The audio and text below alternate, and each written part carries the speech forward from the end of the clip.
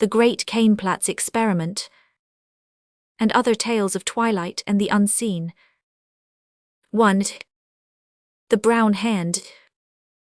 Everyone knows that Sir Dominick Holden, the famous Indian surgeon, made me his heir, and that his death changed me in an hour from a hard-working and impecunious medical man to a well-to-do landed proprietor.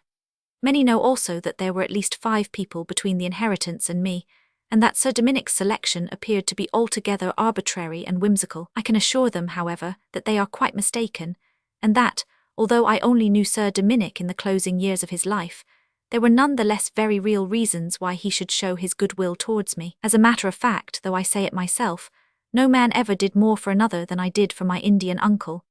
I cannot expect the story to be believed, but it is so singular that I should feel that it was a breach of duty if I did not put it upon record. So here it is, and your belief or incredulity is your own affair.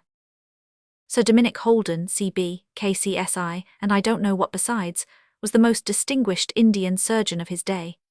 In the army originally, he afterwards settled down into civil practice in Bombay, and visited as a consultant every part of India. His name is best remembered in connection with the Oriental Hospital, which he founded and supported. The time came, however, when his iron constitution began to show signs of the long strain to which he had subjected it, and his brother practitioners, who were not, perhaps, entirely disinterested upon the point, were unanimous in recommending him to return to England. He held on so long as he could, but at last he developed nervous symptoms of a very pronounced character, and so came back, a broken man, to his native county of Wiltshire.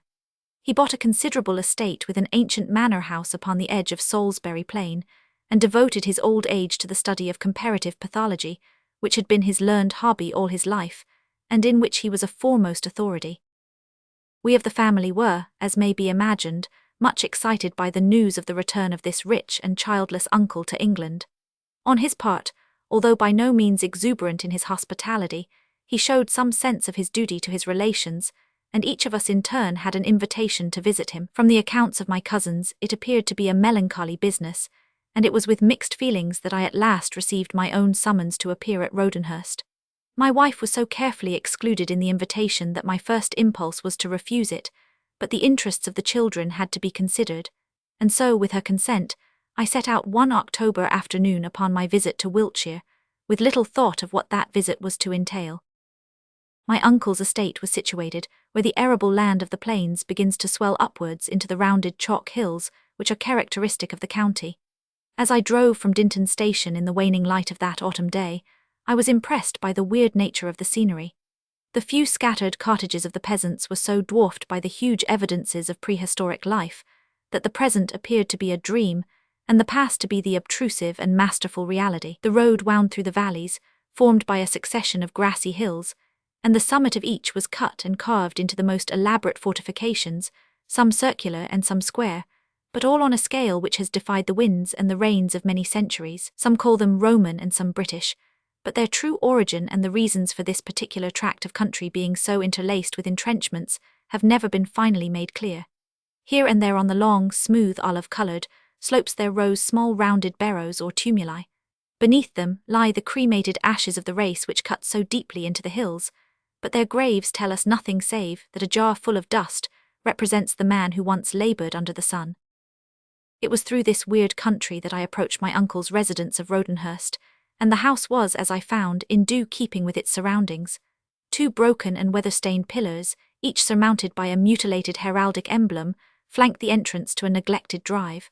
A cold wind whistled through the elms which lined it, and the air was full of the drifting leaves.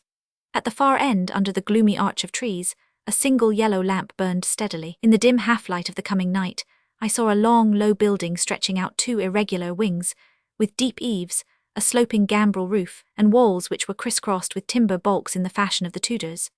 The cheery light of a fire flickered in the broad, latticed window to the left of the low porch door, and this, as it proved, marked the study of my uncle, for it was thither that I was led by his butler in order to make my host's acquaintance.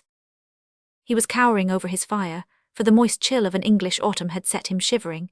His lamp was unlit, and I only saw the red glow of the embers beating upon a huge, craggy face, with a red Indian nose and cheek, and deep furrows and seams from eye to chin, the sinister marks of hidden volcanic fires. He sprang up at my entrance with something of an old-world courtesy, and welcomed me warmly to Rodenhurst.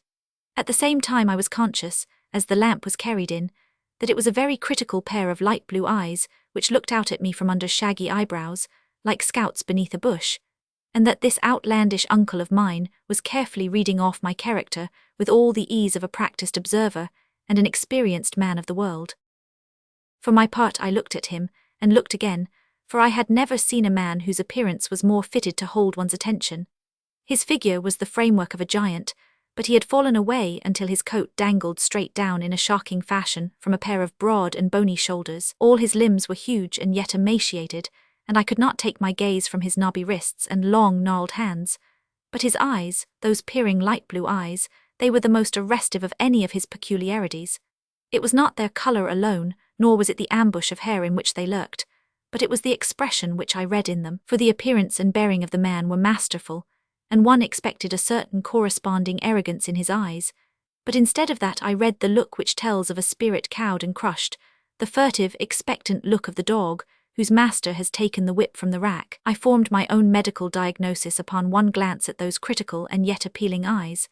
I believed that he was stricken with some mortal ailment, that he knew himself to be exposed to sudden death, and that he lived in terror of it.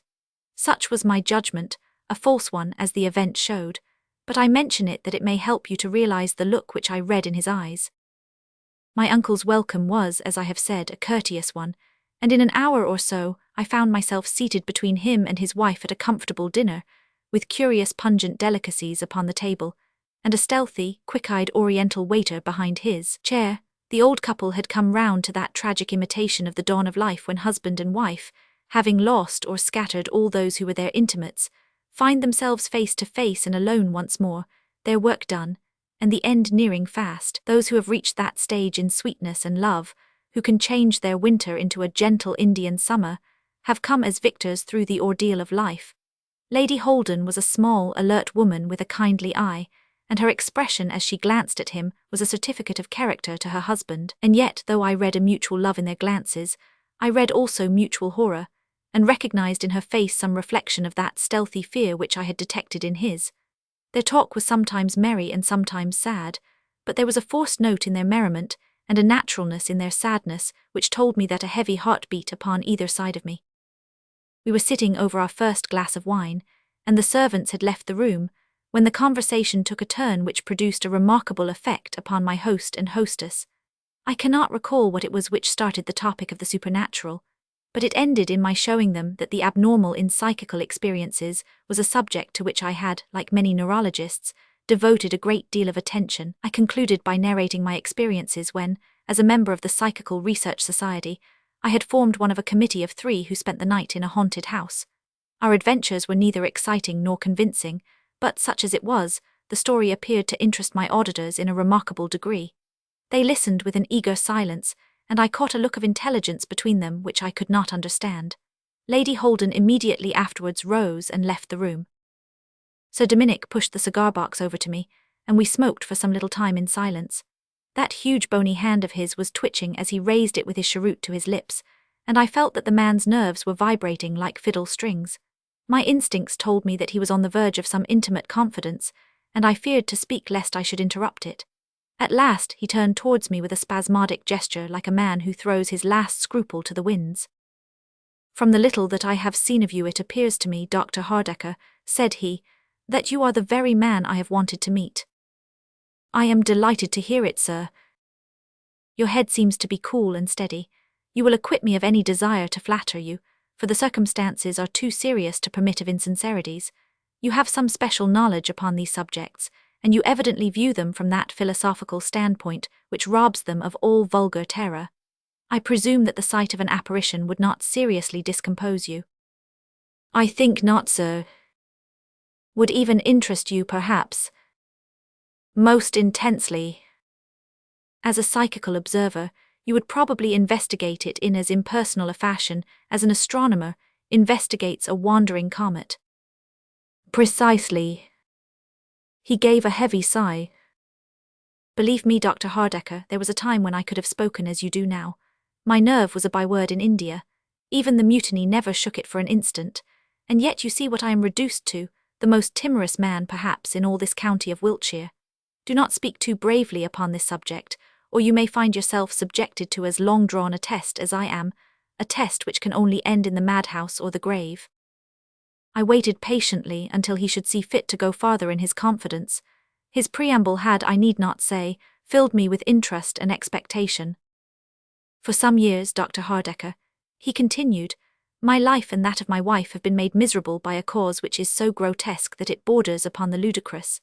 And yet familiarity has never made it more easy to bear. On the contrary, as time passes my nerves become more worn and shattered by the constant attrition. If you have no physical fears, Dr. Hardecker, I should very much value your opinion upon this phenomenon which troubles us so.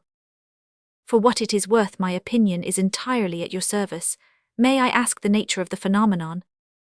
I think that your experiences will have a higher evidential value if you are not told in advance what you may expect to encounter. You are yourself aware of the quibbles of unconscious cerebration and subjective impressions with which a scientific skeptic may throw a doubt upon your statement. It would be as well to guard against them in advance." "What shall I do, then?" "I will tell you. Would you mind following me this way?"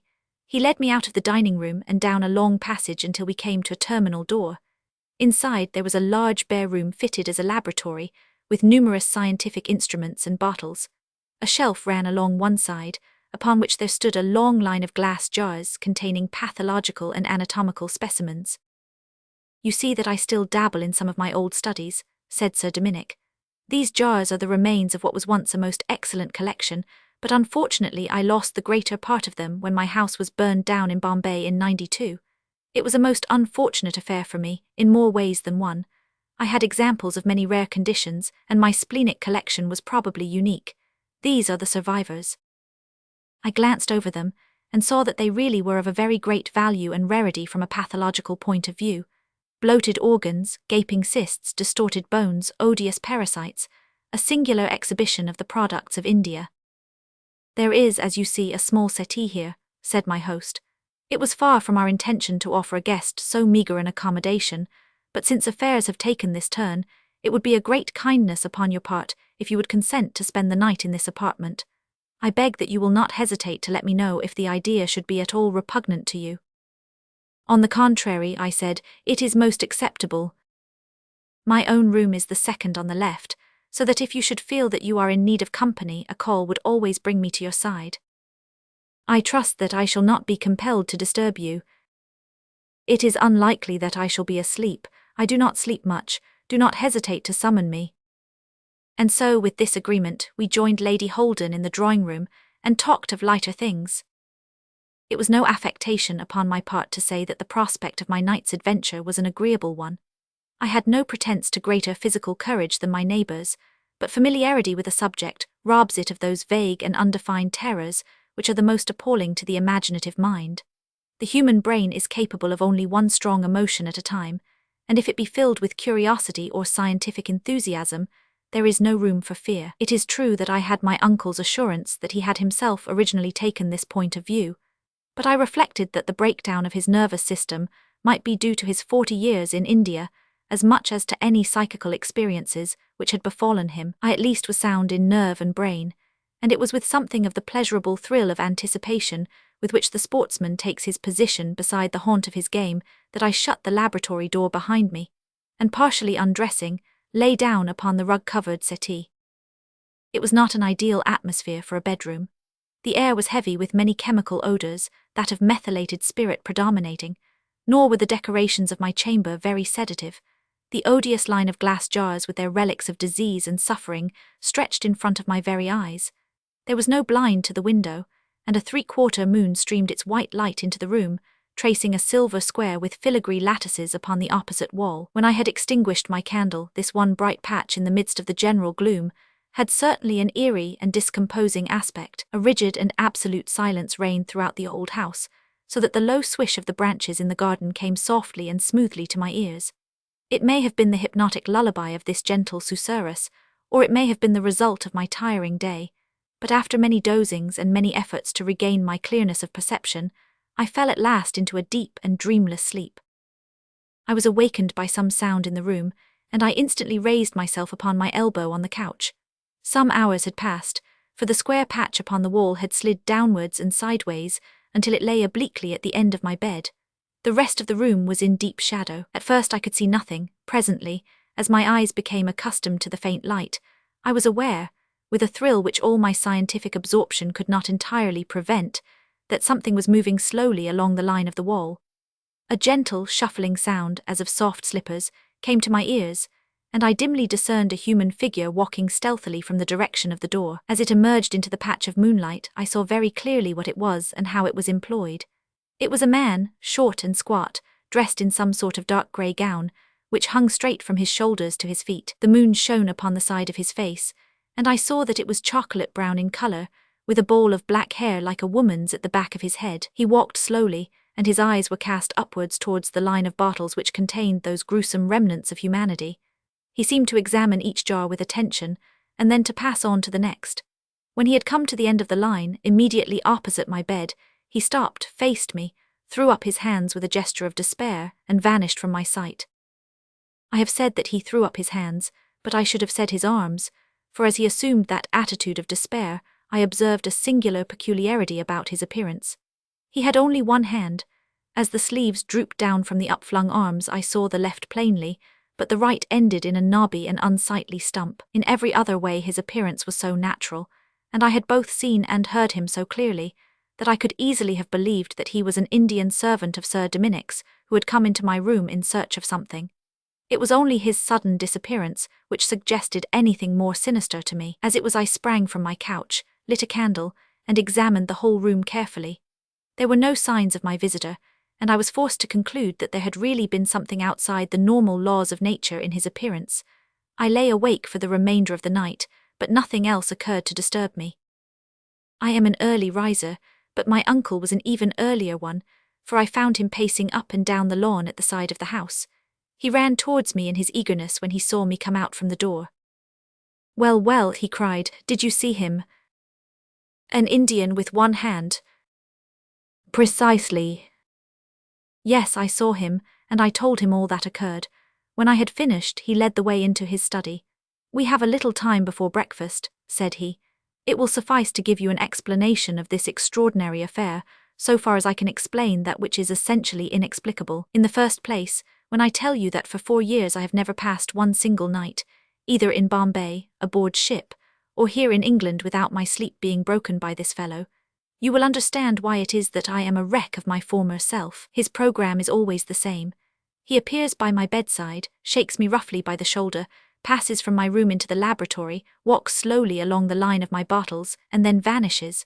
For more than 1,000 times he has gone through the same routine. What does he want? He wants his hand. His hand. Yes, it came about in this way. I was summoned to Peshawar for a consultation some 10 years ago, and while there I was asked to look at the hand of a native who was passing through with an Afghan caravan. The fellow came from some mountain tribe living away at the back of beyond, somewhere on the other side of Kafiristan. He talked a bastard Pushtu, and it was all I could do to understand him. He was suffering from a soft sarcomatous swelling of one of the metacarpal joints, and I made him realize that it was only by losing his hand that he could hope to save his life. After much persuasion he consented to the operation, and he asked me when it was over what fee I demanded. The poor fellow was almost a beggar, so that the idea of a fee was absurd, but I answered in jest that my fee should be his hand, and that I proposed to add it to my pathological collection. To my surprise, he demurred very much to the suggestion, and he explained that according to his religion, it was an all-important matter that the body should be reunited after death, and so make a perfect dwelling for the spirit.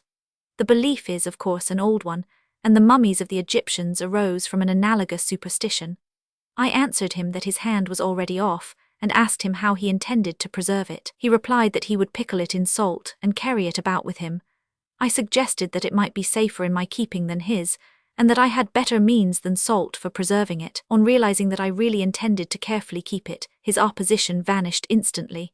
"But remember, Sahib," said he, "I shall want it back when I am dead." I laughed at the remark, and so the matter ended. I returned to my practice, and he no doubt in the course of time was able to continue his journey to Afghanistan. Well, as I told you last night, I had a bad fire in my house at Bombay. Half of it was burned down, and among other things my pathological collection was largely destroyed. What you see are the poor remains of it. The hand of the hillman went with the rest, but I gave the matter no particular thought at the time. That was 6 years ago. 4 years ago, 2 years after the fire, I was awakened one night by a furious tugging at my sleeve. I sat up under the impression that my favorite mastiff was trying to arouse me. Instead of this, I saw my Indian patient of long ago, dressed in the long grey gown which was the badge of his people. He was holding up his stump and looking reproachfully at me. He then went over to my bottles, which at that time I kept in my room, and he examined them carefully, after which he gave a gesture of anger and vanished. I realized that he had just died, and that he had come to claim my promise that I should keep his limb in safety for him. Well, there you have it all, Dr. Hardecker. Every night at the same hour for 4 years this performance has been repeated. It is a simple thing in itself, but it has worn me out like water dropping on a stone.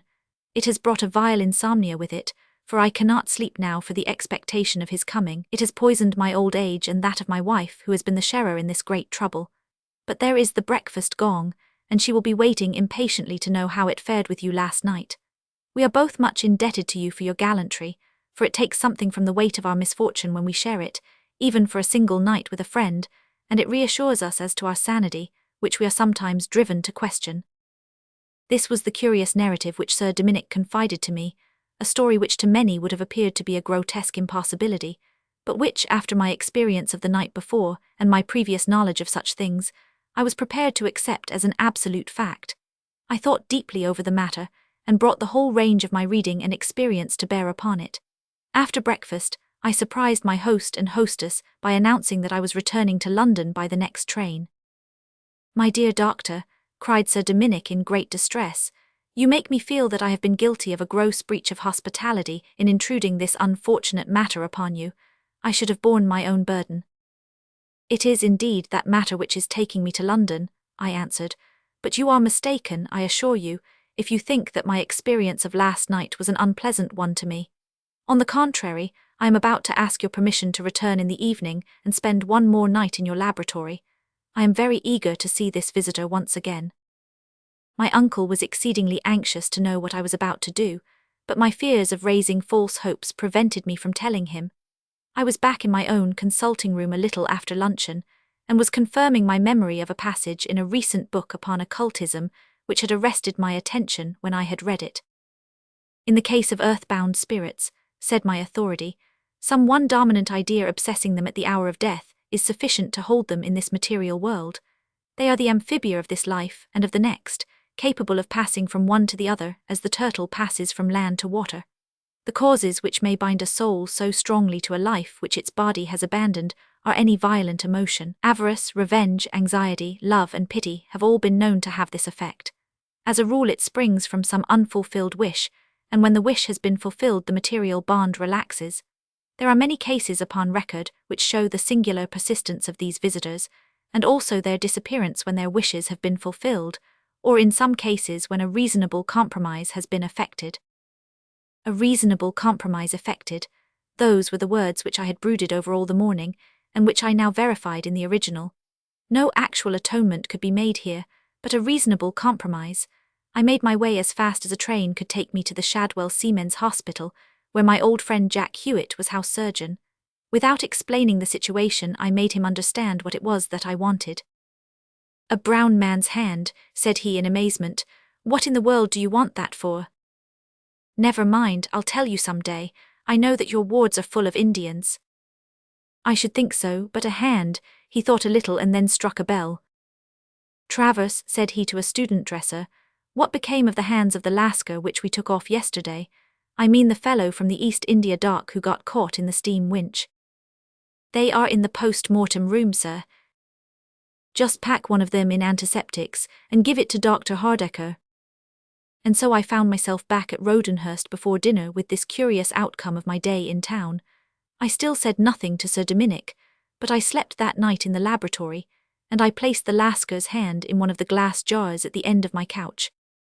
So interested was I in the result of my experiment that sleep was out of the question. I sat with a shaded lamp beside me and waited patiently for my visitor. This time I saw him clearly from the first. He appeared beside the door, nebulous for an instant, and then hardening into as distinct an outline as any living man. The slippers beneath his grey gown were red and heelless, which accounted for the low, shuffling sound which he made as he walked. As on the previous night, he passed slowly along the line of bottles until he paused before that which contained the hand. He reached up to it, his whole figure quivering with expectation, took it down, examined it eagerly, and then, with a face which was convulsed with disappointment, he hurled it down on the floor. There was a crash which resounded through the house, and when I looked up, the mutilated Indian had disappeared. A moment later my door flew open and Sir Dominic rushed in. "You are not hurt," he cried. "No, but deeply disappointed." He looked in astonishment at the splinters of glass and the brown hand lying upon the floor. "Good God," he cried, "what is this?" I told him my idea and its wretched sequel. He listened intently but shook his head. "It was well thought of," said he, "but I fear that there is no such easy end to my sufferings. But one thing I now insist upon. It is that you shall never again upon any pretext occupy this room. My fears that something might have happened to you, when I heard that crash, have been the most acute of all the agonies which I have undergone. I will not expose myself to a repetition of it." He allowed me, however, to spend the remainder of the night where I was, and I lay there worrying over the problem and lamenting my own failure. With the first light of morning, there was the Lascar's hand still lying upon the floor to remind me of my fiasco. I lay looking at it, and as I lay suddenly an idea flew like a bullet through my head and brought me quivering with excitement out of my couch. I raised the grim relic from where it had fallen. Yes, it was indeed so. The hand was the left hand of the Lascar. By the first train I was on my way to town, and hurried at once to the Seamen's Hospital. I remembered that both hands of the Lascar had been amputated, but I was terrified lest the precious organ which I was in search of might have been already consumed in the crematory. My suspense was soon ended. It had still been preserved in the post-mortem room, and so I returned to Rodenhurst in the evening with my mission accomplished and the material for a fresh experiment. But Sir Dominic Holden would not hear of my occupying the laboratory again. To all my entreaties he turned a deaf ear. It offended his sense of hospitality, and he could no longer permit it.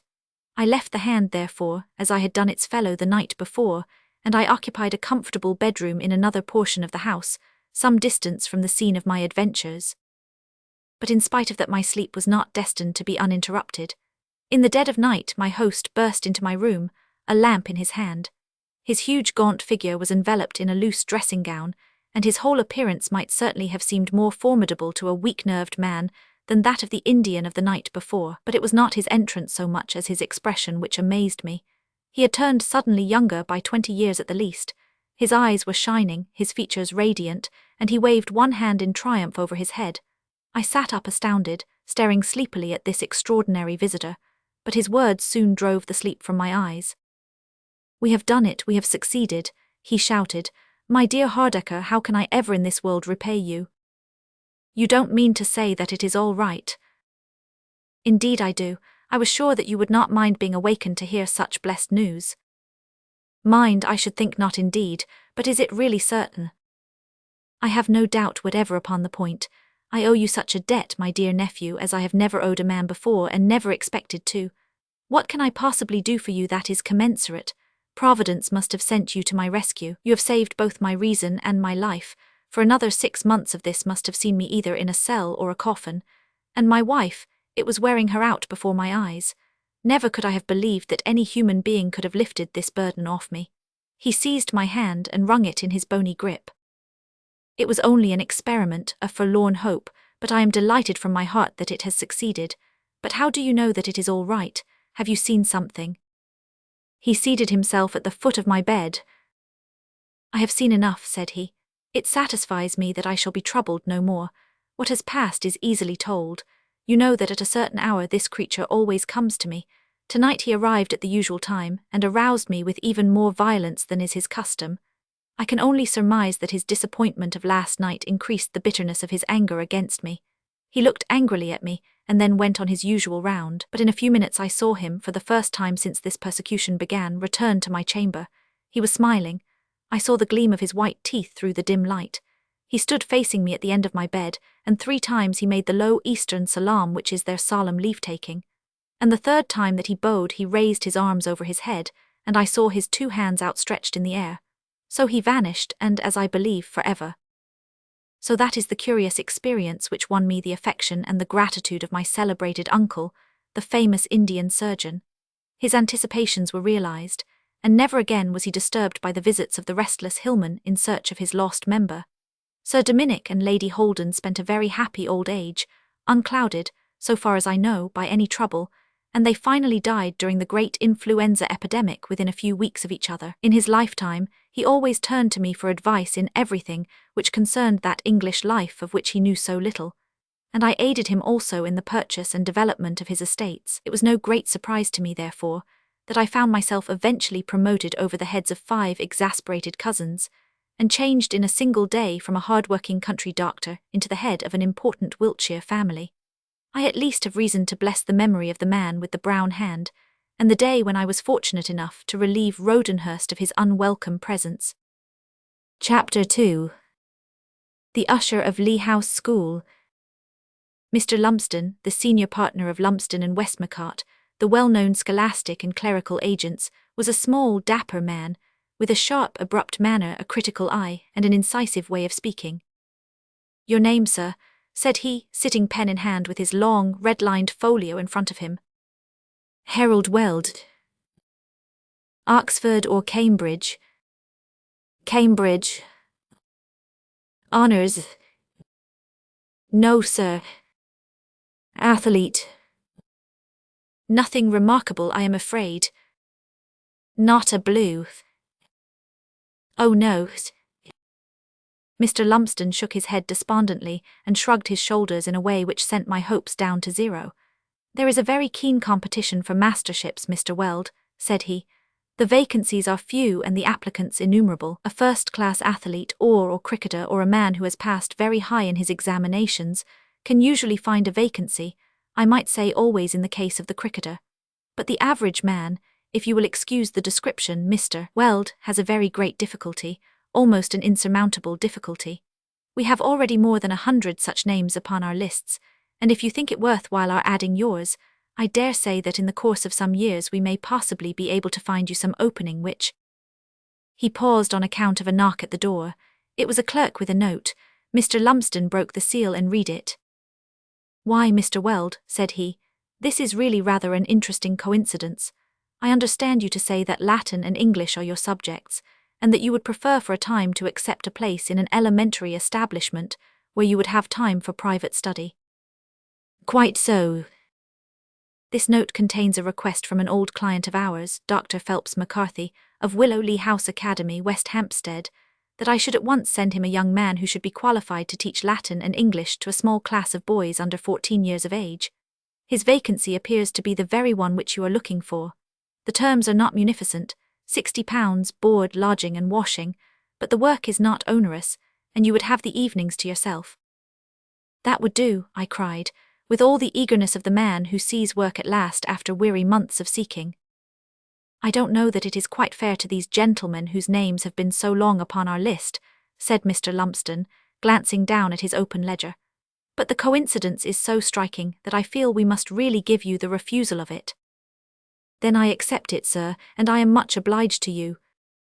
There is one small provision in Dr. McCarthy's letter. He stipulates that the applicant must be a man with an imperturbable good temper." "I am the very man," said I with conviction. "Well," said Mr. Lumsden with some hesitation, "I hope that your temper is really as good as you say, for I rather fancy that you may need it." "I presume that every elementary school master does." "Yes, sir, but it is only fair to you to warn you that there may be some especially trying circumstances in this particular situation. Dr. Phelps McCarthy does not make such a condition without some very good and pressing reason." There was a certain solemnity in his speech, which struck a chill in the delight with which I had welcomed this providential vacancy. "May I ask the nature of these circumstances?" I asked. "We endeavour to hold the balance equally between our clients, and to be perfectly frank with all of them. If I knew of objections to you, I should certainly communicate them to Dr. McCarthy, and so I have no hesitation in doing as much for you. I find," he continued, glancing over the pages of his ledger, "that within the last 12 months we have supplied no fewer than 7 Latin masters to Willow Lea House Academy, 4 of them having left so abruptly as to forfeit their month's salary, and none of them having stayed more than 8 weeks." "And the other masters, have they stayed?" There is only one other residential master, and he appears to be unchanged. You can understand, Mr. Weld, continued the agent, closing both the ledger and the interview, that such rapid changes are not desirable from a master's point of view, whatever may be said for them by an agent working on commission. I have no idea why these gentlemen have resigned their situations so early. I can only give you the facts, and advise you to see Dr. McCarthy at once and to form your own conclusions. Great is the power of the man who has nothing to lose, and it was therefore with perfect serenity, but with a good deal of curiosity, that I rang early that afternoon the heavy wrought iron bell of the Willow House Academy. The building was a massive pile, square and ugly, standing in its own extensive grounds, with a broad carriage sweep curving up to it from the road. It stood high, and commanded a view on the one side of the grey roofs and bristling spires of northern London, and on the other of the well-wooded and beautiful country which fringes the great city. The door was opened by a boy in buttons, and I was shown into a well-appointed study, where the principal of the academy presently joined me. The warnings and insinuations of the agent had prepared me to meet a choleric and overbearing person, one whose manner was an insupportable provocation to those who worked under him. Anything further from the reality cannot be imagined. He was a frail, gentle creature, clean-shaven and round-shouldered, with a bearing which was so courteous that it became almost deprecating. His bushy hair was thickly shot with grey, and his age I should imagine to verge upon 60. His voice was low and suave, and he walked with a certain mincing delicacy of manner. His whole appearance was that of a kindly scholar, who was more at home among his books than in the practical affairs of the world. "I am sure that we shall be very happy to have your assistance, Mr. Weld," said he, after a few professional questions. "Mr. Percival Manners left me yesterday, and I should be glad if you could take over his duties tomorrow." "May I ask if that is Mr. Percival Manners of Selwyn?" I asked. "Precisely. Did you know him?" "Yes, he is a friend of mine. An excellent teacher, but a little hasty in his disposition. It was his only fault. Now in your case, Mr. Weld, is your own temper under good control? Supposing for argument's sake that I were to so far forget myself as to be rude to you or to speak roughly or to jar your feelings in any way, could you rely upon yourself to control your emotions?" I smiled at the idea of this courteous, little mincing creature ruffling my nerves. "I think that I could answer for it, sir," said I. "Quarrels are very painful to me," said he. "I wish everyone to live in harmony under my roof. I will not deny Mr. Percival Manners had provocation, but I wish to find a man who can raise himself above provocation and sacrifice his own feelings for the sake of peace and concord." "I will do my best, sir." "You cannot say more, Mr. Weld. In that case I shall expect you tonight, if you can get your things ready so soon." I not only succeeded in getting my things ready, but I found time to call at the Benedict Club in Piccadilly, where I knew that I should find Manners if he was still in town. There he was sure enough in the smoking-room, and I questioned him, over a cigarette, as to his reasons for throwing up his recent situation. "You don't tell me that you are going to Dr. Phelps McCarthy's academy?" he cried, staring at me in surprise. "My dear chap, it's no use, you can't possibly remain there." But I saw him, and he seemed the most courtly, inoffensive fellow. I never met a man with more gentle manners. He's all right, there's no vice in him. Have you seen Theophilus St. James?" "I have never heard the name. Who is he?" "Your colleague, the other master." "No, I have not seen him." "He's the terror. If you can stand him, you have either the spirit of a perfect Christian or else you have no spirit at all. A more perfect bounder never bounded." "But why does McCarthy stand it?" My friend looked at me significantly through his cigarette smoke and shrugged his shoulders. "You will form your own conclusions about that. Mine were formed very soon, and I never found occasion to alter them." "It would help me very much if you would tell me them. When you see a man in his own house allowing his business to be ruined, his comfort destroyed, and his authority defied by another man in a subordinate position, and calmly submitting to it without so much as a word of protest, what conclusion do you come to?" "That the one has a hold over the other." Percival Manners nodded his head. "There you are, you've hit it first barrel. It seems to me that there's no other explanation which will cover the facts. At some period in his life the little doctor has gone astray. Humanum est error. I have even done it myself, but this was something serious, and the other man got a hold of it and has never let go. That's the truth. Blackmail is at the bottom of it. But he had no hold over me, and there was no reason why I should stand his insolence, so I came away, and I very much expect to see you do the same." For some time he talked over the matter, but he always came to the same conclusion, that I should not retain my new situation very long. It was with no very pleasant feelings after this preparation that I found myself face to face with the very man of whom I had received so evil an account. Dr. McCarthy introduced us to each other in his study on the evening of that same day, immediately after my arrival at the school. "This is your new colleague, Mr. St. James," said he in his genial, courteous fashion. "I trust that you will mutually agree, and that I shall find nothing but good feeling and sympathy beneath this roof." I shared the good doctor's hope, but my expectations of it were not increased by the appearance of my confrere. He was a young, bull-necked fellow about 30 years of age, dark-eyed and black-haired, with an exceedingly vigorous physique. I have never seen a more strongly built man, though he tended to run to fat in a way which showed that he was in the worst of training. His face was coarse, swollen and brutal, with a pair of small black eyes deeply sunken in his head. His heavy jowl, his projecting ears, and his thick bandy legs all went to make up a personality which was as formidable as it was repellent. "I hear you've never been out before," said he in a rude, brusque fashion. "Well, it's a poor life, hard work and starvation pay, as you'll find out for yourself." "But it has some compensations," said the principal. "Surely you will allow that, Mr. St. James." "Has it? I never could find them. What do you call compensations?" "Even to be in the continual presence of youth is a privilege. It has the effect of keeping youth in one's own soul, for one reflects something of their high spirits and their keen enjoyment of life." "Little beasts," cried my colleague. Come, Mr. St. James, you are too hard upon them." "I hate the sight of them. If I could put them and their blessed copybooks and lexicons and slates into one bonfire, I'd do it tonight."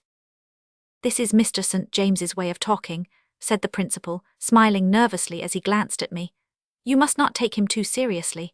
Now, Mr. Weld, you know where your room is, and no doubt you have your own little arrangements to make. The sooner you make them, the sooner you will feel yourself at home." It seemed to me that he was only too anxious to remove me at once from the influence of this extraordinary colleague, and I was glad to go, for the conversation had become embarrassing. And so began an epoch which always seems to me as I look back to it to be the most singular in all my experience. The school was in many ways an excellent one.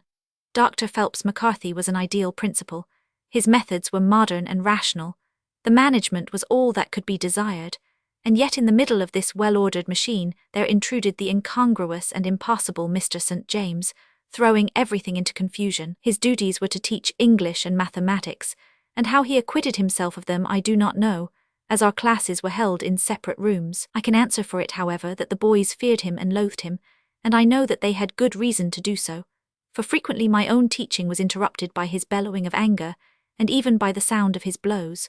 Dr. McCarthy spent most of his time in his class, but it was, I suspect, to watch over the master rather than the boys, and to try to moderate his ferocious temper when it threatened to become dangerous. It was in his bearing to the headmaster, however, that my colleague's conduct was most outrageous. The first conversation which I have recorded proved to be typical of their intercourse. He domineered over him openly and brutally. I have heard him contradict him roughly before the whole school.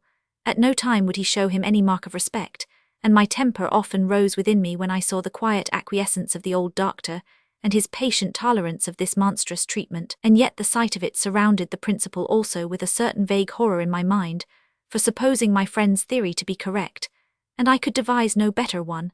How black must have been the story which could be held over his head by this man, and by fear of its publicity, force him to undergo such humiliations. This quiet, gentle doctor might be a profound hypocrite, a criminal, a forger possibly, or a poisoner.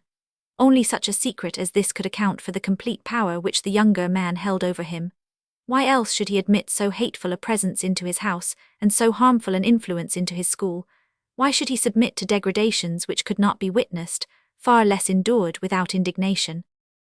And yet, if it were so, I was forced to confess that my principal carried it off with extraordinary duplicity. Never by word or sign did he show that the young man's presence was distasteful to him. I have seen him look pained, it is true, after some peculiarly outrageous exhibition, but he gave me the impression that it was always on account of the scholars or of me, never on account of himself. He spoke too and of St. James in an indulgent fashion, smiling gently at what made my blood boil within me. In his way of looking at him and addressing him, one could see no trace of resentment, but rather a sort of timid and deprecating goodwill. His company he certainly courted, and they spent many hours together in the study and the garden. As to my own relations with Theophilus St. James, I made up my mind from the beginning that I should keep my temper with him, and to that resolution I steadfastly adhered.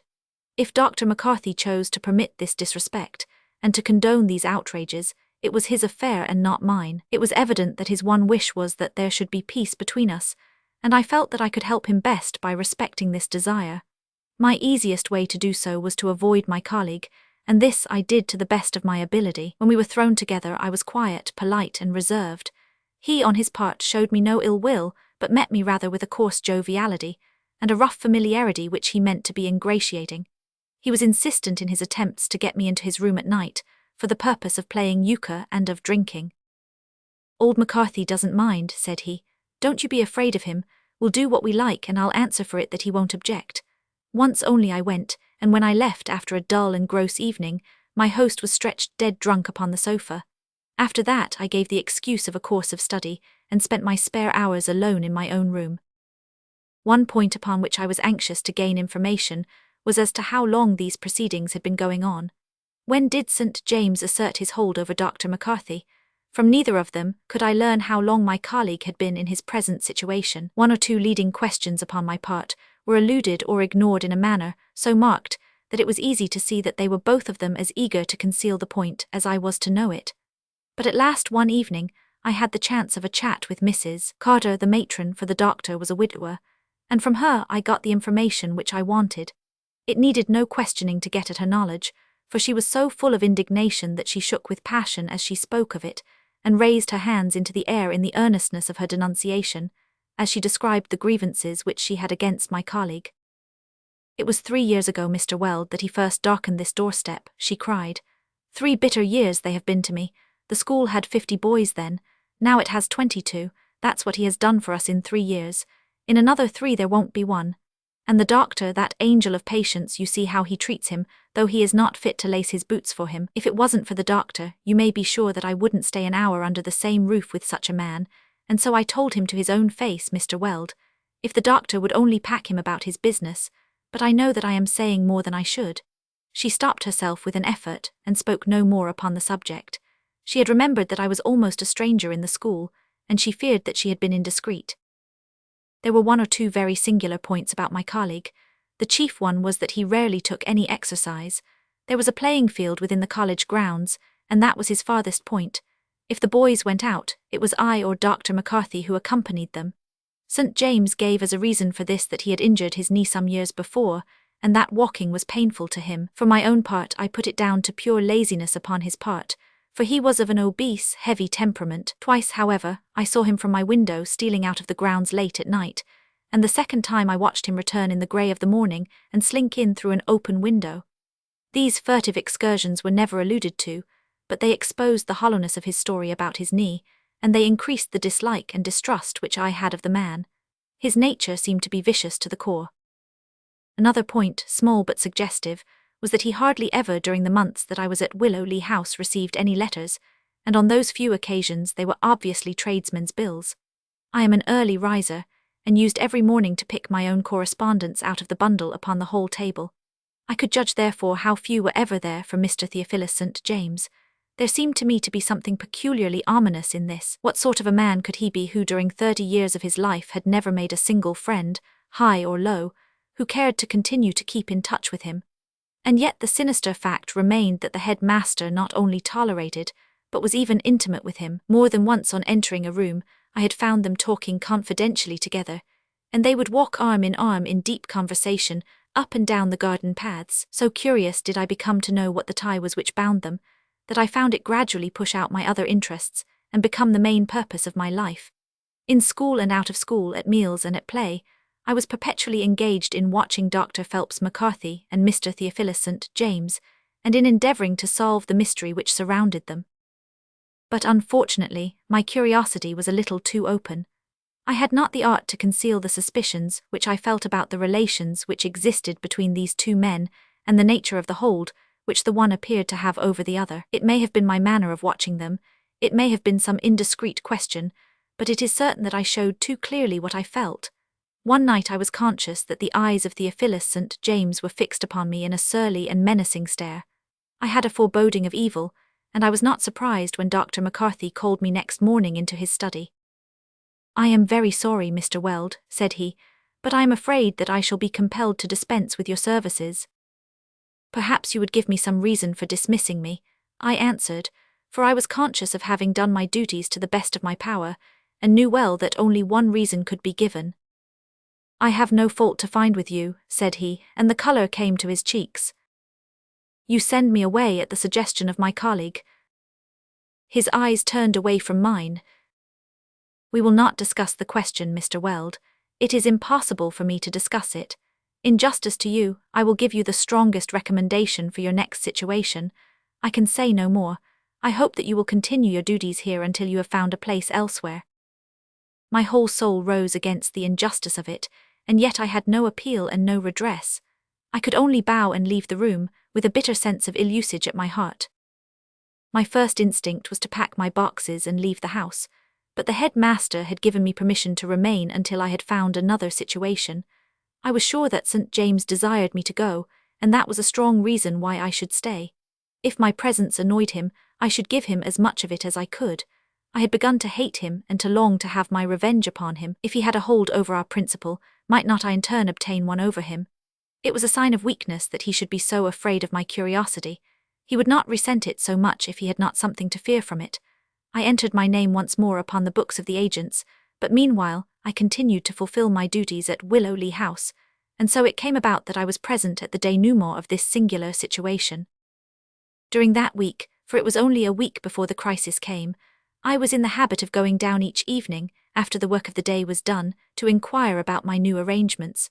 One night, it was a cold and windy evening in March, I had just stepped out from the hall door when a strange sight met my eyes. A man was crouching before one of the windows of the house. His knees were bent and his eyes were fixed upon the small line of light between the curtain and the sash. The window threw a square of brightness in front of it, and in the middle of this, the dark shadow of this ominous visitor showed clear and hard. It was but for an instant that I saw him, for he glanced up and was off in a moment through the shrubbery. I could hear the patter of his feet as he ran down the road, until it died away in the distance. It was evidently my duty to turn back and to tell Dr. McCarthy what I had seen. I found him in his study. I had expected him to be disturbed at such an incident, but I was not prepared for the state of panic into which he fell.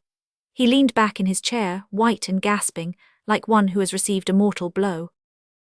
"Which window, Mr. Weld?" he asked, wiping his forehead. "Which window was it?" "The next to the dining room, Mr. St. James's window." Dear me, this is indeed unfortunate. A man looking through Mr. St. James's window." He wrung his hands like a man who is at his wits' end what to do. "I shall be passing the police station, sir. Would you wish me to mention the matter?" No, he cried suddenly, mastering his extreme agitation. "I have no doubt that it was some poor tramp who intended to beg. I attach no importance to the incident, none at all. Don't let me detain you, Mr. Weld, if you wish to go out." I left him sitting in his study with reassuring words upon his lips, but with horror upon his face. My heart was heavy for my little employer as I started off once more for town. As I looked back from the gate at the square of light which marked the window of my colleague, I suddenly saw the black outline of Dr. McCarthy's figure passing against the lamp. He had hastened from his study then to tell St. James what he had heard. What was the meaning of it all, this atmosphere of mystery, this inexplicable terror, these confidences between two such dissimilar men? I thought and thought as I walked, but do what I would I could not hit upon any adequate conclusion. I little knew how near I was to the solution of the problem. It was very late, nearly 12 o'clock when I returned, and the lights were all out save one in the doctor's study. The black, gloomy house loomed before me as I walked up the drive, its sombre bulk broken only by the one glimmering point of brightness. I let myself in with my latchkey, and was about to enter my own room when my attention was arrested by a short, sharp cry like that of a man in pain. I stood and listened, my hand upon the handle of my door. All was silent in the house save for a distant murmur of voices which came, I knew, from the doctor's room. I stole quietly down the corridor in that direction. The sound resolved itself now into two voices, the rough bullying tones of St. James and the lower tone of the doctor, the one apparently insisting and the other arguing and pleading. 4 thin lines of light in the blackness showed me the door of the doctor's room, and step by step I drew nearer to it in the darkness. St. James's voice within rose louder and louder, and his words came plainly to my ear. "I'll have every pound of it. If you won't give it me, I'll take it. Do you hear?" Dr. McCarthy's reply was inaudible, but the angry voice broke in again. "Leave you destitute. I leave you this little goldmine of a school, and that's enough for one old man, is it not? How am I to set up in Australia without money? Answer me that." Again the doctor said something in a soothing voice, but his answer only roused his companion to a higher pitch of fury. "Done for me? What have you ever done for me except what you couldn't help doing? It was for your good name, not for my safety, that you cared. But enough cackle. I must get on my way before morning. Will you open your safe or will you not?" "Oh, James, how can you use me so?" cried a wailing voice, and then there came a sudden little scream of pain. At the sound of that helpless appeal from brutal violence, I lost for once that temper upon which I had prided myself. Every bit of manhood in me cried out against any further neutrality. With my walking cane in my hand, I rushed into the study. As I did so, I was conscious that the hall door bell was violently ringing.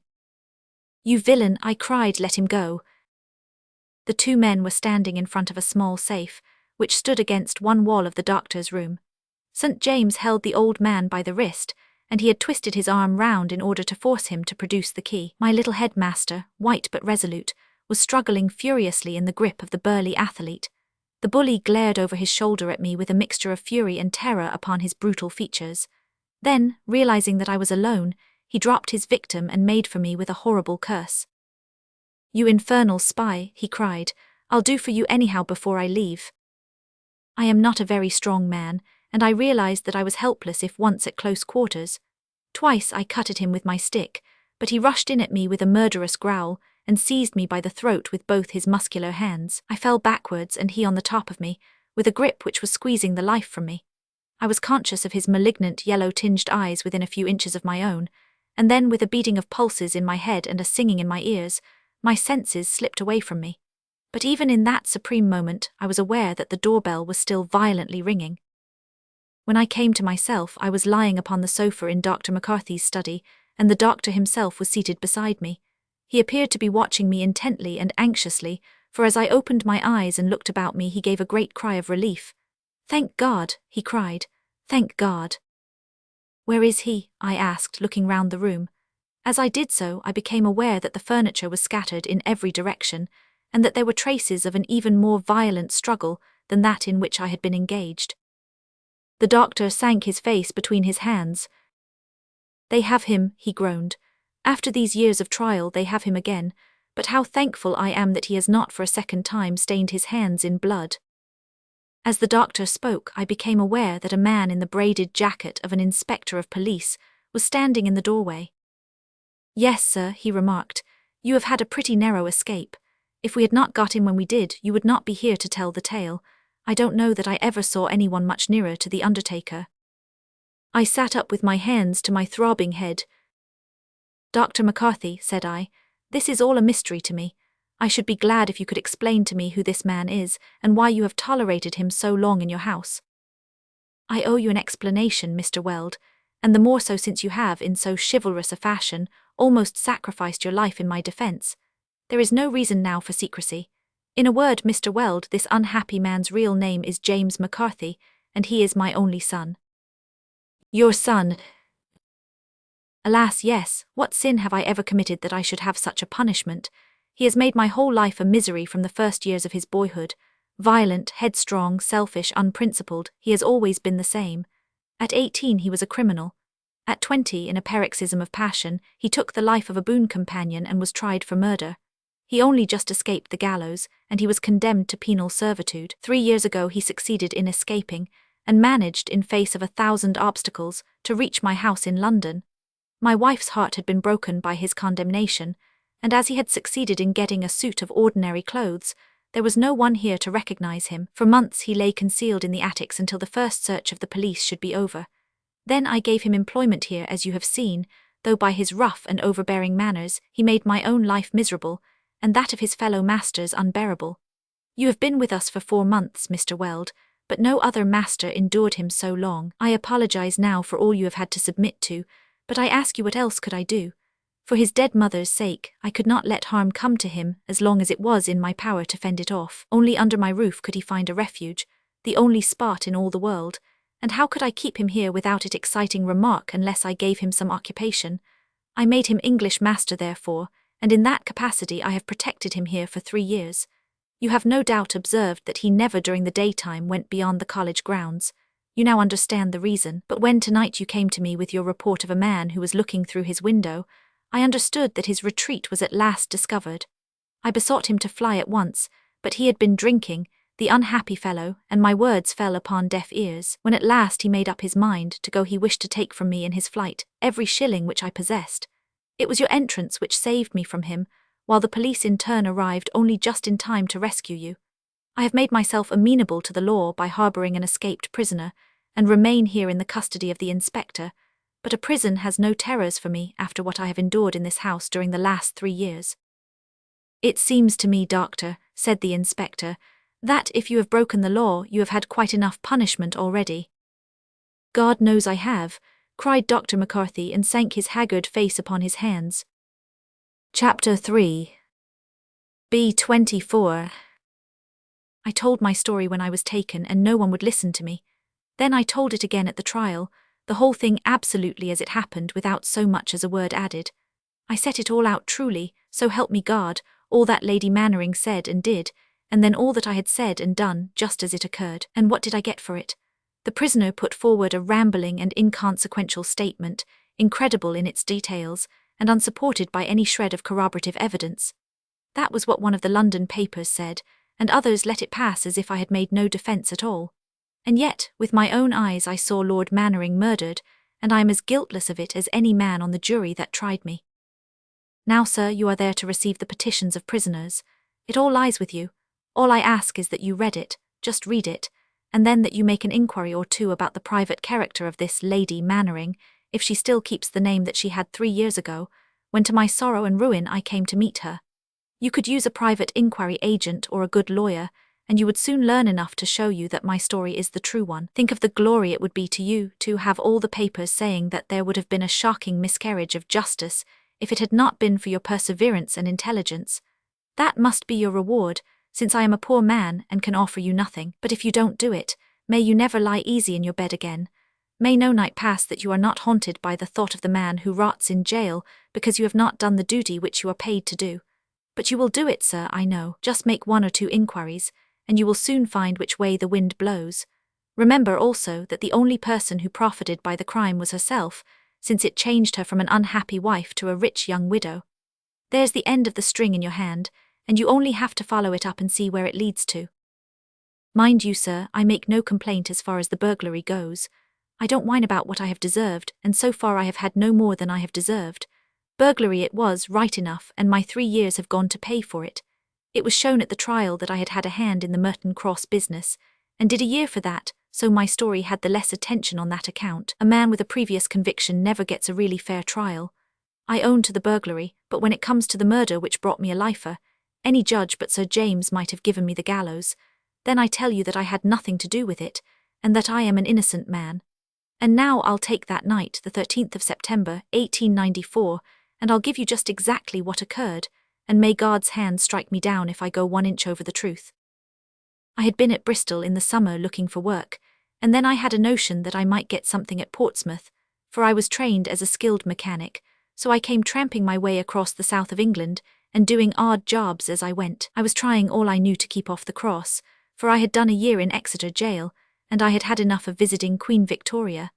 But it's cruel hard to get work when once the black mark is against your name, and it was all I could do to keep soul and body together. At last, after 10 days of woodcutting and stone breaking on starvation pay, I found myself near Salisbury with a couple of shillings in my pocket, and my boots and my patience clean wore out. There's an alehouse called the Willing Mind, which stands on the road between Blandford and Salisbury, and it was there that night I engaged a bed. I was sitting alone in the tap-room just about closing time when the innkeeper, Alan his name was, came beside me and began yarning about the neighbours. He was a man that liked to talk and to have someone to listen to his talk, so I sat there smoking and drinking a mug of ale which he had stood me, and I took no great interest in what he said until he began to talk, as the devil would have it, about the riches of Mannering Hall. Meaning the large house on the right before I came to the village, said I, the one that stands in its own park. Exactly, said he, and I am giving all our talk so that you may know that I am telling you the truth and hiding nothing. The long white house with the pillars, said he, at the side of the Blandford Road. Now I had looked at it as I passed, and it had crossed my mind, as such thoughts will, that it was a very easy house to get into with that great row of grand windows and glass doors. I had put the thought away from me, and now here was this landlord bringing it back with his talk about the riches within. I said nothing, but I listened, and as luck would have it, he would always come back to this one subject. He was a miser young, so you can think what he is now in his age, said he. Well, he's had some good out of his money. What good can he have had if he does not spend it, said I. Well, it bought him the prettiest wife in England, and that was some good that he got out of it. She thought she would have the spending of it, but she knows the difference now. Who was she then? I asked, just for the sake of something to say. She was nobody at all until the old lord made her his lady, said he. She came from up London way, and some said that she had been on the stage there, but nobody knew. The old lord was away for a year, and when he came home he brought a young wife back with him, and there she has been ever since. Stevens, the butler, did tell me once that she was the light of the house when first she came, but what with her husband's mean and aggravatin' way, and what with her loneliness, for he hates to see a visitor within his doors, and what with his bitter words, for he has a tongue like a hornet's sting, her life all went out of her, and she became a white, silent creature moping about the country lanes. Some say that she loved another man, and that it was just the riches of the old lord which tempted her to be false to her lover, and that now she is eating her heart out, because she has lost the one without being any nearer to the other, for she might be the poorest woman in the parish for all the money that she has the handling of. Well, sir, you can imagine that it did not interest me very much to hear about the quarrels between a lord and a lady. What did it matter to me if she hated the sound of his voice, or if he put every indignity upon her in the hope of breaking her spirit, and spoke to her as he would never have dared to speak to one of his servants? The landlord told me of these things, and of many more like them, but they passed out of my mind, for they were no concern of mine. But what I did want to hear was the form in which Lord Mannering kept his riches. Title deeds and stock certificates are but paper, and more danger than profit to the man who takes them. But metal and stones are worth a risk. And then, as if he were answering my very thoughts, the landlord told me of Lord Mannering's great collection of gold medals, that it was the most valuable in the world, and that it was reckoned that if they were put into a sack, the strongest man in the parish would not be able to raise them. Then his wife called him, and he and I went to our beds. I am not arguing to make out a case for myself, but I beg you, sir, to bear all the facts in your mind, and to ask yourself whether a man could be more sorely tempted than I was. I make bold to say that there are few who could have held out against it. There I lay on my bed that night, a desperate man without hope or work and with my last shilling in my pocket. I had tried to be honest, and honest folk had turned their backs upon me. They taunted me for theft, and yet they pushed me towards it. I was caught in the stream and could not get out, and then it was such a chance. The great house all lined with windows, the golden medals which could so easily be melted down. It was like putting a loaf before a starving man and expecting him not to eat it. I fought against it for a time, but it was no use. At last I sat up on the side of my bed, and I swore that that night I should either be a rich man and able to give up crime forever, or that the irons should be on my wrists once more. Then I slipped on my clothes, and having put a shilling on the table, for the landlord had treated me well, and I did not wish to cheat him, I passed out through the window into the garden of the inn. There was a high wall round this garden, and I had a job to get over it, but once on the other side it was all plain sailing. I did not meet a soul upon the road, and the iron gate of the avenue was open. No one was moving at the lodge. The moon was shining, and I could see the great house glimmering white through an archway of trees. I walked up it for a quarter of a mile or so, until I was at the edge of the drive, where it ended in a broad, gravelled space before the main door. There I stood in the shadow and looked at the long building, with a full moon shining in every window and silvering the high stone front. I crouched there for some time, and I wondered where I should find the easiest entrance. The corner window of the side seemed to be the one which was least overlooked, and a screen of ivy hung heavily over it. My best chance was evidently there. I worked my way under the trees to the back of the house, and then crept along in the black shadow of the building. A dog barked and rattled his chain, but I stood waiting until he was quiet, and then I stole on once more until I came to the window which I had chosen.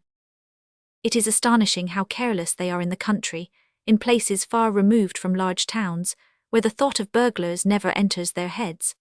I call it setting temptation in a poor man's way when he puts his hand, meaning no harm, upon a door, and finds it swing open before him. In this case it was not so bad as that, but the window was merely fastened with the ordinary catch, which I opened with a push from the blade of my knife. I pulled up the window as quickly as possible, then I thrust the knife through the slit in the shutter and prized it open. They were folding shutters, and I shoved them before me and walked into the room. "Good evening, sir, you are very welcome," said a voice. I've had some starts in my life, but never one to come up to that one. There, in the opening of the shutters within reach of my arm, was standing a woman with a small coil of wax taper burning in her hand. She was tall and straight and slender, with a beautiful white face that might have been cut out of clear marble, but her hair and eyes were as black as night. She was dressed in some sort of white dressing gown which flowed down to her feet, and what with this robe and what with her face, it seemed as if a spirit from above was standing in front of me. My knees knocked together, and I held on to the shutter with one hand to give me support. I should have turned and run away if I had had the strength, but I could only just stand and stare at her. She soon brought me back to myself once more. "Don't be frightened," said she, and they were strange words for the mistress of a house to have to use to a burglar. "I saw you out of my bedroom window when you were hiding under those trees, so I slipped downstairs, and then I heard you at the window. I should have opened it for you if you had waited, but you managed it yourself just as I came up." I still held in my hand the long clasp knife with which I had opened the shutter. I was unshaven and grimed from a week on the roads. Altogether, there are few people who would have cared to face me alone at 1 in the morning, but this woman, if I had been her lover meeting her by appointment, could not have looked upon me with a more welcoming eye. She laid her hand upon my sleeve and drew me into the room. "What's the meaning of this, ma'am? Don't get trying any little games upon me," said I in my roughest way, "and I can put it on rough when I like. It'll be the worse for you if you play me any trick," I added, showing her my knife. "I will play you no trick," said she. "On the contrary, I am your friend and I wish to help you." "Excuse me, ma'am, but I find it hard to believe that," said I. "Why should you wish to help me?" "I have my own reasons," said she, and then suddenly, with those black eyes blazing out of her white face, "It's because I hate him, hate him, hate him, now you understand." I remembered what the landlord had told me, and I did understand. I looked at her ladyship's face, and I knew that I could trust her. She wanted to revenge herself upon her husband. She wanted to hit him where it would hurt him most, upon the pocket. She hated him so that she would even lower her pride to take such a man as me into her confidence if she could gain her end by doing so. I've hated some folk in my time, but I don't think I ever understood what hate was until I saw that woman's face in the light of the taper. "You'll trust me now," said she with another coaxing touch upon my sleeve. "Yes, your ladyship." "You know me then?" "I can guess who you are." "I dare say my wrongs are the talk of the county, but what does he care for that? He only cares for one thing in the whole world, and that you can take from him this night. Have you a bag?" "No, your ladyship." "Shut the shutter behind you, then no one can see the light. You are quite safe. The servants all sleep in the other wing. I can show you where all the most valuable things are. You cannot carry them all, so we must pick the best." The room in which I found myself was long and low, with many rugs and skins scattered about on a polished wood floor. Small cases stood here and there, and the walls were decorated with spears and swords and paddles, and other things which find their way into museums. There were some queer clothes, too, which had been brought from savage countries, and the lady took down a large leather sack bag from among them. "This sleeping sack will do," said she. "Now come with me and I will show you where the medals are." It was like a dream to me, to think that this tall, white woman was the lady of the house, and that she was lending me a hand to rob her own home. I could have burst out laughing at the thought of it, and yet there was something in that pale face of hers which stopped my laughter and turned me cold and serious. She swept on in front of me like a spirit with the green taper in her hand, and I walked behind with my sack until we came to a door at the end of this museum. It was locked, but the key was in it, and she led me through. The room beyond was a small one, hung all round with curtains which had pictures on them. It was the hunting of a deer that was painted on it, as I remember, and in the flicker of that light you'd have sworn that the dogs and the horses were streaming round the walls. The only other thing in the room was a row of cases made of walnut, with brass ornaments. They had glass tops, and beneath this glass I saw the long lines of those gold medals, some of them as big as a plate and half an inch thick, all resting upon red velvet and glowing and gleaming in the darkness. My fingers were just itching to be at them, and I slipped my knife under the lock of one of the cases to wrench it open.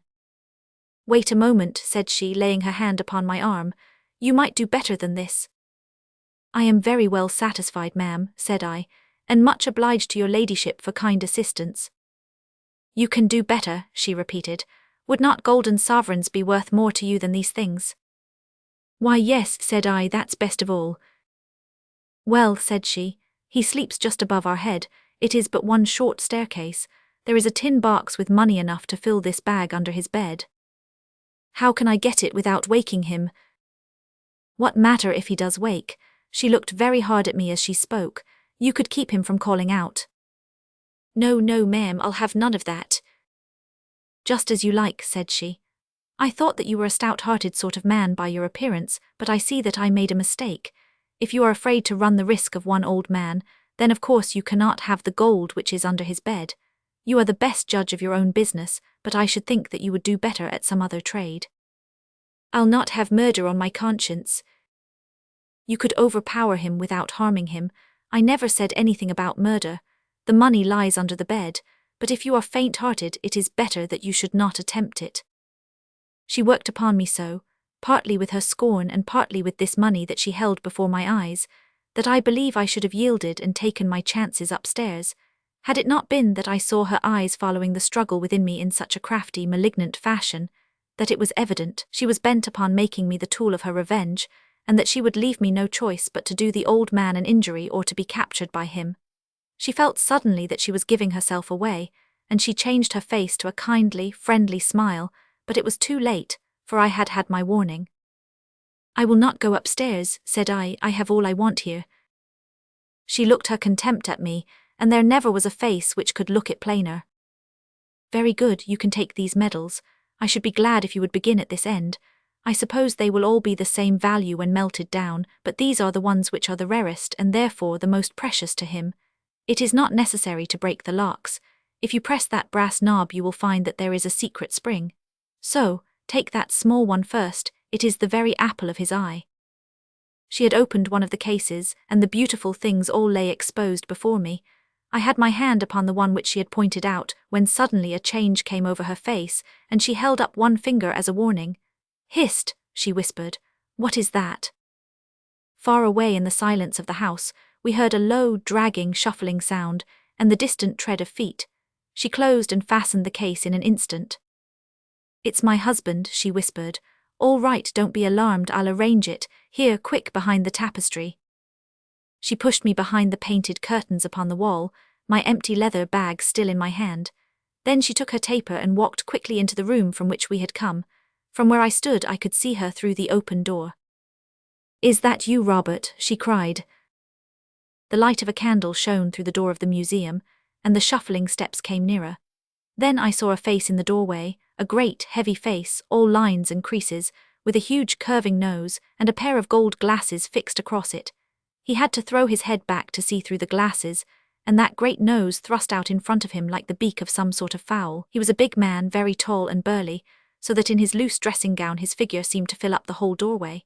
He had a pile of grey, curling hair all round his head, but his face was clean-shaven. His mouth was thin and small and prim, hidden away under his long, masterful nose.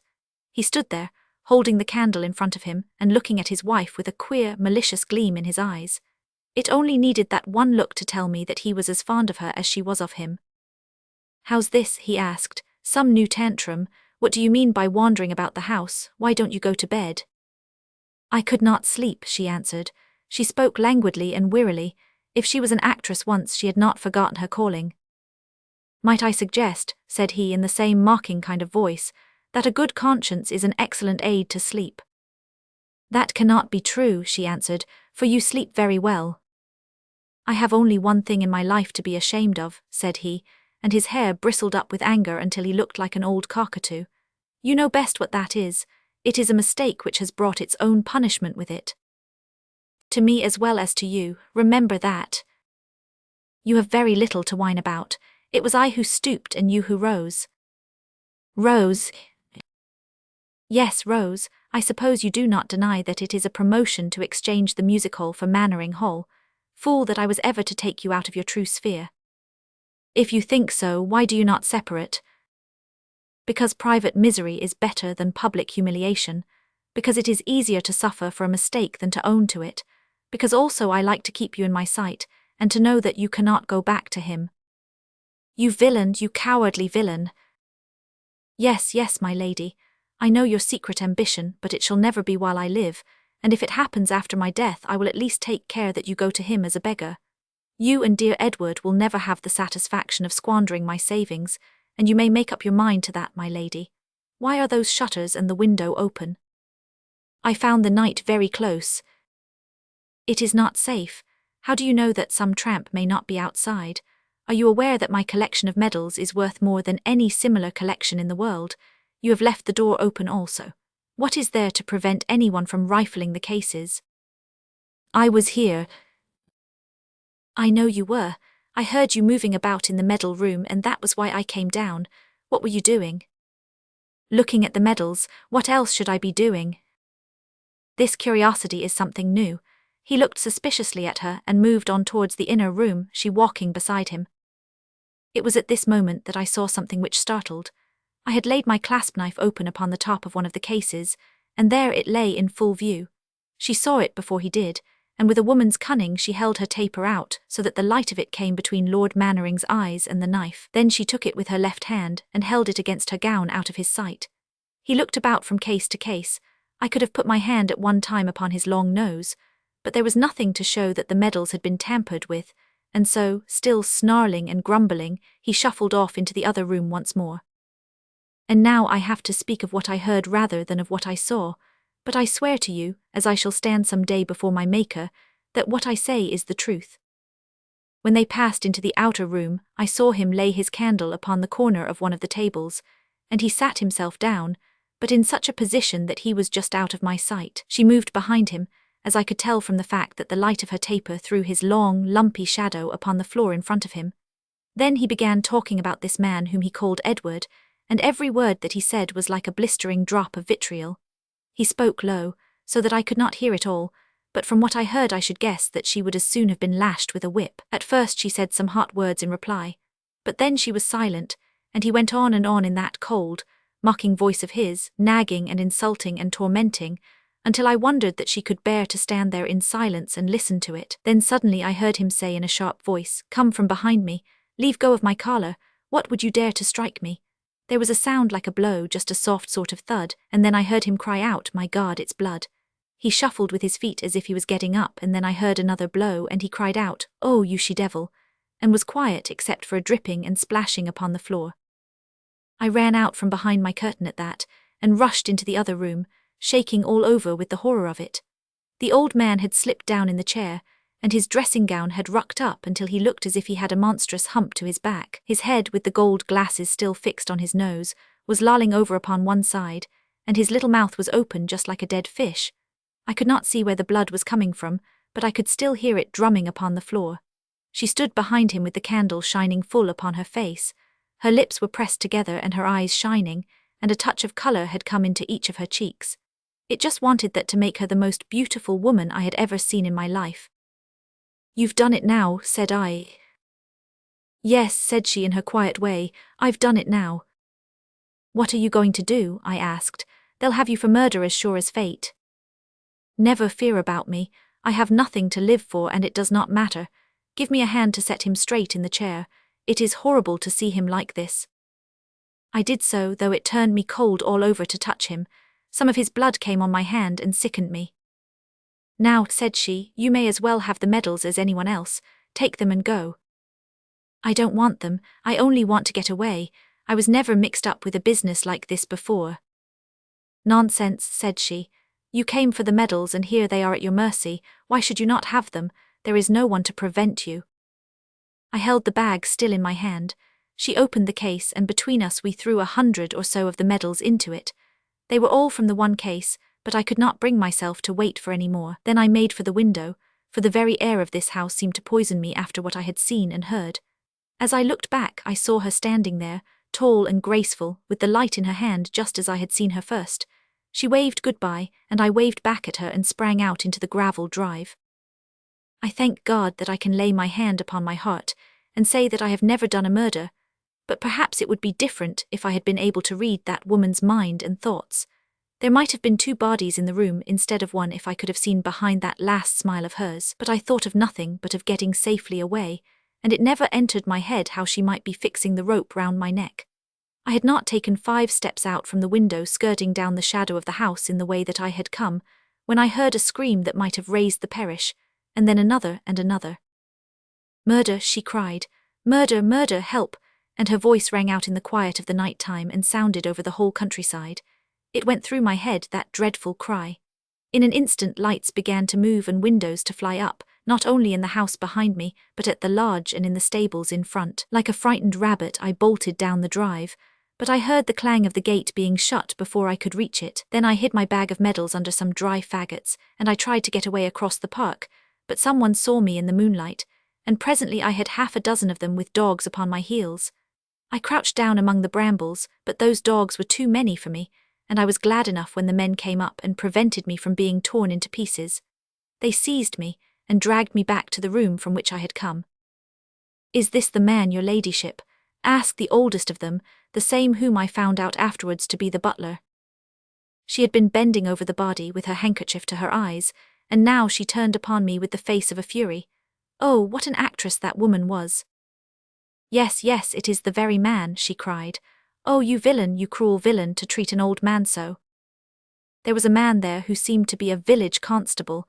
He laid his hand upon my shoulder. "What do you say to that?" said he. "It was she who did it," I cried, pointing at the woman whose eyes never flinched before mine. "Come, come, try another," said the constable, and one of the men servants struck at me with his fist. "I tell you that I saw her do it. She stabbed him twice with a knife. She first helped me to rob him and then she murdered him." The footman tried to strike me again, but she held up her hand. "Do not hurt him," said she. "I think that his punishment may safely be left to the law." "I'll see to that, your ladyship," said the constable. "Your ladyship actually saw the crime committed, did you not?"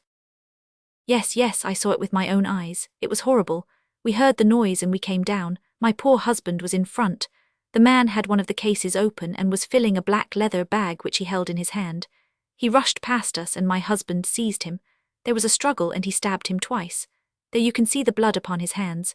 If I am not mistaken, his knife is still in Lord Mannering's body." "Look at the blood upon her hands," I cried.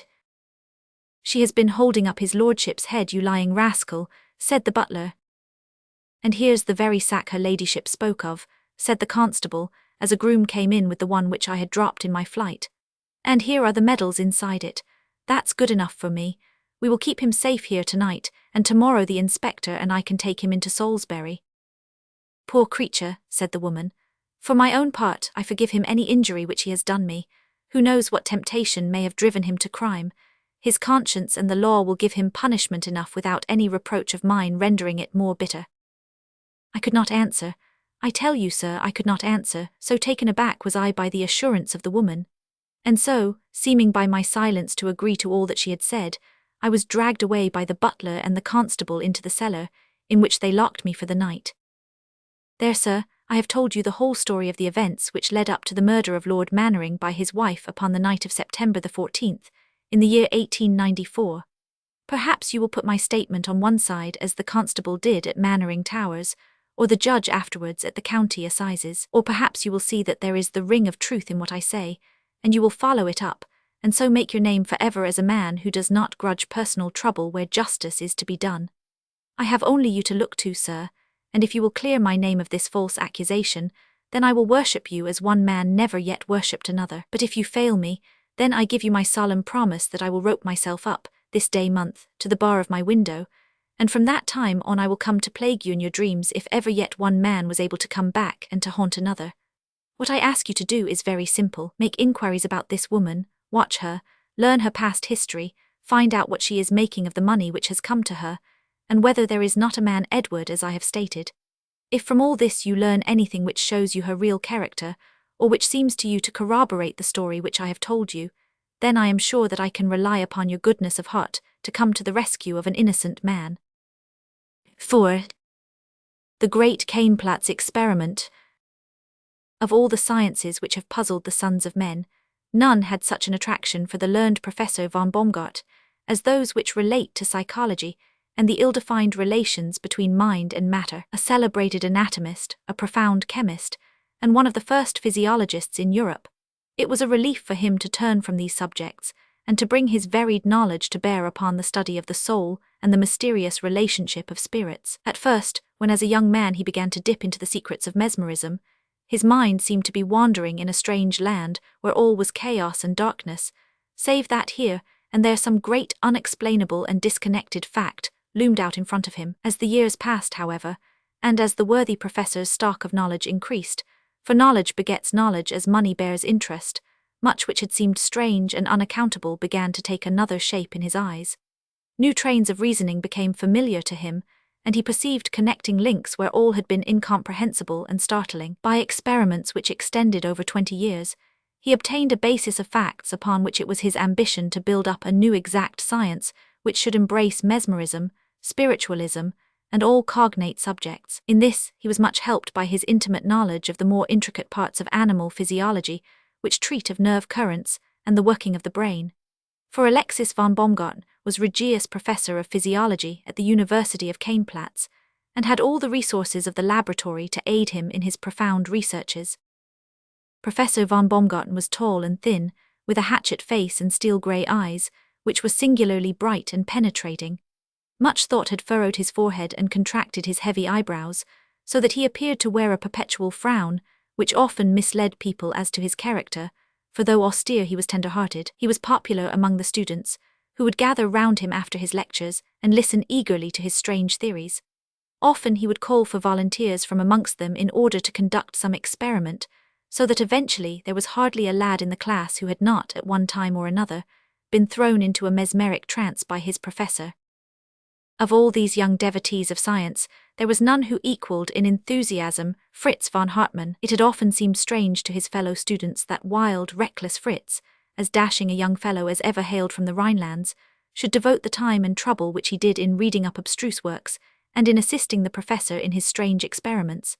The fact was, however, that Fritz was a knowing and long-headed fellow. Months before he had lost his heart to young Elise, the blue-eyed, yellow-haired daughter of the lecturer. Although he had succeeded in learning from her lips that she was not indifferent to his suit, he had never dared to announce himself to her family as a formal suitor. Hence he would have found it a difficult matter to see his young lady had he not adopted the expedient of making himself useful to the professor.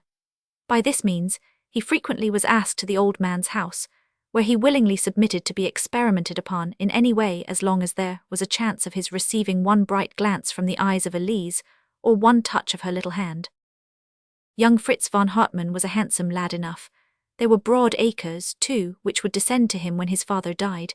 To many he would have seemed an eligible suitor, but Madame frowned upon his presence in the house and lectured the professor at times on his allowing such a wolf to prowl around their lamb. To tell the truth, Fritz had an evil name in Keinplatz. Never was there a riot or a duel or any other mischief afoot, but the young Rhinelander figured as a ringleader in it. No one used more free and violent language, no one drank more, no one played cards more habitually, no one was more idle, save in the one solitary subject. No wonder, then, that the good Frau Professorin gathered her Fräulein under her wing, and resented the attentions of such a mauvaise sujet. As to the worthy lecturer, he was too much engrossed by his strange studies to form an opinion upon the subject one way or the other. For many years there was one question which had continually obtruded itself upon his thoughts. All his experiments and his theories turned upon a single point. 100 times a day the professor asked himself whether it was possible for the human spirit to exist apart from the body for a time, and then to return to it once again. When the possibility first suggested itself to him, his scientific mind had revolted from it. It clashed too violently with preconceived ideas and the prejudices of his early training. Gradually, however, as he proceeded farther and farther along the pathway of original research, his mind shook off its old fetters and became ready to face any conclusion which could reconcile the facts. There were many things which made him believe that it was possible for mind to exist apart from matter. At last it occurred to him that by a daring and original experiment, the question might be definitely decided. It is evident, he remarked in his celebrated article upon invisible entities, which appeared in the Keinplatz Wochenliche about this time, and which surprised the whole scientific world. It is evident that under certain conditions the soul or mind does separate itself from the body. In the case of a mesmerized person, the body lies in a cataleptic condition, but the spirit has left it. Perhaps you reply that the soul is there, but in a dormant condition. I answer that this is not so, otherwise how can one account for the condition of clairvoyance, which has fallen into disrepute through the knavery of certain scoundrels, but which can easily be shown to be an undoubted fact. I have been able myself, with a sensitive subject, to obtain an accurate description of what was going on in another room or another house. How can such knowledge be accounted for on any hypothesis save that the soul of the subject has left the body and is wandering through space? For a moment it is recalled by the voice of the operator and says what it has seen, and then wings its way once more through the air. Since the spirit is by its very nature invisible, we cannot see these comings and goings, but we see their effect in the body of the subject, now rigid and inert, now struggling to narrate impressions which could never have come to it by natural means. There is only one way which I can see by which the fact can be demonstrated. Although we in the flesh are unable to see these spirits, yet our own spirits, could we separate them from the body, would be conscious of the presence of others. It is my intention, therefore, shortly to mesmerize one of my pupils. I shall then mesmerize myself in a manner which has become easy to me. After that, if my theory holds good, my spirit will have no difficulty in meeting and communing with the spirit of my pupil, both being separated from the body. I hope to be able to communicate the result of this interesting experiment in an early number of the Keinplatz Wochenliche. When the good professor finally fulfilled his promise and published an account of what occurred, the narrative was so extraordinary that it was received with general incredulity. The tone of some of the papers was so offensive in their comments upon the matter that the angry savant declared that he would never open his mouth again, or refer to the subject in any way, a promise which he has faithfully kept. This narrative has been compiled, however, from the most authentic sources, and the events cited in it may be relied upon as substantially correct. It happened then that shortly after the time when Professor von Baumgarten conceived the idea of the above-mentioned experiment, he was walking thoughtfully homewards after a long day in the laboratory, when he met a crowd of roistering students who had just streamed out from a beer house. At the head of them, half intoxicated and very noisy, was young Fritz von Hartmann. The professor would have passed them, but his pupil ran across and intercepted him. "Hech, my worthy master," he said, taking the old man by the sleeve and leading him down the road with him. "There is something that I have to say to you, and it is easier for me to say it now, when the good beer is humming in my head, than at another time." "What is it then, Fritz?" the physiologist asked, looking at him in mild surprise. "I hear, mein Herr, that you are about to do some wondrous experiment in which you hope to take a man's soul out of his body, and then to put it back again. Is it not so?" "It is true, Fritz." "And have you considered, my dear sir, that you may have some difficulty in finding someone on whom to try this? Parts descend. Suppose that the soul went out and would not come back. That would be a bad business. Who is to take the risk?" "But Fritz," the professor cried, very much startled by this view of the matter, "I had relied upon your assistance in the attempt. Surely you will not desert me. Consider the honor and glory." "Consider the fiddlesticks," the student cried angrily. "Am I to be paid always thus? Did I not stand 2 hours upon a glass insulator while you poured electricity into my body? Have you not stimulated my phrenic nerves, besides ruining my digestion with a galvanic current round my stomach? 34 times you have mesmerized me, and what have I got from all this? Nothing. And now you wish to take my soul out as you would take the works from a watch. It is more than flesh and blood can stand." "Dear, dear," the professor cried in great distress. "That is very true, Fritz. I never thought of it before. If you can but suggest how I can compensate you, you will find me ready and willing." "Then listen," said Fritz solemnly. "If you will pledge your word that after this experiment I may have the hand of your daughter, then I am willing to assist you, but if not, I shall have nothing to do with it. These are my only terms." "And what would my daughter say to this?" the professor exclaimed after a pause of astonishment. "Elise would welcome it," the young man replied. "We have loved each other long." "And she shall be yours," the physiologist said with decision. For you are a good-hearted young man and one of the best neurotic subjects that I have ever known, that is when you are not under the influence of alcohol. My experiment is to be performed upon the 4th of next month. You will attend at the physiological laboratory at 12 o'clock. It will be a great occasion, Fritz. Von Gruben is coming from Jena and Hinterstein from Bâle. The chief men of science of all South Germany will be there. I shall be punctual, the student said briefly, and so the two parted. The professor plodded homeward, thinking of the great coming event, while the young man staggered along after his noisy companions, with his mind full of the blue-eyed Elise, and of the bargain which he had concluded with her father. The professor did not exaggerate when he spoke of the widespread interest excited by his novel psychological experiment. Long before the hour had arrived, the room was filled by a galaxy of talent. Besides the celebrities whom he had mentioned, there had come from London the great Professor Lurcher, who had just established his reputation by a remarkable treatise upon cerebral centers. Several great lights of the spiritualistic body had also come a long distance to be present, as had a Swedenborgian minister, who considered that the proceedings might throw some light upon the doctrines of the Rosy Cross.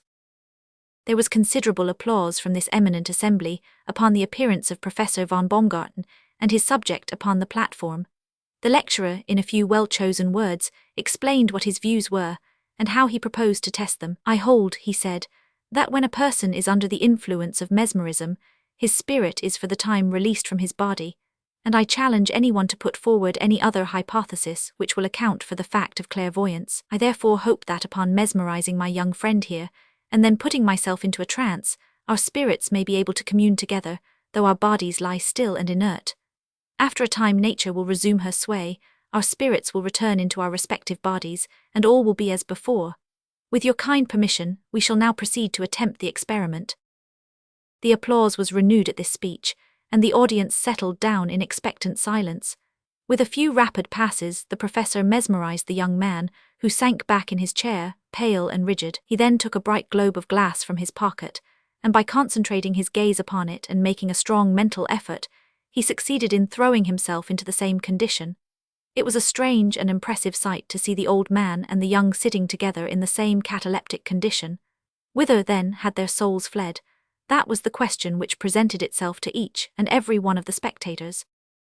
5 minutes passed, and then 10, and then 15, and then 15 more, while the professor and his pupil sat stiff and stark upon the platform. During that time not a sound was heard from the assembled savants, but every eye was bent upon the two pale faces, in search of the first signs of returning consciousness. Nearly an hour had elapsed before the patient watchers were rewarded. A faint flush came back to the cheeks of Professor von Baumgarten. The soul was coming back once more to its earthly tenement. Suddenly he stretched out his long thin arms, as one awaking from sleep and rubbing his eyes, stood up from his chair and gazed about him as though he hardly realized where he was. Tausend Teufel! He exclaimed, rapping out a tremendous South German oath, to the great astonishment of his audience and to the disgust of the Swedenborgian. Where the Henker am I then, and what in thunder has occurred? Oh yes, I remember now. One of these nonsensical mesmeric experiments. There is no result this time, for I remember nothing at all since I became unconscious. So you have had all your long journeys for nothing, my learned friends, and a very good joke too.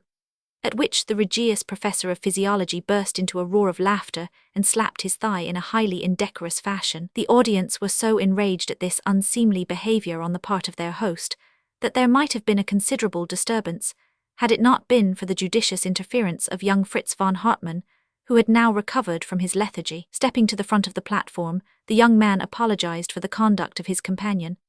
I am sorry to say, he said, that he is a harum-scarum sort of fellow. Although he appeared so grave at the commencement of this experiment, he is still suffering from mesmeric reaction and is hardly accountable for his words. As to the experiment itself, I do not consider it to be a failure. It is very possible that our spirits may have been communing in space during this hour. But unfortunately, our gross bodily memory is distinct from our spirit, and we cannot recall what has occurred. My energies shall now be devoted to devising some means by which spirits may be able to recollect what occurs to them in their free state, and I trust that when I have worked this out, I may have the pleasure of meeting you all once again in this hall, and demonstrating to you the result. This address, coming from so young a student, caused considerable astonishment among the audience, and some were inclined to be offended, thinking that he assumed rather too much importance. The majority, however, looked upon him as a young man of great promise, and many comparisons were made as they left the hall between his dignified conduct and the levity of his professor, who during the above remarks was laughing heartily in a corner, by no means abashed at the failure of the experiment. Now, although all these learned men were filing out of the lecture room under the impression that they had seen nothing of note, as a matter of fact, one of the most wonderful things in the whole history of the world had just occurred before their very eyes. Professor von Baumgarten had been so far correct in his theory that both his spirit and that of his pupil had been for a time absent from the body, but here a strange and unforeseen complication had occurred.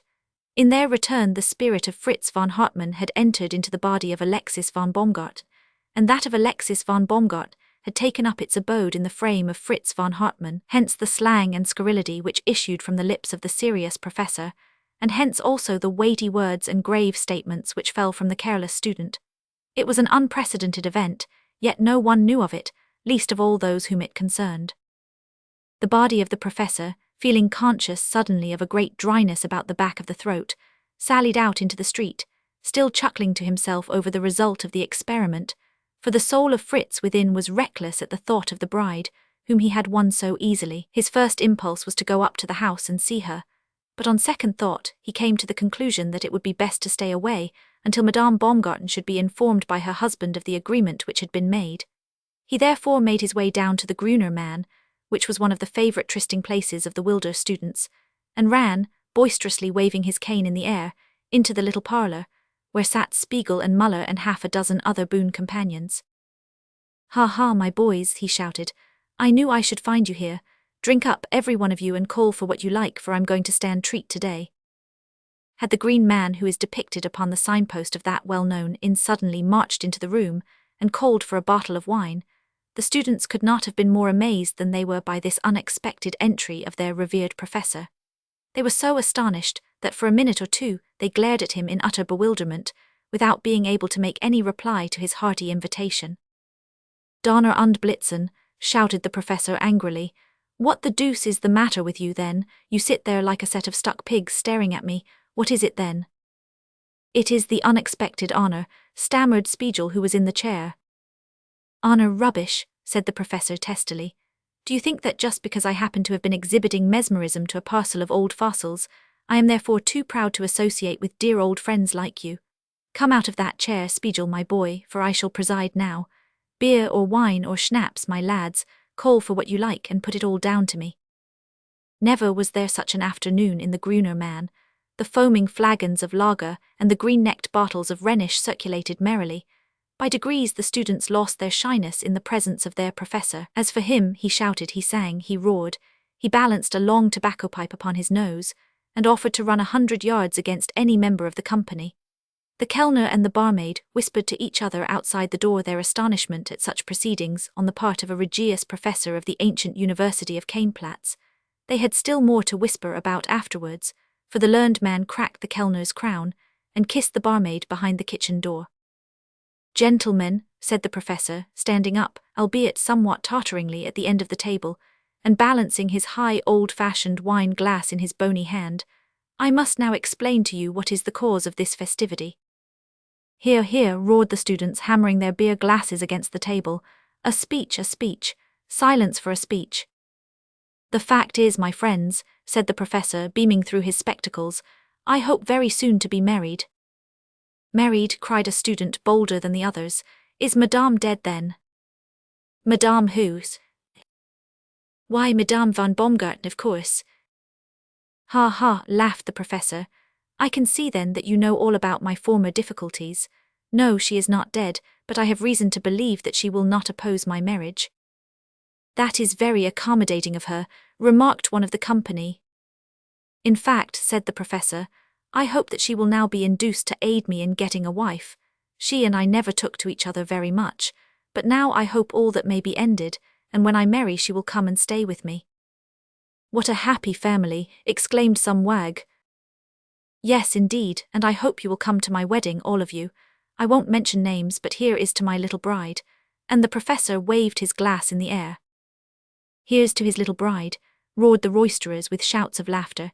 "Here's her health, sei soll leben hoch," And so the fun waxed still more fast and furious, while each young fellow followed the professor's example and drank a toast to the girl of his heart. While all this festivity had been going on at the Gruner Mann, a very different scene had been enacted elsewhere. Young Fritz von Hartmann, with a solemn face and a reserved manner, had after the experiment consulted and adjusted some mathematical instruments, after which, with a few peremptory words to the janitor, he had walked out into the street and wended his way slowly in the direction of the house of the professor. As he walked he saw von Althaus, the professor of anatomy, in front of him, and quickening his pace he overtook him. "I say, von Althaus," he exclaimed, tapping him on the sleeve, "you were asking me for some information the other day concerning the middle coat of the cerebral arteries. Now I find." "Donnerwetter," shouted von Althaus, who was a peppery old fellow, "what the deuce do you mean by your impertinence? I'll have you up before the academical senate for this, sir," with which threat he turned on his heel and hurried away. Von Hartmann was much surprised at this reception. "It's on account of this failure of my experiment," he said to himself, and continued moodily on his way. Fresh surprises were in store for him, however. He was hurrying along when he was overtaken by two students. These youths, instead of raising their caps or showing any other sign of respect, gave a wild whoop of delight the instant that they saw him, and rushing at him, seized him by each arm and commenced dragging him along with them. "Gott in Himmel," roared von Hartmann, "what is the meaning of this unparalleled insult? Where are you taking me?" "To crack a bottle of wine with us," said the two students. "Come along, that is an invitation which you have never refused." "I never heard of such insolence in my life," cried von Hartmann. "Let go my arms, I shall certainly have you rusticated for this. Let me go, I say," and he kicked furiously at his captors. "Oh, if you choose to turn ill-tempered you may go where you like," the students said, releasing him. "We can do very well without you." "I know you, I'll pay you out," said von Hartmann furiously, and continued in the direction which he imagined to be his own home, much incensed at the two episodes which had occurred to him on the way. Now Madame von Baumgarten, who was looking out of the window and wondering why her husband was late for dinner, was considerably astonished to see the young student come stalking down the road. As already remarked, she had a great antipathy to him, and if ever he ventured into the house it was on sufferance, and under the protection of the professor. Still more astonished was she, therefore, when she beheld him undo the wicket-gate, and stride up the garden path with the air of one who is master of the situation. She could hardly believe her eyes, and hastened to the door with all her maternal instincts up in arms. From the upper windows, the fair Elise had also observed this daring move upon the part of her lover, and her heart beat quick with mingled pride and consternation. "Good day, sir," Madame von Baumgarten remarked to the intruder, as she stood in gloomy majesty in the open doorway. "A very fine day indeed, Martha," returned the other. "Now don't stand there like a statue of Juno, but bustle about and get the dinner ready, for I am well nigh starved." "Martha, dinner!" ejaculated the lady, falling back in astonishment. "Yes, dinner, Martha, dinner," howled von Hartmann, who was becoming irritable. "Is there anything wonderful in that request when a man has been out all day? I'll wait in the dining room. Anything will do. Skinken and sausage and prunes, any little thing that happens to be about. There you are, standing staring again. Woman, will you or will you not stir your legs?" This last address, delivered with a perfect shriek of rage, had the effect of sending good Madame von Baumgarten flying along the passage and through the kitchen, where she locked herself up in the scullery and went into violent hysterics. In the meantime, von Hartmann strode into the room and threw himself down upon the sofa in the worst of tempers. "Elise," he shouted, "confound the girl, Elise." Thus roughly summoned, the young lady came timidly downstairs and into the presence of her lover. "Dearest," she cried, throwing her arms round him, "I know this is all done for my sake. It is a ruse in order to see me." Von Hartmann's indignation at this fresh attack upon him was so great that he became speechless for a minute from rage, and could only glare and shake his fists, while he struggled in her embrace. When he at last regained his utterance, he indulged in such a bellow of passion that the young lady dropped back, petrified with fear, into an armchair. "Never have I passed such a day in my life," von Hartmann cried, stamping upon the floor. "My experiment has failed. Von Althaus has insulted me. 2 students have dragged me along the public road. My wife nearly faints when I ask her for dinner, and my daughter flies at me and hugs me like a grizzly bear." "You are ill, dear," the young lady cried. "Your mind is wandering, you have not even kissed me once." "No, and I don't intend to either. Von Hartmann said with decision. You ought to be ashamed of yourself. Why don't you go and fetch my slippers and help your mother to dish the dinner? And is it for this, Elise cried, burying her face in her handkerchief, is it for this that I have loved you passionately for upwards of 10 months? Is it for this that I have braved my mother's wrath? Oh, you have broken my heart, I am sure you have. And she sobbed hysterically. I can't stand much more of this, roared Von Hartmann furiously. What the deuce does the girl mean? What did I do 10 months ago which inspired you with such a particular affection for me? If you are really so very fond, you would do better to run away down and find the skinken and some bread, instead of talking all this nonsense. Oh, my darling, cried the unhappy maiden, throwing herself into the arms of what she imagined to be her lover, you do but joke in order to frighten your little Elise. Now it chanced that at the moment of this unexpected embrace, Von Hartmann was still leaning back against the end of the sofa, which, like much German furniture, was in a somewhat rickety condition.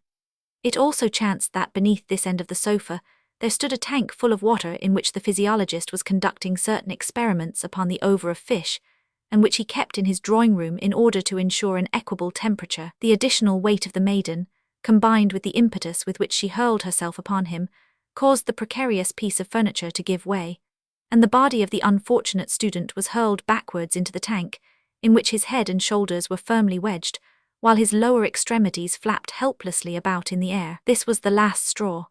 Extricating himself with some difficulty from his unpleasant position, Von Hartmann gave an inarticulate yell of fury, and dashing out of the room, in spite of the entreaties of Elise, he seized his hat and rushed off into the town, all dripping and dishevelled, with the intention of seeking in some in the food and comfort which he could not find at home.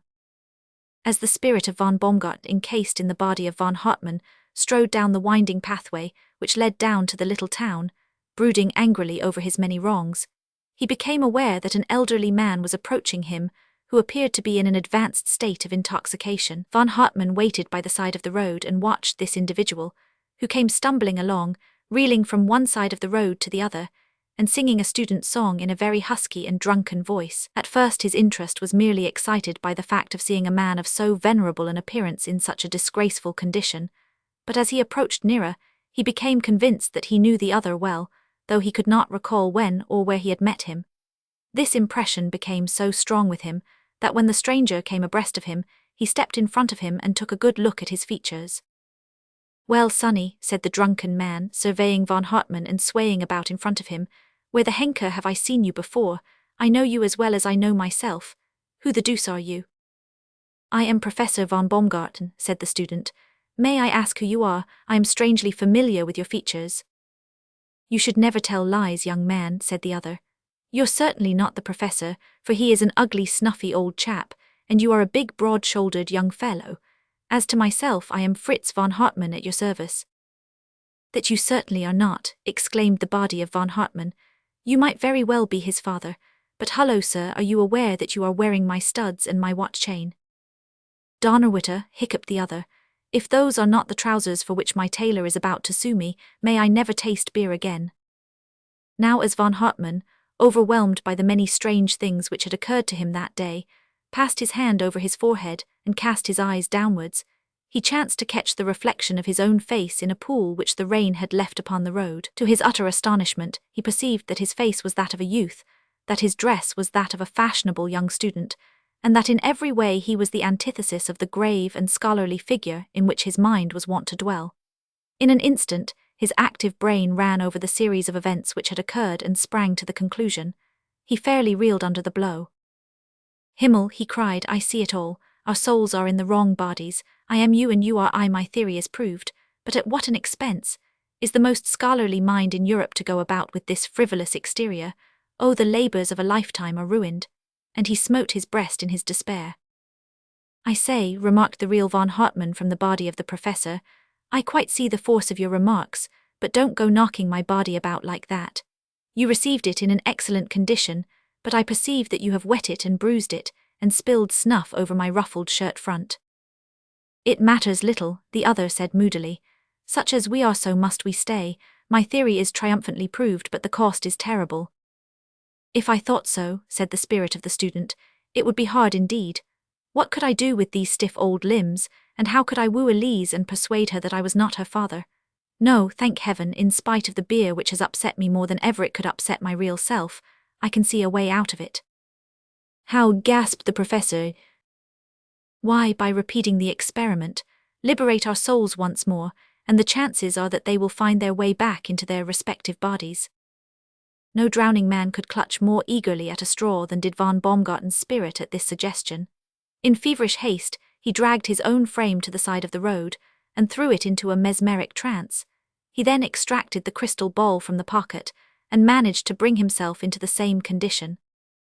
Some students and peasants who chanced to pass during the next hour were much astonished to see the worthy professor of physiology and his favourite student both sitting upon a very muddy bank, and both completely insensible. Before the hour was up, quite a crowd had assembled, and they were discussing the advisability of sending for an ambulance to convey the pair to hospital, when the learned savant opened his eyes and gazed vacantly around him. For an instant he seemed to forget how he had come there, but next moment he astonished his audience by waving his skinny arms above his head and crying out in a voice of rapture, "Gott sei Gedenkit, I am myself again.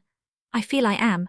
Nor was the amazement lessened when the student, springing to his feet, burst into the same cry, and the two performed a sort of pas de joie in the middle of the road.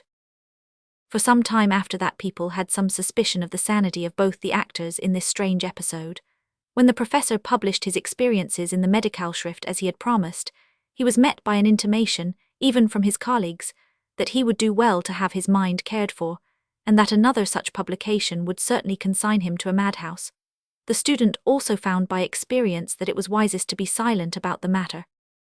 When the worthy lecturer returned home that night, he did not receive the cordial welcome which he might have looked for after his strange adventures. On the contrary, he was roundly upbraided by both his female relatives for smelling of drink and tobacco, and also for being absent while a young scapegrace invaded the house and insulted its occupants. It was long before the domestic atmosphere of the lecturer's house resumed its normal quiet, and longer still before the genial face of von Hartmann was seen beneath its roof. Perseverance, however, conquers every obstacle, and the student eventually succeeded in pacifying the enraged ladies and in establishing himself upon the old footing. He has now no longer any cause to fear the enmity of Madame, for he is Hauptmann von Hartmann of the Emperor's own Uhlans, and his loving wife Elise has already presented him with 2 little Uhlans as a visible sign and token of her affection. 5. Cyprian Overbeck Wells. A literary mosaic. From my boyhood I have had an intense and overwhelming conviction that my real vocation lay in the direction of literature. I have, however, had a most unaccountable difficulty in getting any responsible person to share my views. It is true that private friends have sometimes, after listening to my effusions, gone the length of remarking, "Really, Smith, that's not half bad," or, "You take my advice, old boy, and send that to some magazine." But I have never on these occasions had the moral courage to inform my adviser that the article in question had been sent to well-nigh every publisher in London, and had come back again with a rapidity and precision which spoke well for the efficiency of our postal arrangements. Had my manuscripts been paper boomerangs, they could not have returned with greater accuracy to their unhappy dispatcher. Oh, the vileness and utter degradation of the moment when the stale little cylinder of closely written pages, which seemed so fresh and full of promise a few days ago, is handed in by a remorseless postman. And what moral depravity shines through the editor's ridiculous plea of want of space. But the subject is a painful one, and a digression from the plain statement of facts which I originally contemplated. From the age of 17 to that of 23, I was a literary volcano in a constant state of eruption. Poems and tales, articles and reviews, nothing came amiss to my pen. From the great sea serpent to the nebular hypothesis, I was ready to write on anything or everything, and I can safely say that I seldom handled a subject without throwing new lights upon it. Poetry and romance, however, had always the greatest attractions for me. How I have wept over the pathos of my heroines and laughed at the comicalities of my buffoons. Alas, I could find no one to join me in my appreciation, and solitary admiration for oneself, however genuine, becomes satiating after a time. My father remonstrated with me too on the score of expense and loss of time, so that I was finally compelled to relinquish my dreams of literary independence and to become a clerk in a wholesale mercantile firm connected with the West African trade. Even when condemned to the prosaic duties which fell to my lot in the office, I continued faithful to my first love. I have introduced pieces of word painting into the most commonplace business letters, which have, I am told, considerably astonished the recipients. My refined sarcasm has made defaulting creditors writhe and wince. Occasionally, like the great sealer's weg, I would drop into poetry, and so raise the whole tone of the correspondence. Thus what could be more elegant than my rendering of the firm's instructions to the captain of one of their vessels? It ran in this way. From England, Captain, you must steer a course directly to Madeira. Land the casks of salted beef. Then away to Tenerife. Pray be careful, cool and wary. With the merchants of Canary. When you leave them, make the most of the trade winds to the coast. Down it you shall sail as far as the land of Calabar, and from there you'll onward go to Barney and Fernando Po, and so on for 4 pages. The captain, instead of treasuring up this little gem, called at the office next day and demanded with quite unnecessary warmth what the thing meant, and I was compelled to translate it all back into prose. On this, as on other similar occasions, my employer took me severely to task, for he was, you see, a man entirely devoid of all pretensions to literary taste. All this, however, is a mere preamble, and leads up to the fact that after 10 years or so of drudgery I inherited a legacy which, though small, was sufficient to satisfy my simple wants. Finding myself independent, I rented a quiet house removed from the uproar and bustle of London, and there I settled down with the intention of producing some great work which should single me out from the family of the Smiths, and render my name immortal. To this end I laid in several quires of foolscap, a box of quill pens, and a 6-penny bottle of ink, and having given my housekeeper injunctions to deny me to all visitors, I proceeded to look round for a suitable subject. I was looking round for some weeks. At the end of that time, I found that I had by constant nibbling devoured a large number of the quills, and had spread the ink out to such advantage, what with blots, spills, and abortive commencements, that there appeared to be some everywhere except in the bottle. As to the story itself, however, the facility of my youth had deserted me completely, and my mind remained a complete blank, nor could I, do what I would, excite my sterile imagination to conjure up a single incident or character.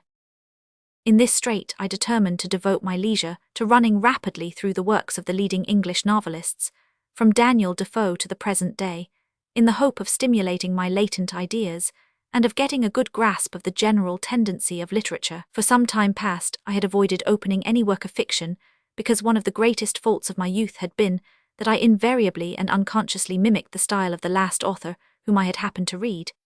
Now, however, I made up my mind to seek safety in a multitude, and by consulting all the English classics to avoid the danger of imitating anyone too closely. I had just accomplished the task of reading through the majority of the standard novels at the time when my narrative commences. It was then about 20 minutes to 10 on the night of the 4th of June, 1886, that after disposing of a pint of beer and a Welsh rarebit for my supper, I seated myself in my armchair, cocked my feet upon a stool, and lit my pipe, as was my custom. Both my pulse and my temperature were, as far as I know, normal at the time. I would give the state of the barometer, but that unlucky instrument had experienced an unprecedented fall of 42 inches, from a nail to the ground, and was not in a reliable condition. We live in a scientific age, and I flatter myself that I move with the times. Whilst in that comfortable lethargic condition which accompanies both digestion and poisoning by nicotine, I suddenly became aware of the extraordinary fact that my little drawing-room had elongated into a great salon, and that my humble table had increased in proportion. Round this colossal mahogany were seated a great number of people who were talking earnestly together, and the surface in front of them was strewn with books and pamphlets. I could not help observing that these persons were dressed in a most extraordinary mixture of costumes, for those at the end nearest to me wore peruke wigs, swords, and all the fashions of 2 centuries back.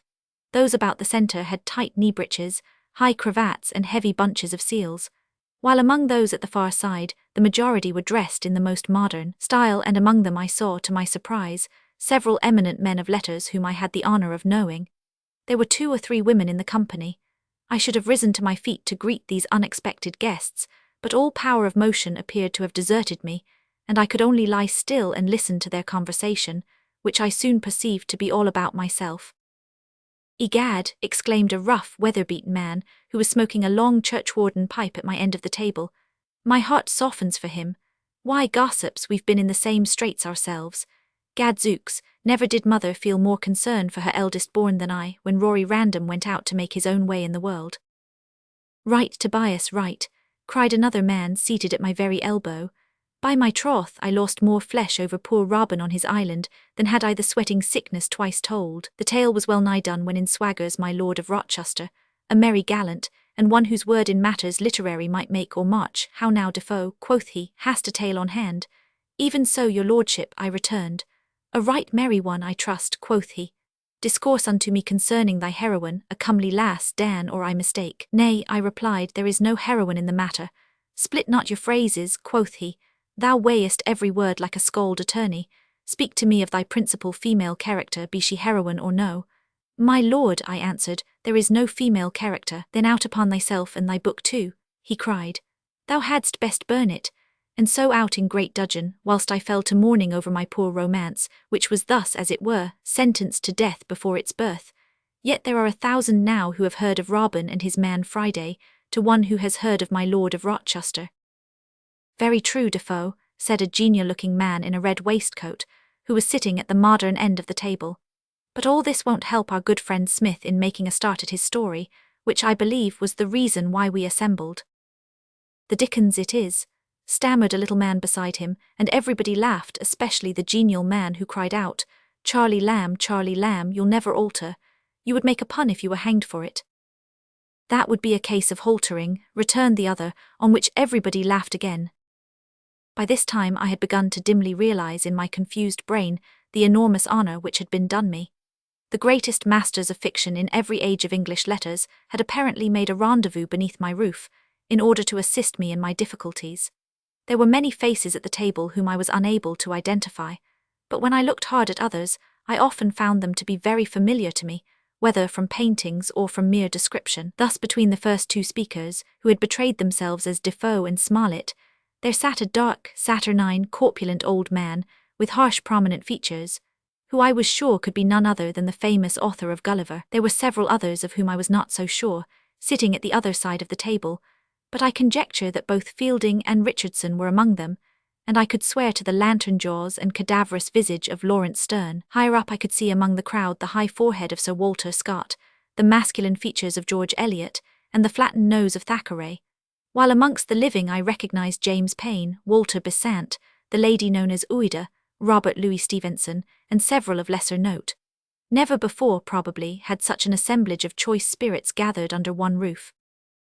Well, said Sir Walter Scott, speaking with a very pronounced accent, ye ken the old proverb, sirs, o'er money cooks, or as the border minstrel sang, Black Johnstone, why his troopers 10 might mak the heart turn cold, but Johnstone when he's a lane is war 10,000 fold.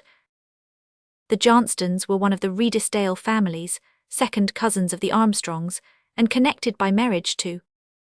Perhaps, Sir Walter, interrupted Thackeray, you would take the responsibility off our hands by yourself, dictating the commencement of a story to this young literary aspirant.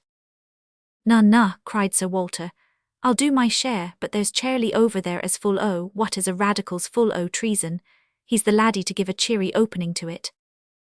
Dickens was shaking his head, and apparently about to refuse the honour, when a voice from among the moderns, I could not see who it was for the crowd, said, Suppose we begin at the end of the table and work round, anyone contributing a little as the fancy seizes him.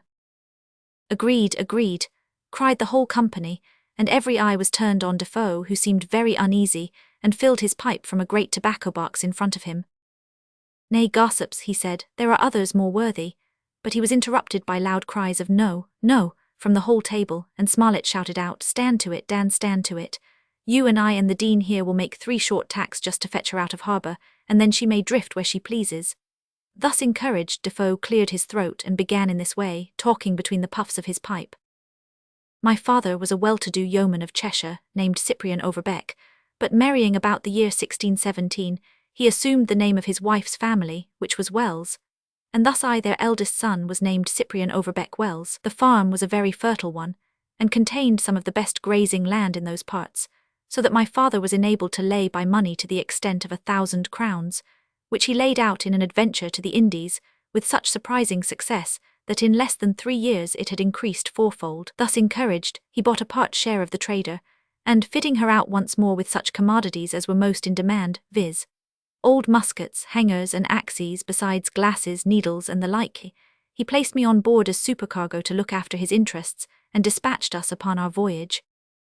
We had a fair wind as far as Cape de Verde, and there, getting into the northwest trade winds, made good progress down the African coast, beyond sighting a Barbary rover once, whereat our mariners were in sad distress, counting themselves already as little better than slaves.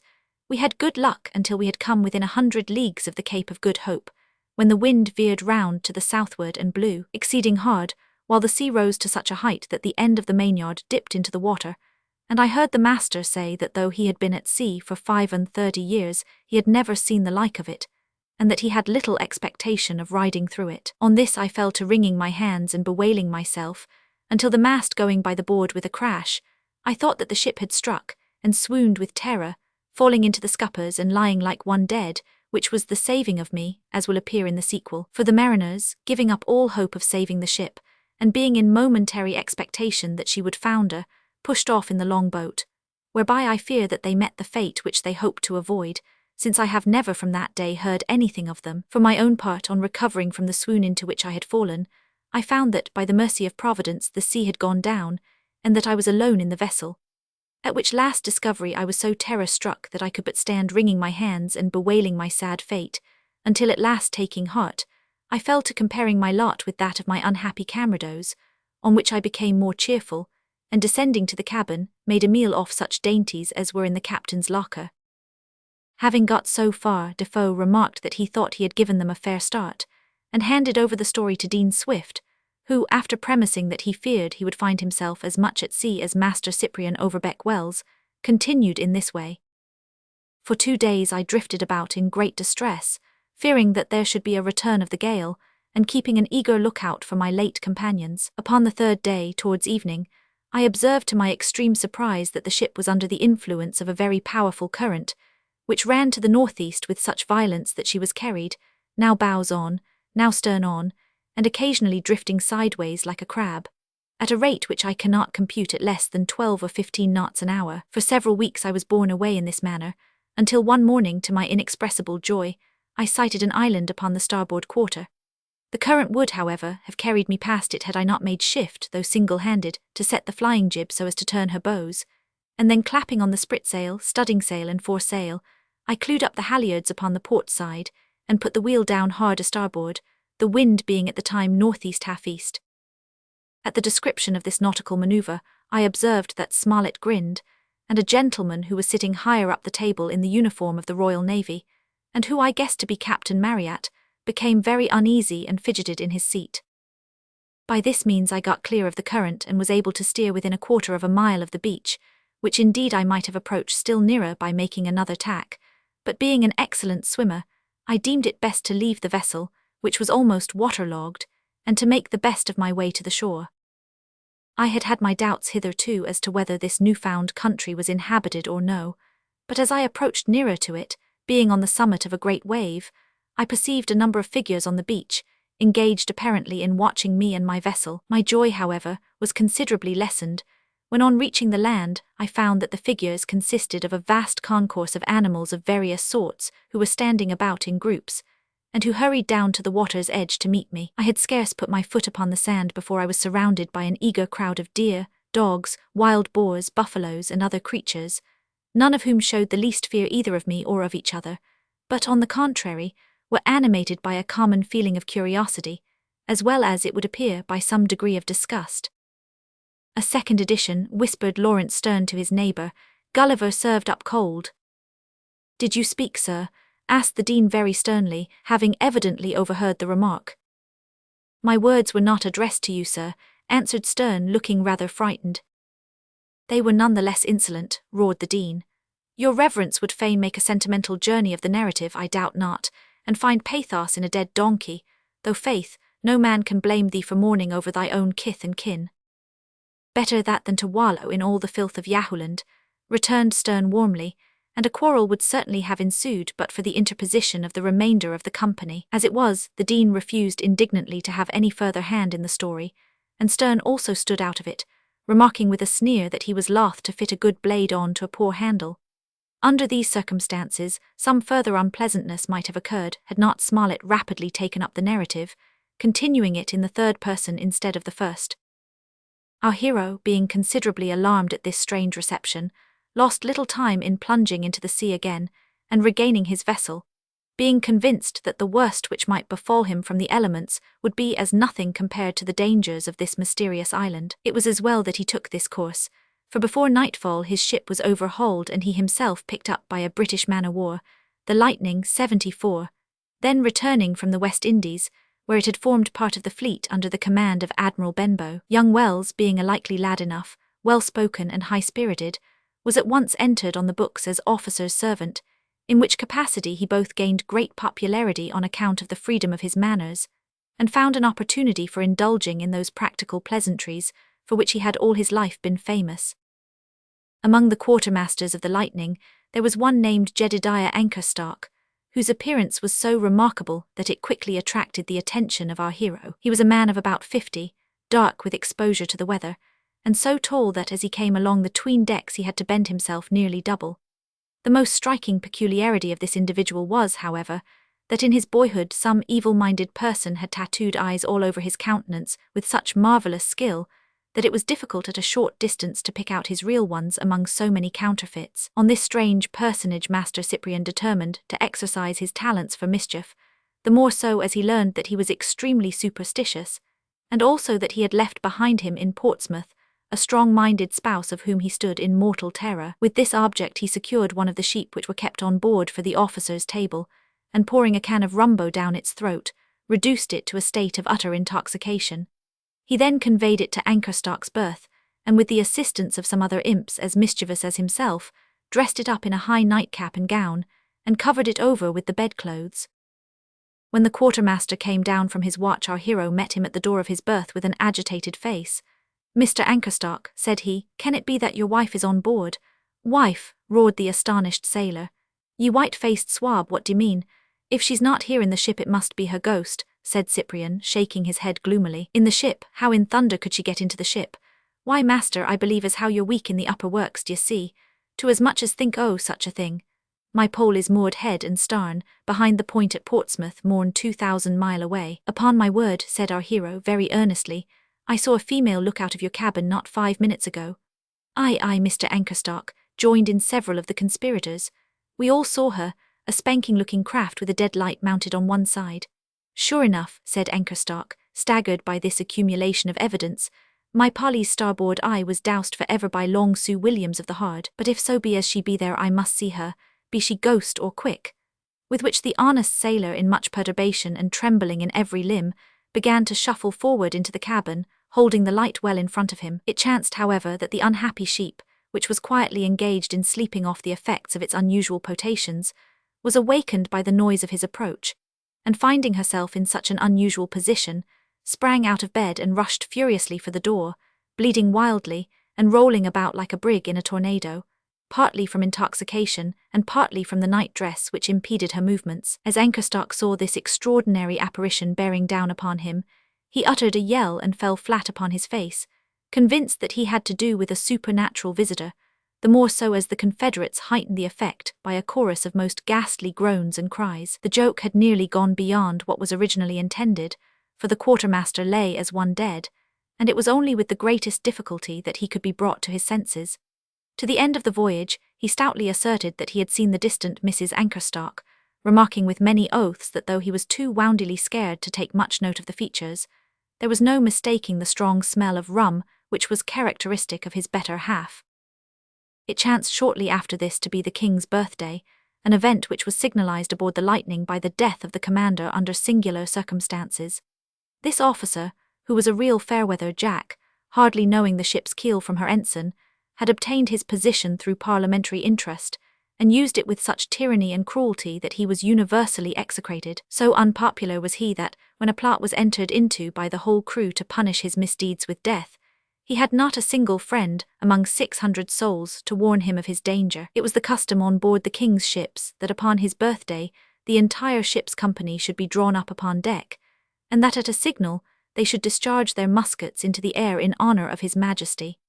On this occasion word had been secretly passed round for every man to slip a slug into his firelock, instead of the blank cartridge provided. On the boatswain blowing his whistle, the men mustered upon deck and formed line, whilst the captain, standing well in front of them, delivered a few words to them. When I give the word, he concluded, you shall discharge your pieces, and by thunder, if any man is a second before or a second after his fellows, I shall trice him up to the weather rigging.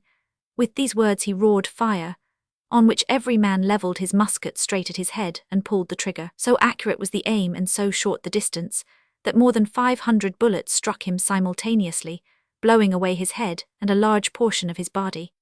There were so many concerned in this matter, and it was so hopeless to trace it to any individual, that the officers were unable to punish anyone for the affair, the more readily as the captain's haughty ways and heartless conduct had made him quite as hateful to them as to the men whom he commanded. By his pleasantries and the natural charm of his manners our hero so far won the good wishes of the ship's company that they parted with infinite regret upon their arrival in England. Filial duty, however, urged him to return home and report himself to his father, with which object he posted from Portsmouth to London, intending to proceed thence to Shropshire. As it chanced, however, one of the horses sprained his off foreleg while passing through Chichester, and as no change could be obtained, Cyprian found himself compelled to put up at the Crown and Bull for the night.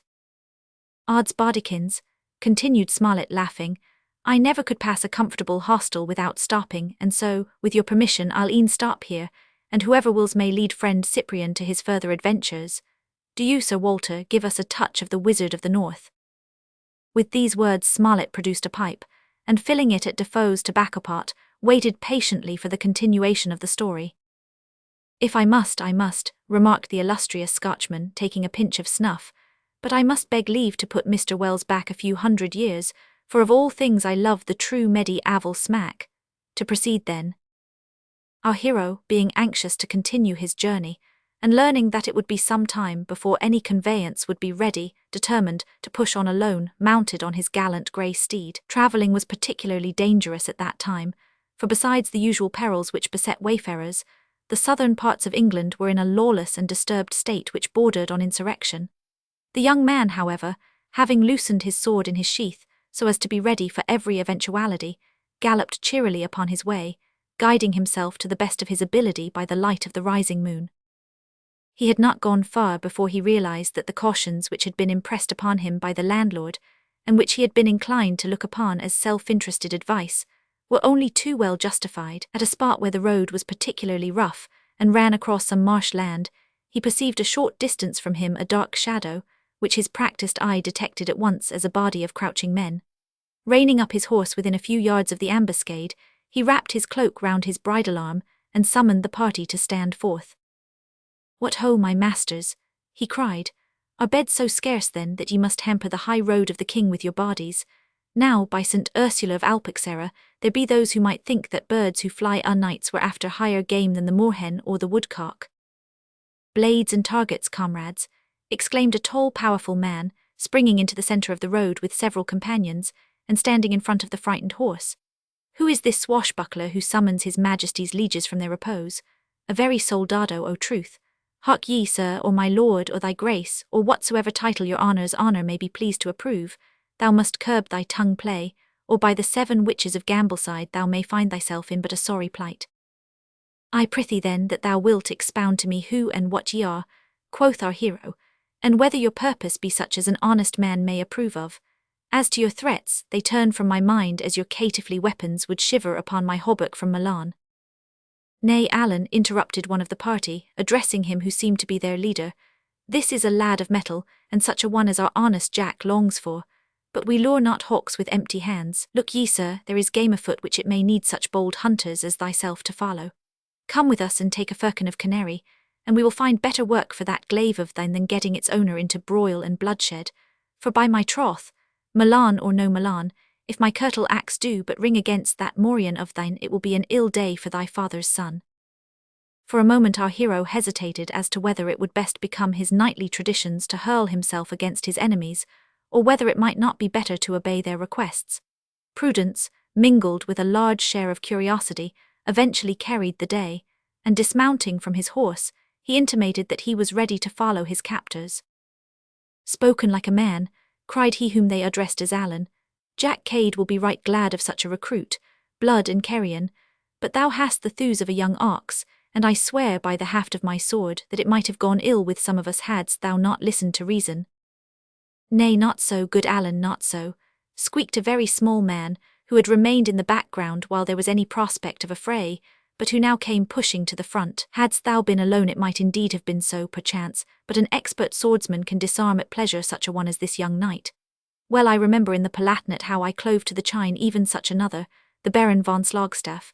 He struck at me, look ye so, but I with buckler and blade did, as one might say, deflect it, and then, countering in cart, I returned in tierce, and so, St. Agnes save us, who comes here?" The apparition which frightened the loquacious little man was sufficiently strange to cause a qualm even in the bosom of the knight. Through the darkness there loomed a figure which appeared to be of gigantic size, and a hoarse voice, issuing apparently some distance above the heads of the party, broke roughly on the silence of the night. "Now out upon thee, Thomas Allen, and foul be thy fate if thou hast abandoned thy post without good and sufficient cause. By St. Anselm of the Holy Grove, thou hadst best have never been born than rouse my spleen this night. Wherefore is it that you and your men are trailing over the moor like a flock of geese when Michaelmas is near?" "Good captain," said Allen, doffing his bonnet, an example followed by others of the band, "we have captured a goodly youth who was pricking it along the London road. Methought that some word of thanks were meet reward for such service, rather than taunt or threat." "Nay, take it not to heart, bold Allen," exclaimed their leader, who was none other than the great Jack Cade himself. "Thou knowest of old that my temper is somewhat choleric, and my tongue not greased with that unguent which oils the mouths of the lip-serving lords of the land. And you," he continued, turning suddenly upon our hero, "are you ready to join the great cause which will make England what it was when the learned Alfred reigned in the land? Zounds, man, speak out and pick not your phrases." "I am ready to do aught which may become a knight and a gentleman," said the soldier stoutly. "Taxes shall be swept away," cried Cade excitedly, "the impost and the anpost, the tithe and the 100 tax. The poor man's salt box and flour bin shall be as free as the nobleman's cellar. Ha, what sayest thou?" "It is but just," said our hero.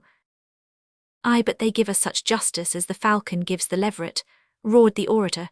"Down with them, I say, down with every man of them, noble and judge, priest and king, down with them all." "Nay," said Sir Overbeck Wells, drawing himself up to his full height, and laying his hand upon the hilt of his sword, "there I cannot follow thee, but must rather defy thee as traitor and feignant, seeing that thou art no true man, but one who would usurp the rights of our master the king, whom may the Virgin protect." At these bold words, and the defiance which they conveyed, the rebels seemed for a moment utterly bewildered. But encouraged by the hoarse shout of their leader, they brandished their weapons and prepared to fall upon the knight, who placed himself in a posture for defence and awaited their attack. "There now," cried Sir Walter, rubbing his hands and chuckling, "I've put the chiel in a pretty warm corner, and we'll see which of you moderns can take him out o' tea. Ne'er a word more will ye get frae me to help him one way or the other." "You try your hand, James," cried several voices, and the author in question had got so far as to make an allusion to a solitary horseman who was approaching, when he was interrupted by a tall gentleman a little farther down with a slight stutter and a very nervous manner. "Excuse me," he said, "but I fancy that I may be able to do something here. Some of my humble productions have been said to excel Sir Walter at his best, and I was undoubtedly stronger all round. I could picture modern society as well as ancient, and as to my plays, why Shakespeare never came near the Lady of Lyon for popularity. There is this little thing." Here he rummaged among a great pile of papers in front of him. "Ah, that's a report of mine when I was in India. Here it is. No, this is one of my speeches in the House, and this is my criticism on Tennyson. Didn't I warm him up? I can't find what I wanted, but of course you have read them all, Rienzi and Herald and The Last of the Barons. Every schoolboy knows them by heart, as poor Macaulay would have said. Allow me to give you a sample." In spite of the gallant knight's valiant resistance, the combat was too unequal to be sustained. His sword was broken by a slash from a brown bill, and he was borne to the ground. He expected immediate death, but such did not seem to be the intention of the ruffians who had captured him. He was placed upon the back of his own charger and borne, bound hand and foot, over the trackless moor, in the fastnesses of which the rebels secreted themselves. In the depths of these wilds, there stood a stone building which had once been a farmhouse, but having been for some reason abandoned had fallen into ruin, and had now become the headquarters of Cade and his men. A large cowhouse near the farm had been utilized as sleeping quarters, and some rough attempts had been made to shield the principal room of the main building from the weather by stopping up the gaping apertures in the walls. In this apartment was spread out a rough meal for the returning rebels, and our hero was thrown, still bound, into an empty outhouse, there to await his fate. Sir Walter had been listening with the greatest impatience to Bulwer Lytton's narrative, but when it had reached this point, he broke in impatiently. "We want a touch of your own style, man," he said. "The animal magnetico-electro-hysterical biological mysterious sort of story is all your own, but at present you are just a poor copy of myself and nothing more." There was a murmur of assent from the company, and Defoe remarked, "Truly, Master Lytton, there is a plaguy resemblance in the style, which may indeed be but a chance, and yet methinks it is sufficiently marked to warrant such words as our friend hath used." "Perhaps you will think that this is an imitation also," said Lytton bitterly, and leaning back in his chair with a morose countenance, he continued the narrative in this way. Our unfortunate hero had hardly stretched himself upon the straw with which his dungeon was littered, when a secret door opened in the wall, and a venerable old man swept majestically into the apartment. The prisoner gazed upon him with astonishment not unmixed with awe, for on his broad brow was printed the seal of much knowledge, such knowledge as it is not granted to a son of man to know. He was clad in a long white robe, crossed and checkered with mystic devices in the Arabic character, while a high scarlet tiara marked with the square and circle enhanced his venerable appearance.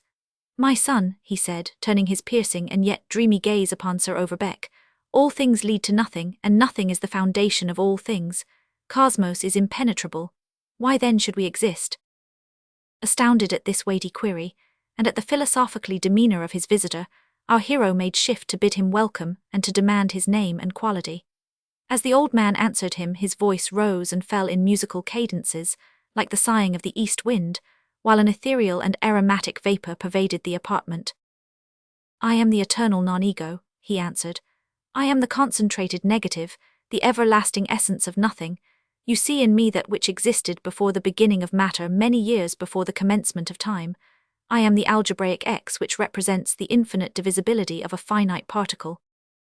Sir Overbeck felt a shudder as though an ice-cold hand had been placed upon his brow. "What is your message?" he whispered, falling prostrate before his mysterious visitor.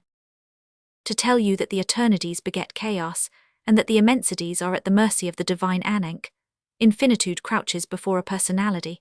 The mercurial essence is the prime mover in spirituality, and the thinker is powerless before the pulsating inanity. The cosmical procession is terminated only by the unknowable and unpronounceable."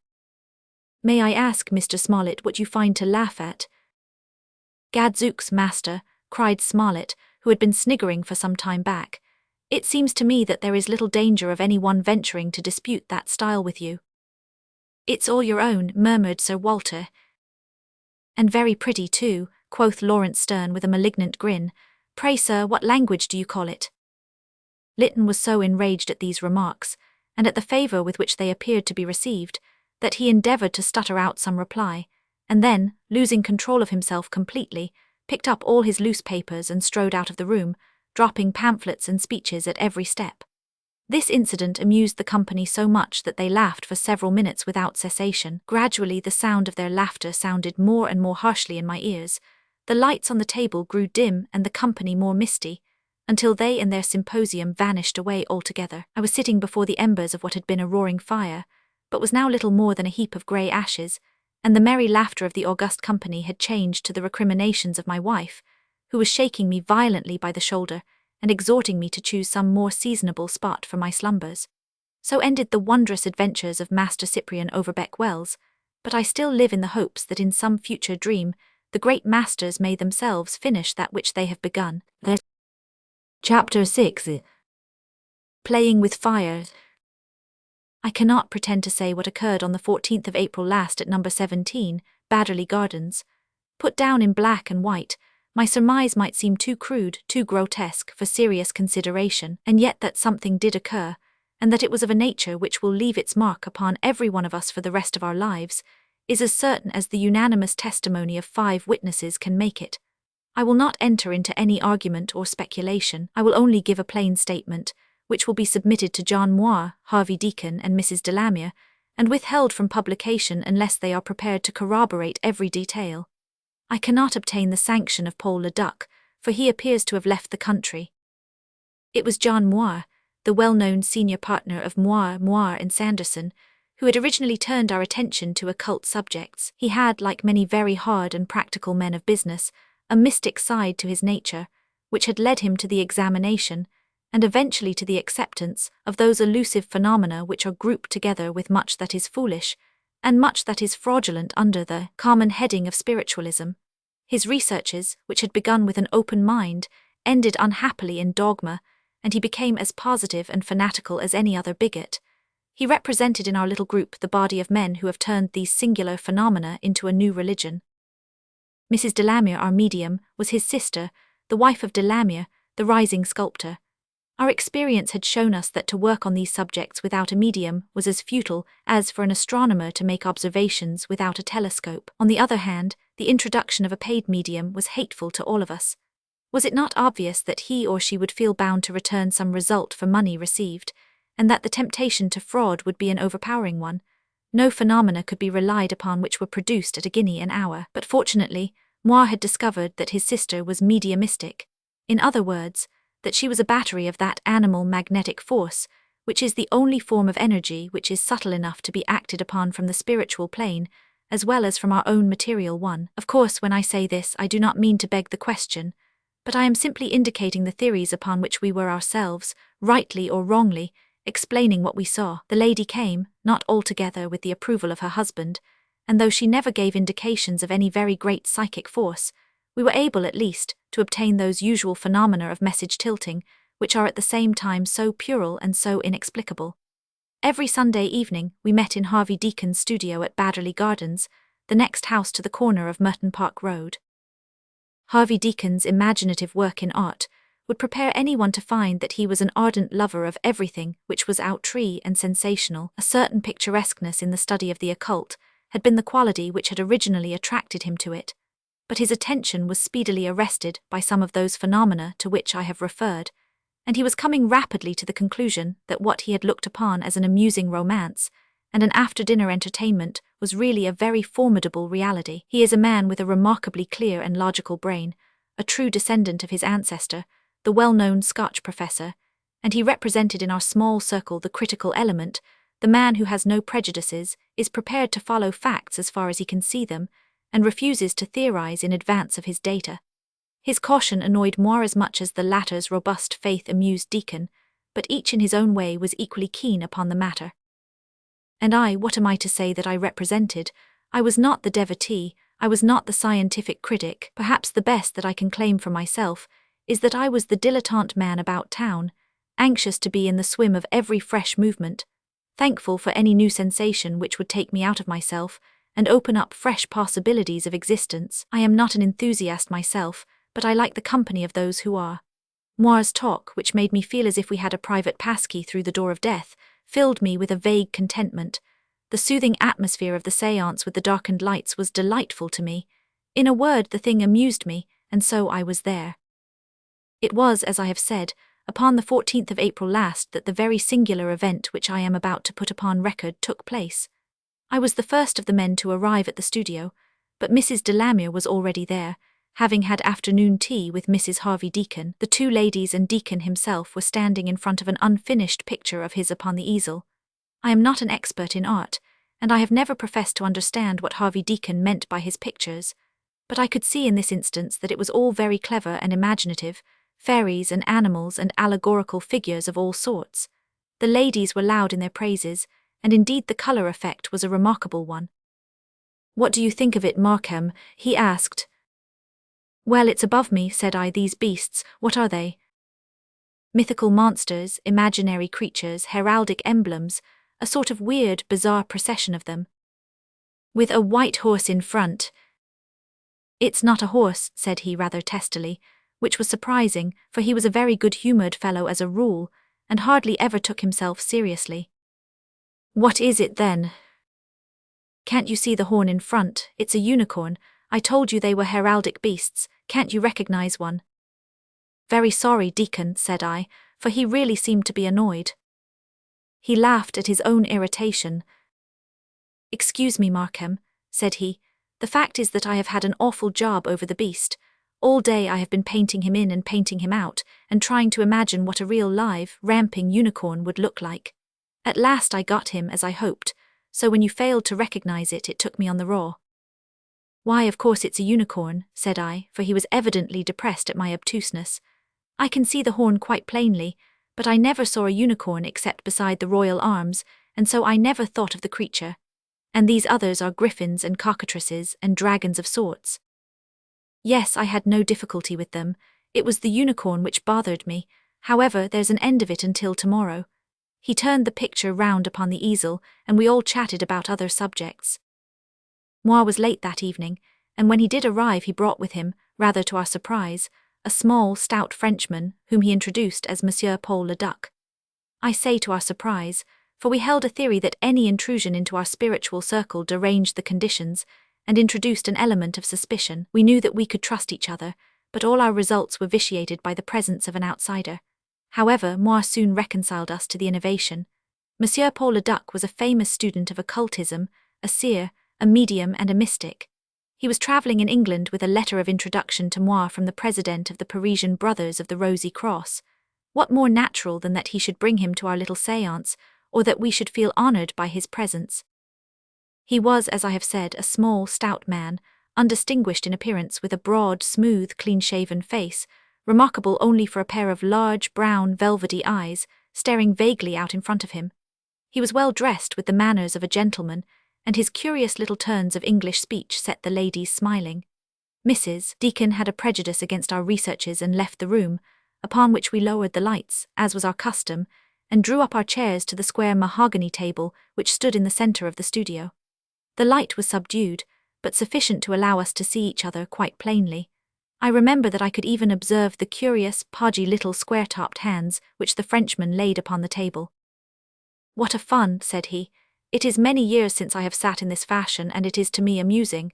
Madame is medium. Does Madame make the trance?" "Well, hardly that," said Mrs. Delamere, "but I am always conscious of extreme sleepiness." "It is the first stage.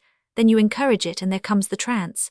When the trance comes, then out jumps your little spirit and in jumps another little spirit, and so you have direct talking or writing. You leave your machine to be worked by another. Hein, but what have unicorns to do with it?" Harvey Deacon started in his chair. The Frenchman was moving his head slowly round and staring into the shadows which draped the walls. "What a fun," said he, "always unicorns, who has been thinking so hard upon a subject so bizarre." "This is wonderful," cried Deacon. "I have been trying to paint one all day, but how could you know it?" "You have been thinking of them in this room." "Certainly." "But thoughts are things, my friend. When you imagine a thing you make a thing.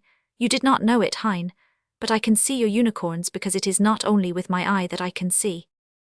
"Do you mean to say that I create a thing which has never existed by merely thinking of it?" "But certainly, it is the fact which lies under all other facts. That is why an evil thought is also a danger." "They are, I suppose, upon the astral plane," said Moi. "Ah well, these are but words, my friends. They are there somewhere, everywhere. I cannot tell myself I see them, I could touch them." "You could not make us see them." "It is to materialize them. Hold, it is an experiment, but the power is wanting. Let us see what power we have and then arrange what we shall do. May I place you as I wish?" "You evidently know a great deal more about it than we do," said Harvey Deacon. "I wish that you would take complete control." "It may be that the conditions are not good, but we will try what we can do. Madame will sit where she is, I next, and this gentleman beside me. Meester Moi will sit next to Madame, because it is well to have blacks and blondes in turn. So, and now with your permission I will turn the lights all out." "What is the advantage of the dark?" I asked. "Because the force with which we deal is a vibration of ether, and so also is light. We have the wires all for ourselves now. Hein, you will not be frightened in the darkness, Madame. What a fun is such a séance."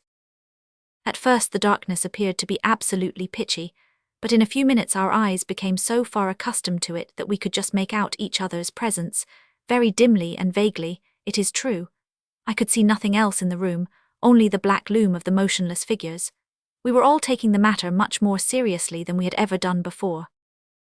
You will place your hands in front. It is hopeless that we touch, since we are so few round so large a table. You will compose yourself, madame, and if sleep should come to you, you will not fight against it. And now we sit in silence and we expect, Hein. So we sat in silence and expected, staring out into the blackness in front of us. A clock ticked in the passage. A dog barked intermittently far away. Once or twice a cab rattled past in the street, and the gleam of its lamps through the chink in the curtains was a cheerful break in that gloomy vigil. I felt those physical symptoms with which previous séances had made me familiar. The coldness of the feet, the tingling in the hands, the glow of the palms, the feeling of a cold wind upon the back. Strange little shooting pains came in my forearms, especially as it seemed to me in my left one, which was nearest to our visitor, due no doubt to disturbance of the vascular system, but worthy of some attention all the same. At the same time I was conscious of a strained feeling of expectancy which was almost painful. From the rigid, absolute silence of my companions, I gathered that their nerves were as tense as my own. And then suddenly a sound came out of the darkness, a low, sibilant sound, the quick, thin breathing of a woman. Quicker and thinner yet it came as between clenched teeth, to end in a loud gasp with a dull rustle of cloth. "What's that? Is all right?" someone asked in the darkness. "Yes, all is right," said the Frenchman. "It is Madame. She is in her trance. Now, gentlemen, if you will wait quiet you will see something, I think, which will interest you much." Still the ticking in the hall, still the breathing, deeper and fuller now from the medium, still the occasional flash, more welcome than ever, of the passing lights of the hansoms. What a gap we were bridging, the half-raised veil of the eternal on the one side and the cabs of London on the other. The table was throbbing with a mighty pulse. It swayed steadily, rhythmically, with an easy swooping, scooping motion under our fingers. Sharp little raps and cracks came from its substance, file firing, volley firing, the sounds of a faggot burning briskly on a frosty night. "There is much power," said the Frenchman. "See it on the table." I had thought it was some delusion of my own, but all could see it now. There was a greenish-yellow phosphorescent light, or I should say a luminous vapour rather than a light, which lay over the surface of the table. It rolled and wreathed and undulated in dim glimmering folds, turning and swirling like clouds of smoke. I could see the white, square-ended hands of the French medium in this baleful light. "What a fun!" he cried. "It is splendid." "Shall we call the alphabet?" asked Moir. "But no, for we can do much better," said our visitor. "It is but a clumsy thing to tilt the table for every letter of the alphabet, and with such a medium as Madame we should do better than that." "Yes, you will do better," said a voice. "Who was that who spoke? Was that you, Markham?" "No, I did not speak." "It was Madame who spoke." "But it was not her voice." "Is that you, Mrs. Delamere?" "It is not the medium, but it is the power which uses the organs of the medium," said the strange, deep voice. "Where is Mrs. Delamere? It will not hurt her, I trust." "The medium is happy in another plane of existence. She has taken my place as I have taken hers." "Who are you?" "It cannot matter to you who I am. I am one who has lived as you are living, and who has died as you will die." We heard the creak and grate of a cab pulling up next door. There was an argument about the fare, and the cabman grumbled hoarsely down the street. The green-yellow cloud still swirled faintly over the table, dull elsewhere, but glowing into a dim luminosity in the direction of the medium. It seemed to be piling itself up in front of her. A sense of fear and cold struck into my heart. It seemed to me that lightly and flippantly we had approached the most real and august of sacraments, that communion with the dead of which the fathers of the Church had spoken. "Don't you think we are going too far? Should we not break up this séance?" I cried. But the others were all earnest to see the end of it. They laughed at my scruples. "All the powers are made for use," said Harvey Deacon. "If we can do this, we should do this. Every new departure of knowledge has been called unlawful in its inception. It is right and proper that we should inquire into the nature of death." "It is right and proper," said the voice. "There, what more could you ask?" cried Moir, who was much excited. "Let us have a test. Will you give us a test that you are really there?" "What test do you demand?" Well, now I have some coins in my pocket. Will you tell me how many? We come back in the hope of teaching and of elevating, and not to guess childish riddles. Ha ha, Mr. Moi, you catch it that time, cried the Frenchman, but surely this is very good sense what the control is saying. It is a religion, not a game, said the cold, hard voice. Exactly the very view I take of it, cried Moi. I am sure I am very sorry if I have asked a foolish question. You will not tell me who you are. What does it matter? Have you been a spirit long? Yes. How long? We cannot reckon time as you do. Our conditions are different. Are you happy? Yes. You would not wish to come back to life? No, certainly not. Are you busy? We could not be happy if we were not busy. What do you do? I have said that the conditions are entirely different. Can you give us no idea of your work?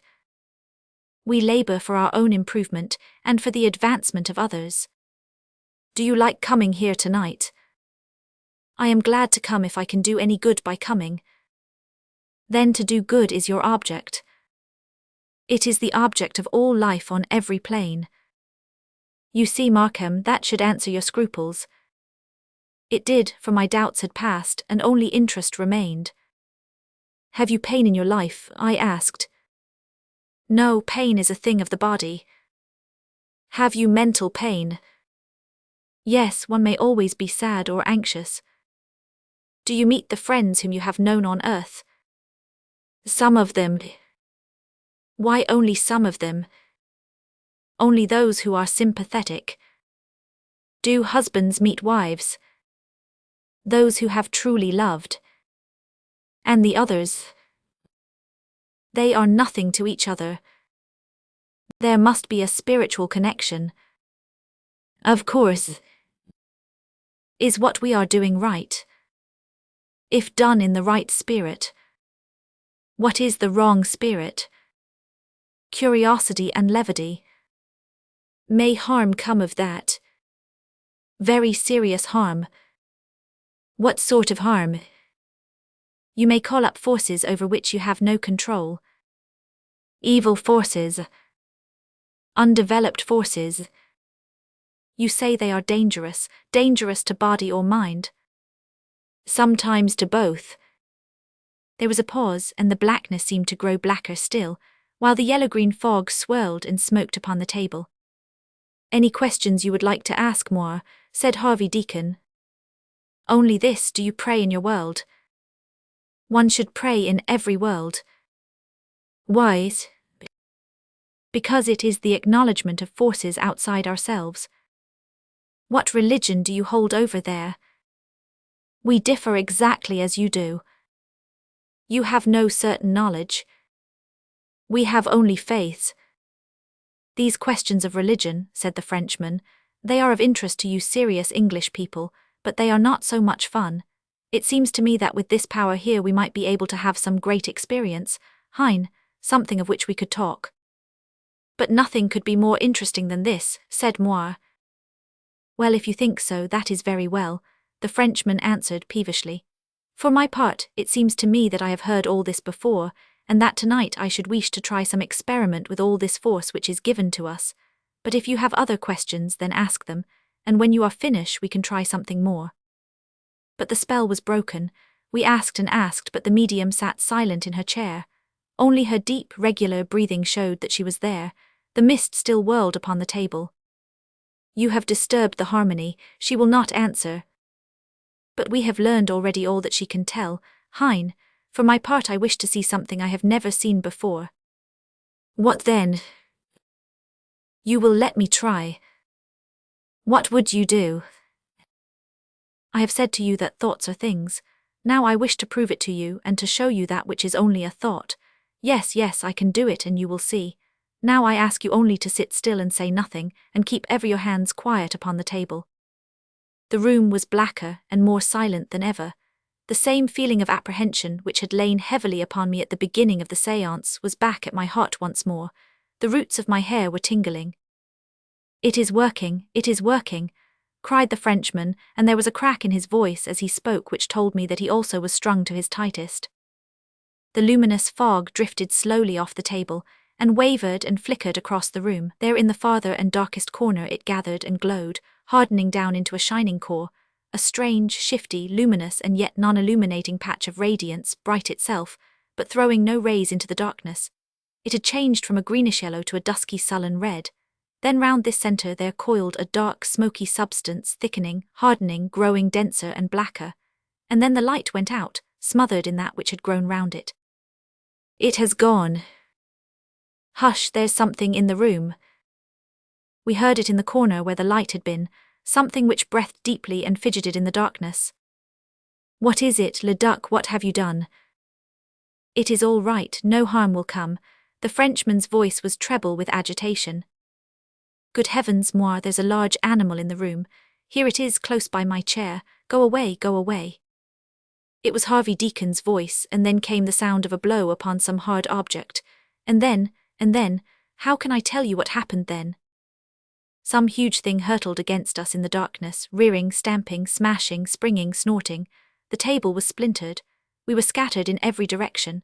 It clattered and scrambled amongst us, rushing with horrible energy from one corner of the room to another. We were all screaming with fear, grovelling upon our hands and knees to get away from it.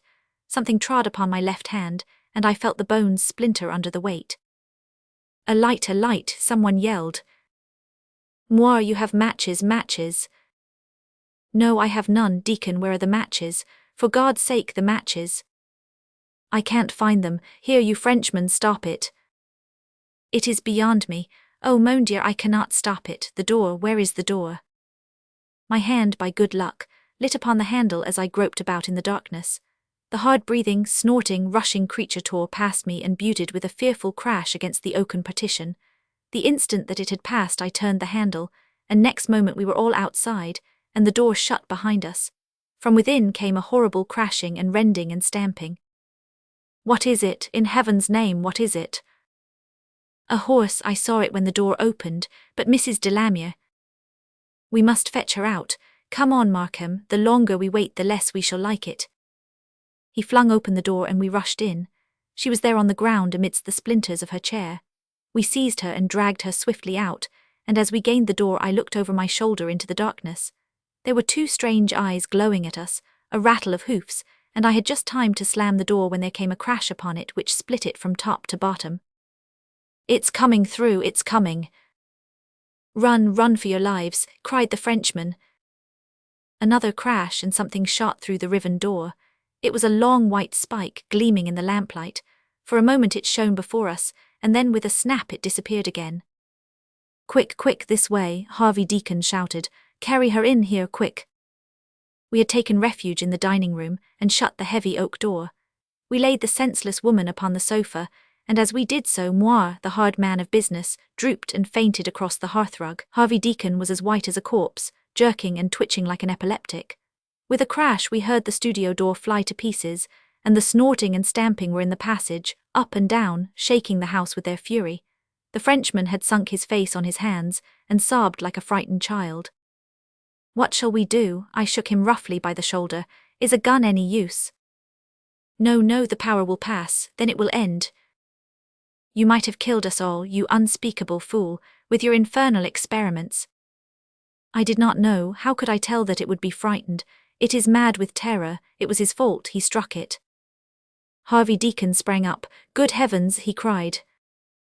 A terrible scream sounded through the house. It's my wife, here I'm going out. If it's the evil one himself I am going out. He had thrown open the door and rushed out into the passage. At the end of it, at the foot of the stairs, Mrs. Deacon was lying senseless, struck down by the sight which she had seen, but there was nothing else. With eyes of horror we looked about us, but all was perfectly quiet and still. I approached the black square of the studio door, expecting with every slow step that some atrocious shape would hurl itself out of it, but nothing came, and all was silent inside the room. Peeping and peering, our hearts in our mouths, we came to the very threshold and stared into the darkness. There was still no sound, but in one direction there was also no darkness. A luminous, glowing cloud with an incandescent center hovered in the corner of the room. Slowly it dimmed and faded, growing thinner and fainter, until at last the same dense, velvety blackness filled the whole studio, and with the last flickering gleam of that baleful light the Frenchman broke into a shout of joy. "What a fun!" he cried. "No one is hurt and only the door broken and the ladies frightened, but my friends, we have done what has never been done before." "And as far as I can help," said Harvey Deacon, "it will certainly never be done again." And that was what befell on the 14th of April last at number 17 Badderly Gardens. I began by saying that it would seem too grotesque to dogmatize as to what it was which actually did occur. But I give my impressions are impressions, since they are corroborated by Harvey Deacon and John Moir, for what they are worth. You may, if it pleases you, imagine that we were the victims of an elaborate and extraordinary hoax, or you may think with us that we underwent a very real and a very terrible experience, or perhaps you may know more than we do of such occult matters, and can inform us of some similar occurrence. In this latter case a letter to William Markham, 146M, the Albany, would help to throw a light upon that which is very dark to us. Chapter 7. The Ring of Thoth. Mr. John Vansittart Smith, F.R.S., of 147 Gower Street, was a man whose energy of purpose and clearness of thought might have placed him in the very first rank of scientific observers. He was the victim, however, of a universal ambition which prompted him to aim at distinction in many subjects rather than preeminence in one. In his early days he had shown an aptitude for zoology and for botany which caused his friends to look upon him as a second Darwin. But when a professorship was almost within his reach, he had suddenly discontinued his studies and turned his whole attention to chemistry. Here his researches upon the spectra of the metals had won him his fellowship in the Royal Society. But again he played the coquette with his subject, and after a year's absence from the laboratory, he joined the Oriental Society and delivered a paper on the hieroglyphic and demotic inscriptions of El Kab, thus giving a crowning example both of the versatility and of the inconstancy of his talents. The most fickle of wooers, however, is apt to be caught at last, and so it was with John Vansittart Smith. The more he burrowed his way into Egyptology, the more impressed he became by the vast field which it opened to the inquirer, and by the extreme importance of a subject which promised to throw a light upon the first germs of human civilization and the origin of the greater part of our arts and sciences. So struck was Mr. Smith that he straightway married an Egyptological young lady who had written upon the 6th dynasty, and having thus secured a sound base of operations, he set himself to collect materials for a work which should unite the research of Lepsius and the ingenuity of Champollion. The preparation of this magnum opus entailed many hurried visits to the magnificent Egyptian collections of the Louvre, upon the last of which, no longer ago than the middle of last October, he became involved in a most strange and noteworthy adventure. The trains had been slow and the channel had been rough, so that the student arrived in Paris in a somewhat befogged and feverish condition. On reaching the Hôtel de France in the Rue Laffitte, he had thrown himself upon a sofa for a couple of hours, but finding that he was unable to sleep, he determined, in spite of his fatigue, to make his way to the Louvre, settle the point which he had come to decide, and take the evening train back to Dieppe. Having come to this conclusion, he donned his greatcoat, for it was a raw rainy day, and made his way across the Boulevard des Italiens and down the Avenue de l'Opéra. Once in the Louvre, he was on familiar ground, and he speedily made his way to the collection of papyri which it was his intention to consult. The warmest admirers of John Vansittart Smith could hardly claim for him that he was a handsome man. His high-beaked nose and prominent chin had something of the same acute and incisive character which distinguished his intellect. He held his head in a bird-like fashion, and bird-like too was the pecking motion with which, in conversation, he threw out his objections and retorts. As he stood, with the high collar of his greatcoat raised to his ears, he might have seen from the reflection in the glass case before him that his appearance was a singular one. Yet it came upon him as a sudden jar when an English voice behind him exclaimed in very audible tones, "What a queer-looking mortal!" The student had a large amount of petty vanity in his composition, which manifested itself by an ostentatious and overdone disregard of all personal considerations.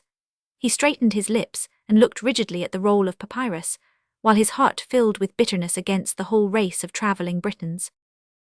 "Yes," said another voice, "he really is an extraordinary fellow."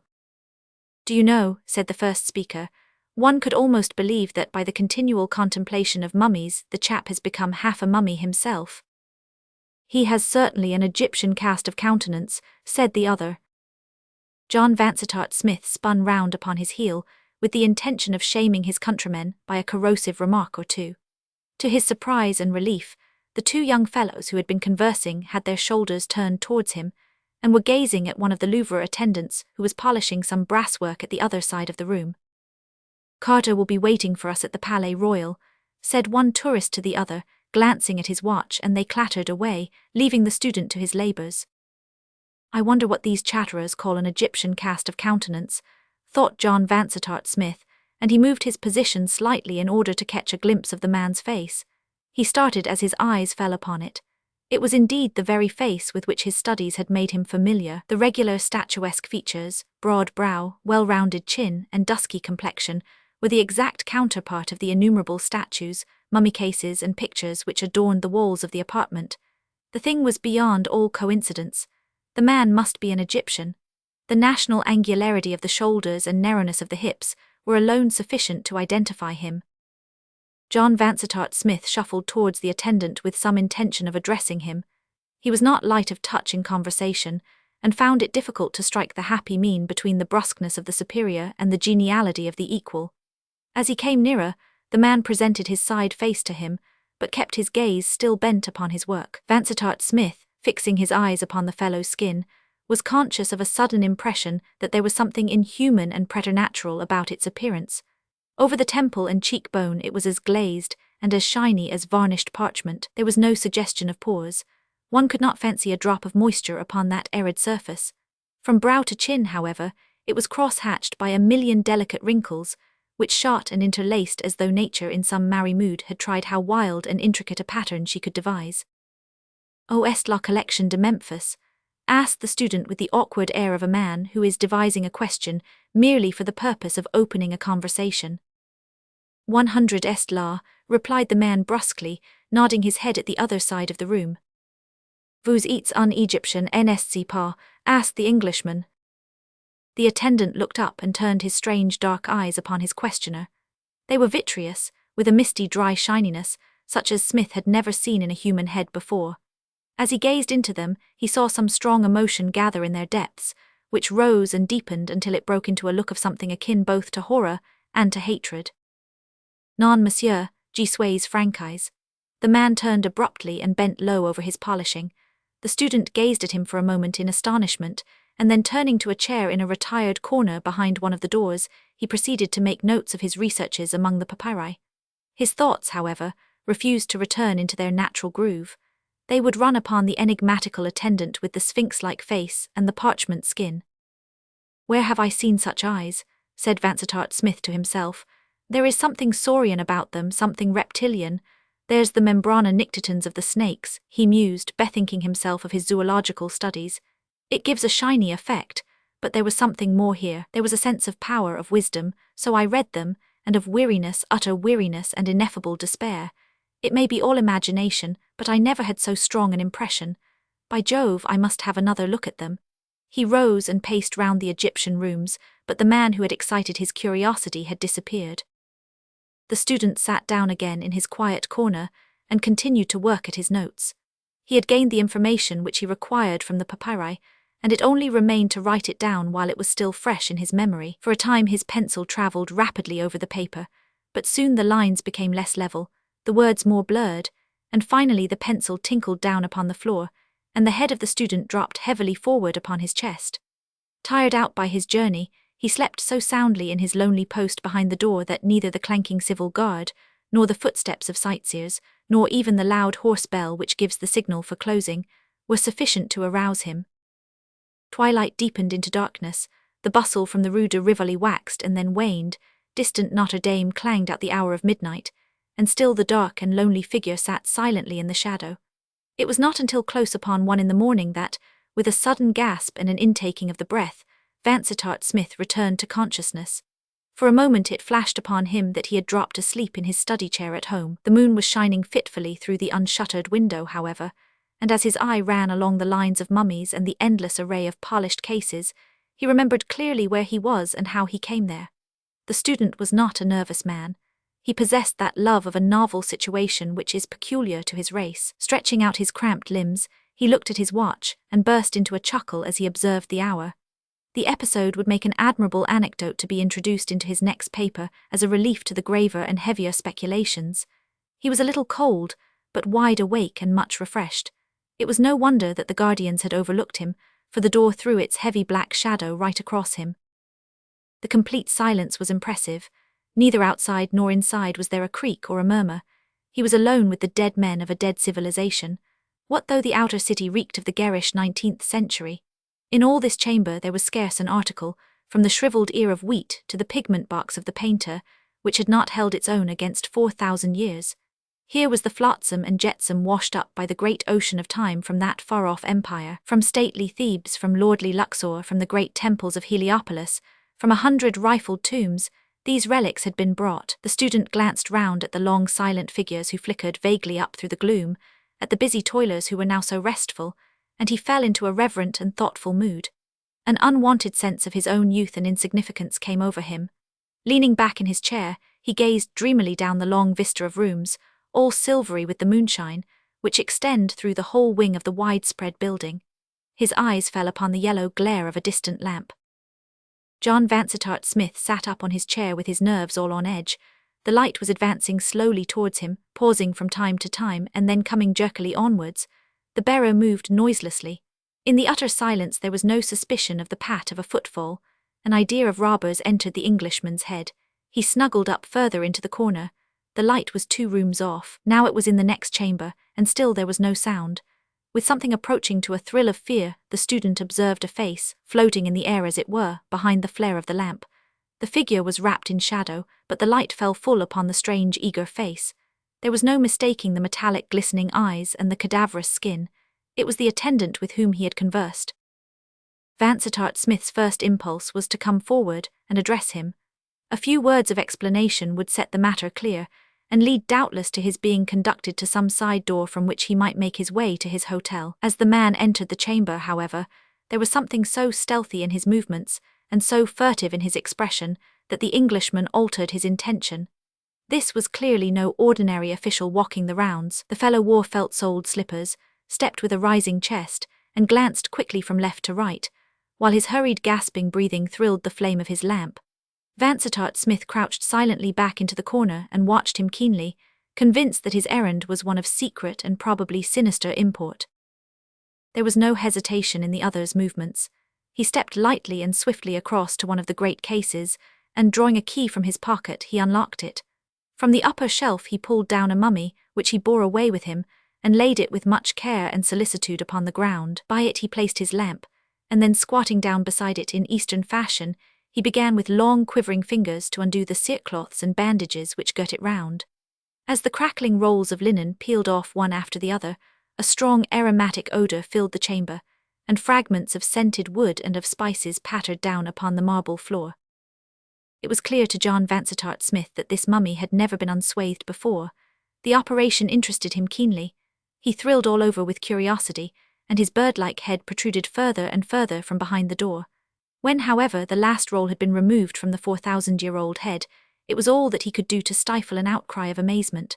First, a cascade of long, black, glossy tresses poured over the workman's hands and arms. A second turn of the bandage revealed a low, white forehead, with a pair of delicately arched eyebrows. A third uncovered a pair of bright, deeply fringed eyes, and a straight, well-cut nose, while a fourth and last showed a sweet, full, sensitive mouth, and a beautifully curved chin. The whole face was one of extraordinary loveliness, save for the one blemish that in the centre of the forehead there was a single irregular, coffee-coloured splotch. It was a triumph of the embalmer's art. Vansittart Smith's eyes grew larger and larger as he gazed upon it, and he chirruped in his throat with satisfaction.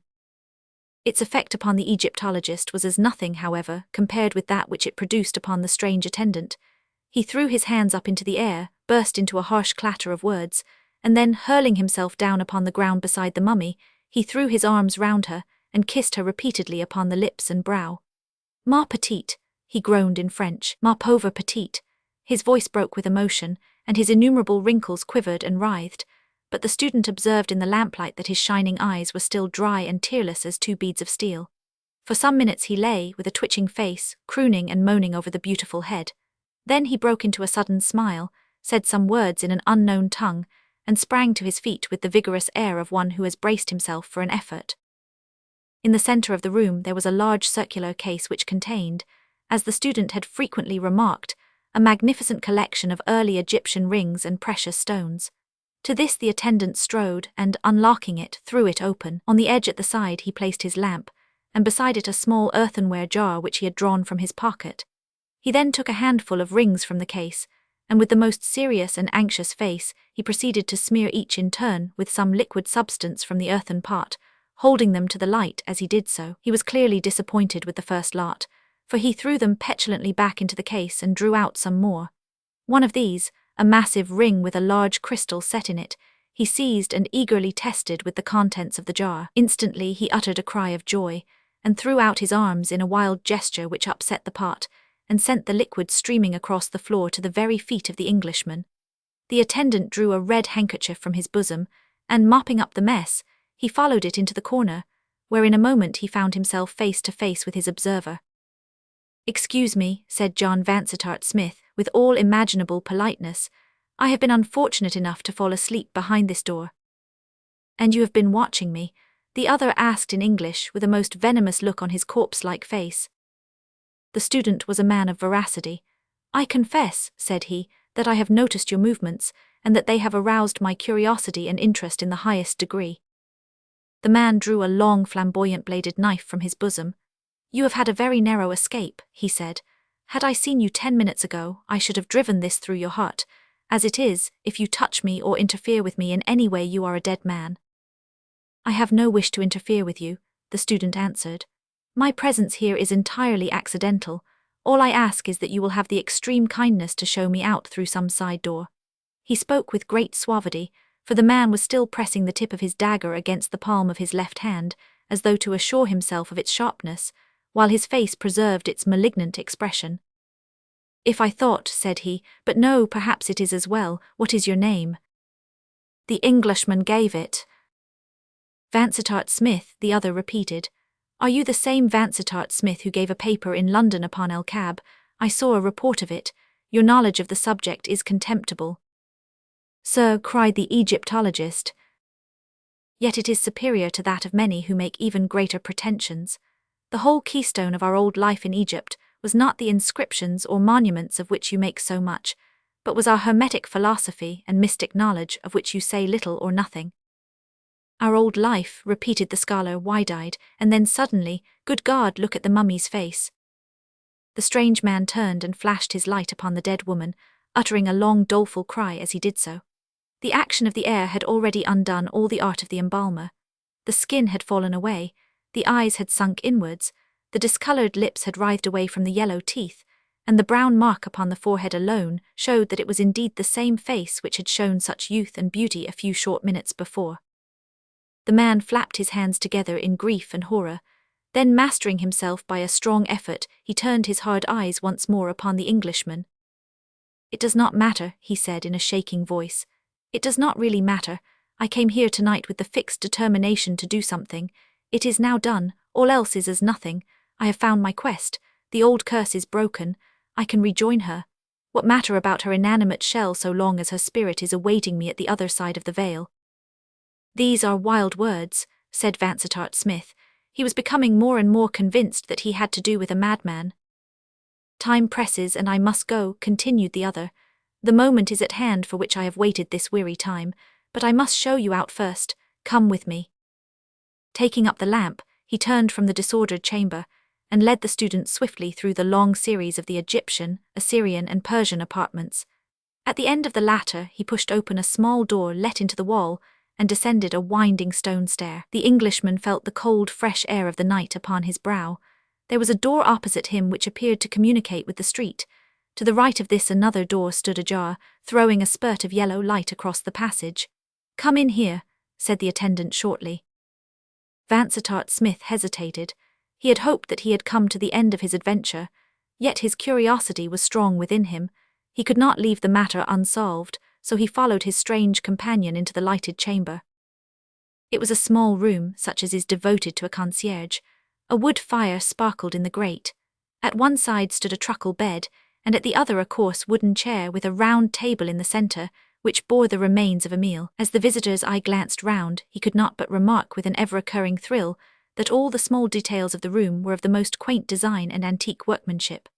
The candlesticks, the vases upon the chimney-piece, the fire-irons, the ornaments upon the walls, were all such as he had been wont to associate with the remote past.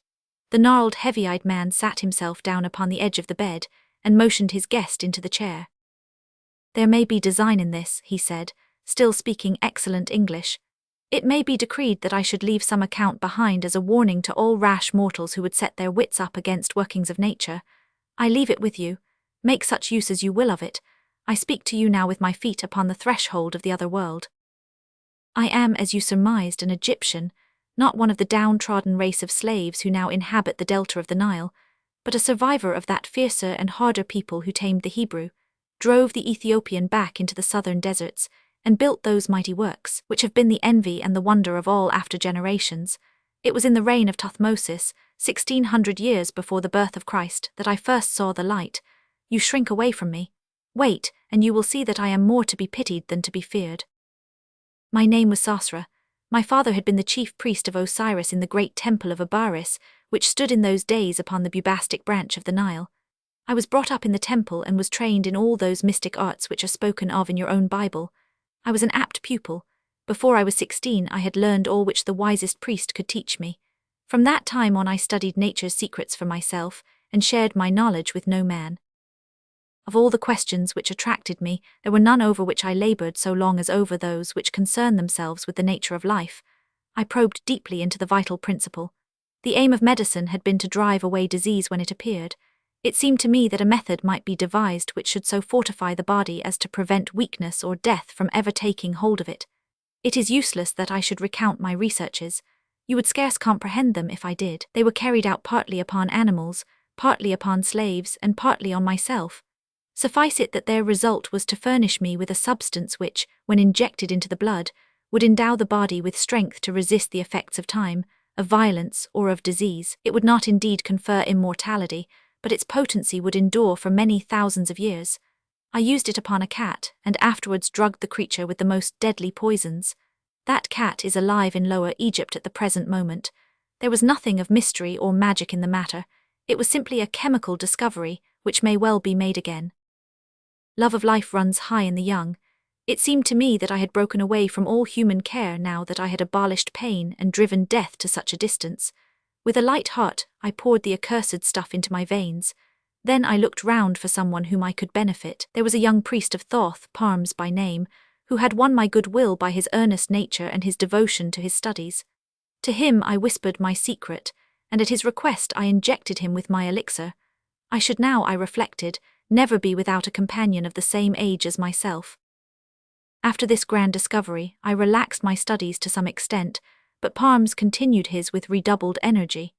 Every day I could see him working with his flasks and his distiller in the temple of Thoth, but he said little to me as to the result of his labors. For my own part, I used to walk through the city and look around me with exultation as I reflected that all this was destined to pass away, and that only I should remain. The people would bow to me as they passed me, for the fame of my knowledge had gone abroad. There was war at this time, and the great king had sent down his soldiers to the eastern boundary to drive away the Hyksos. A governor, too, was sent to Abaris, that he might hold it for the king. I had heard much of the beauty of the daughter of this governor, but one day as I walked out with Parms we met her, borne upon the shoulders of her slaves. I was struck with love as with lightning. My heart went out from me. I could have thrown myself beneath the feet of her bearers. This was my woman. Life without her was impossible. I swore by the head of Horus that she should be mine. I swore it to the priest of Thoth. He turned away from me with a brow which was as black as midnight. There is no need to tell you of our wooing. She came to love me even as I loved her. I learned that Parms had seen her before I did and had shown her that he too loved her, but I could smile at his passion, for I knew that her heart was mine. The white plague had come upon the city and many were stricken, but I laid my hands upon the sick and nursed them without fear or scathe. She marveled at my daring. Then I told her my secret, and begged her that she would let me use my art upon her. Your flower shall then be unwithered, Atma, I said. Other things may pass away, but you and I, and our great love for each other, shall outlive the tomb of King Shefru. But she was full of timid, maidenly objections. Was it right? She asked. Was it not a thwarting of the will of the gods? If the great Osiris had wished that our years should be so long, would he not himself have brought it about? With fond and loving words I overcame her doubts, and yet she hesitated.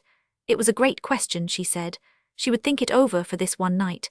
In the morning I should know of her resolution. Surely one night was not too much to ask. She wished to pray to Isis for help in her decision. With a sinking heart and a sad foreboding of evil, I left her with her tirewomen. In the morning, when the early sacrifice was over, I hurried to her house. A frightened slave met me upon the steps. Her mistress was ill, she said, very ill. In a frenzy I broke my way through the attendants and rushed through hall and corridor to my Atma's chamber. She lay upon her couch, her head high upon the pillow, with a pallid face and a glazed eye. On her forehead there blazed a single angry purple patch. I knew that hell-mark of old. It was the scar of the white plague, the sign manual of death. Why should I speak of that terrible time? For months I was mad, fevered, delirious, and yet I could not die. Never did an Arab thirst after the sweet wells as I longed after death. Could poison or steel have shortened the thread of my existence, I should soon have rejoined my love in the land with the narrow portal. I tried, but it was of no avail. The accursed influence was too strong upon me. One night as I lay upon my couch, weak and weary, Parms, the priest of Thoth, came to my chamber. He stood in the circle of the lamplight, and he looked down upon me with eyes which were bright with a mad joy. "Why did you let the maiden die?" he asked. "Why did you not strengthen her as you strengthened me?" "I was too late," I answered. "But I had forgot, you also loved her. You are my fellow in misfortune. Is it not terrible to think of the centuries which must pass ere we look upon her again? Fools, fools, that we were to take death to be our enemy." "You may say that," he cried with a wild laugh. "The words come well from your lips. For me they have no meaning." "What mean you?" I cried, raising myself upon my elbow. "Surely, friend, this grief has turned your brain." His face was aflame with joy, and he writhed and shook like one who hath a devil. "Do you know whither I go?" he asked. "Nay," I answered, "I cannot tell." "I go to her," said he. "She lies embalmed in the further tomb by the double palm tree beyond the city wall." "Why do you go there?" I asked. "To die," he shrieked, "to die. I am not bound by earthen fetters." "But the elixir is in your blood," I cried. "I can defy it," said he. "I have found a stronger principle which will destroy it. It is working in my veins at this moment, and in an hour I shall be a dead man. I shall join her, and you shall remain behind." As I looked upon him, I could see that he spoke words of truth. The light in his eye told me that he was indeed beyond the power of the elixir. "You will teach me," I cried. "Never," he answered. "I implore you by the wisdom of Thoth, by the majesty of Anubis." "It is useless," he said coldly. "Then I will find it out," I cried. "You cannot," he answered. "It came to me by chance. There is one ingredient which you can never get. Save that which is in the ring of Thoth, none will ever more be made." "In the ring of Thoth," I repeated. "Where then is the ring of Thoth?" "That also you shall never know," he answered. "You won her love, who has won in the end. I leave you to your sordid earth life. My chains are broken, I must go." He turned upon his heel and fled from the chamber. In the morning came the news that the priest of Thoth was dead. My days after that were spent in study. I must find this subtle poison which was strong enough to undo the elixir. From early dawn to midnight I bent over the test tube and the furnace. Above all, I collected the papyri and the chemical flasks of the priest of Thoth. Alas, they taught me little. Here and there some hint or stray expression would raise hope in my bosom, but no good ever came of it. Still, month after month I struggled on. When my heart grew faint, I would make my way to the tomb by the palm trees. There, standing by the dead casket from which the jewel had been rifled, I would feel her sweet presence, and would whisper to her that I would rejoin her if mortal wit could solve the riddle. Parms had said that his discovery was connected with the ring of Thoth. I had some remembrance of the trinket. It was a large and weighty circlet, made not of gold, but of a rarer and heavier metal brought from the mines of Mount Harbel. Platinum, you call it. The ring had, I remembered, a hollow crystal set in it, in which some few drops of liquid might be stored. Now the secret of Parms could not have to do with the metal alone, for there were many rings of that metal in the temple. Was it not more likely that he had stored his precious poison within the cavity of the crystal? I had scarce come to this conclusion before, in hunting through his papers, I came upon one which told me that it was indeed so, and that there was still some of the liquid unused. But how to find the ring? It was not upon him when he was stripped for the embalmer. Of that I made sure. Neither was it among his private effects. In vain I searched every room that he had entered, every box and vase and chattel that he had owned. I sifted the very sand of the desert in the place where he had been wont to walk. But do what I would, I could come upon no traces of the ring of Thoth. Yet it may be that my labours would have overcome all obstacles had it not been for a new and unlooked-for misfortune. A great war had been waged against the Hyksos, and the captains of the great king had been cut off in the desert with all their bowmen and horsemen. The shepherd tribes were upon us like the locusts in a dry year. From the wilderness of Shur to the great bitter lake there was blood by day and fire by night. Abaris was the bulwark of Egypt, but we could not keep the savages back. The city fell. The governor and the soldiers were put to the sword, and I, with many more, was led away into captivity. For years and years I tended cattle in the great plains by the Euphrates. My master died and his son grew old, but I was still as far from death as ever. At last I escaped upon a swift camel and made my way back to Egypt. The Hyksos had settled in the land which they had conquered, and their own king ruled over the country. Abaris had been torn down, the city had been burned, and of the great temple there was nothing left save an unsightly mound. Everywhere the tombs had been rifled and the monuments destroyed. Of my Atma's grave no sign was left. It was buried in the sands of the desert, and the palm trees which marked the spot had long disappeared. The papers of palms and the remains of the temple of Thoth were either destroyed or scattered far and wide over the deserts of Syria. All search after them was vain. From that time I gave up all hope of ever finding the ring or discovering the subtle drug. I set myself to live as patiently as might be, until the effect of the elixir should wear away. How can you understand how terrible a thing time is, you who have experience only of the narrow course which lies between the cradle and the grave? I know it to my cost, I who have floated down the whole stream of history. I was old when Ilium fell. I was very old when Herodotus came to Memphis. I was bowed down with years when the new gospel came upon earth. Yet you see me much as other men are, with the cursed elixir still sweetening my blood, and guarding me against that which I would court. Now at last I have come to the end of it. I have travelled in all lands, and I have dwelt with all nations. Every tongue is the same to me. I learned them all to help pass the weary time. I need not tell you how slowly they drifted by, the long dawn of modern civilization, the dreary Middle Years, the dark times of barbarism. They are all behind me now. I have never looked with the eyes of love upon another woman. Atma knows that I have been constant to her. It was my custom to read all that the scholars had to say upon ancient Egypt.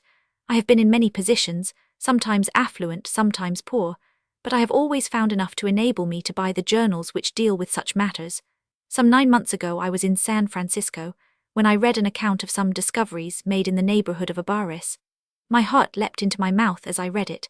It said that the excavator had busied himself in exploring some tombs recently unearthed. In one there had been found an unopened mummy, with an inscription upon the outer case setting forth that it contained the body of the daughter of the governor of the city in the days of Tuthmosis. It added that on removing the outer case there had been exposed a large platinum ring set with a crystal, which had been laid upon the breast of the embalmed woman. This, then, was where Parms had hid the ring of Thoth. He might well say that it was safe, for no Egyptian would ever stain his soul by moving even the outer case of a buried friend. That very night I set off from San Francisco, and in a few weeks I found myself once more at Abaris, if a few sand heaps and crumbling walls may retain the name of the great city. I hurried to the Frenchmen who were digging there and asked them for the ring. They replied that both the ring and the mummy had been sent to the Boulak Museum at Cairo. To Boulak I went, but only to be told that Mariette Bey had claimed them and had shipped them to the Louvre. I followed them, and there at last in the Egyptian chamber I came, after close upon 4,000 years, upon the remains of my Atma, and upon the ring for which I had sought so long. But how was I to lay hands upon them? How was I to have them for my very own? It chanced that the office of attendant was vacant. I went to the director. I convinced him that I knew much about Egypt. In my eagerness I said too much. He remarked that a professor's chair would suit me better than a seat in the conciergerie. I knew more, he said, than he did. It was only by blundering, and letting him think that he had overestimated my knowledge, that I prevailed upon him to let me move the few effects which I have retained into this chamber. It is my first and my last night here.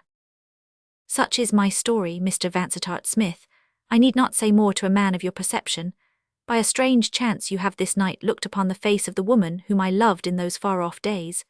There were many rings with crystals in the case, and I had to test for the platinum to be sure of the one which I wanted. A glance at the crystal has shown me that the liquid is indeed within it, and that I shall at last be able to shake off that accursed health which has been worse to me than the foulest disease. I have nothing more to say to you. I have unburdened myself. You may tell my story or you may withhold it at your pleasure. The choice rests with you. I owe you some amends, for you have had a narrow escape of your life this night. I was a desperate man and not to be balked in my purpose. Had I seen you before the thing was done, I might have put it beyond your power to oppose me or to raise an alarm. This is the door. It leads into the Rue de Rivoli. Good night. The Englishman glanced back. For a moment the lean figure of Sasra the Egyptian stood framed in the narrow doorway. The next the door had slammed, and the heavy rasping of a bolt broke on the silent night. It was on the second day after his return to London that Mr. John Vansittart Smith saw the following concise narrative in the Paris correspondence of the Times. Curious occurrence in the Louvre. Yesterday morning, a strange discovery was made in the principal eastern chamber. The ouvriers who are employed to clean out the rooms in the morning found one of the attendants lying dead upon the floor with his arms round one of the mummies. So close was his embrace that it was only with the utmost difficulty that they were separated. One of the cases containing valuable rings had been opened and rifled. The authorities are of opinion that the man was bearing away the mummy with some idea of selling it to a private collector, but that he was struck down in the very act by long-standing disease of the heart. It is said that he was a man of uncertain age and eccentric habits, without any living relations to mourn over his dramatic and untimely end. Chapter 8. The Los Amigos Fiasco. I used to be the leading practitioner of Los Amigos. Of course, everyone has heard of the great electrical generating gear there. The town is widespread, and there are dozens of little townlets and villages all around, which receive their supply from the same centre, so that the works are on a very large scale. The Los Amigos folk say that they are the largest upon earth, but then we claim that for everything in Los Amigos except the jail and the death rate, those are said to be the smallest. Now, with so fine an electrical supply, it seemed to be a sinful waste of hemp that the Los Amigos criminals should perish in the old-fashioned manner. And then came the news of the electrocutions in the East, and how the results had not after all been so instantaneous as had been hoped. The Western engineers raised their eyebrows when they read of the puny shocks by which these men had perished, and they vowed in Los Amigos that when an irreclaimable came their way, he should be dealt handsomely by, and have the run of all the big dynamos. There should be no reserve, said the engineers, but he should have all that they had got. And what the result of that would be none could predict, save that it must be absolutely blasting and deadly. Never before had a man been so charged with electricity as they would charge him. He was to be smitten by the essence of 10 thunderbolts, some prophesied combustion, and some disintegration and disappearance. They were waiting eagerly to settle the question by actual demonstration, and it was just at that moment that Duncan Warner came that way. Warner had been wanted by the law and by nobody else for many years. Desperado, murderer, train robber, and road agent, he was a man beyond the pale of human pity. He had deserved a dozen deaths, and the Los Amigos folk grudged him so gaudy a one as that. He seemed to feel himself to be unworthy of it, for he made 2 frenzied attempts at escape. He was a powerful, muscular man, with a lion heart, tangled black locks, and a sweeping beard which covered his broad chest. When he was tried, there was no finer head in all the crowded court. It's no new thing to find the best face looking from the dark, but his good looks could not balance his bad deeds. His advocate did all he knew, but the cards lay against him, and Duncan Warner was handed over to the mercy of the big Los Amigos dynamos. I was there at the committee meeting when the matter was discussed. The town council had chosen 4 experts to look after the arrangements. 3 of them were admirable. There was Joseph 1000 Connor, the very man who had designed the dynamos, and there was Joshua Westmacott, the chairman of the Los Amigos Electrical Supply Company, Limited. Then there was myself as the chief medical man, and lastly an old German of the name of Peter Stulpnagel. The Germans were a strong body at Los Amigos, and they all voted for their man. That was how he got on the committee. It was said that he had been a wonderful electrician at home, and he was eternally working with wires and insulators and Leyden jars. But as he never seemed to get any further, or to have any results worth publishing, he came at last to be regarded as a harmless crank, who had made science his hobby. We 3 practical men smiled when we heard that he had been elected as our colleague, and at the meeting we fixed it all up very nicely among ourselves, without much thought of the old fellow who sat with his ears scooped forward in his hands, for he was a trifle hard of hearing, taking no more part in the proceedings than the gentlemen of the press who scribbled their notes on the back benches. We did not take long to settle it all. In New York, a strength of some 2,000 volts had been used, and death had not been instantaneous. Evidently their shock had been too weak. Los Amigos should not fall into that error. The charge should be 6 times greater, and therefore of course it would be 6 times more effective. Nothing could possibly be more logical. The whole concentrated force of the great dynamos should be employed on Duncan Warner. So we three settled it, and had already risen to break up the meeting, when our silent companion opened his mouth for the first time. "Gentlemen," said he, "you appear to me to show an extraordinary ignorance upon the subject of electricity. You have not mastered the first principles of its actions upon a human being." The committee was about to break into an angry reply to this brusque comment, but the chairman of the electrical company tapped his forehead to claim its indulgence for the crankiness of the speaker. "Pray tell us, sir," said he with an ironical smile, "what is there in our conclusions with which you find fault?" "With your assumption that a large dose of electricity will merely increase the effect of a small dose. Do you not think it possible that it might have an entirely different result? Do you know anything, by actual experiment, of the effect of such powerful shocks?" "We know it by analogy," said the chairman pompously. "All drugs increase their effect when they increase their dose. For example. "Whiskey," said Joseph 1000 Connor. "Quite so, whiskey, you see it there." Peter Stulpnagel smiled and shook his head. "Your argument is not very good," said he. "When I used to take whiskey, I used to find that 1 glass would excite me, but that 6 would send me to sleep, which is just the opposite. Now suppose that electricity were to act in just the opposite way also, what then?" We three practical men burst out laughing. We had known that our colleague was queer, but we never had thought that he would be as queer as this. "What then?" repeated Peter Stulpnagel. "We'll take our chances," said the chairman. "Pray consider," said Peter, "that workmen who have touched the wires and who have received shocks of only a few hundred volts have died instantly.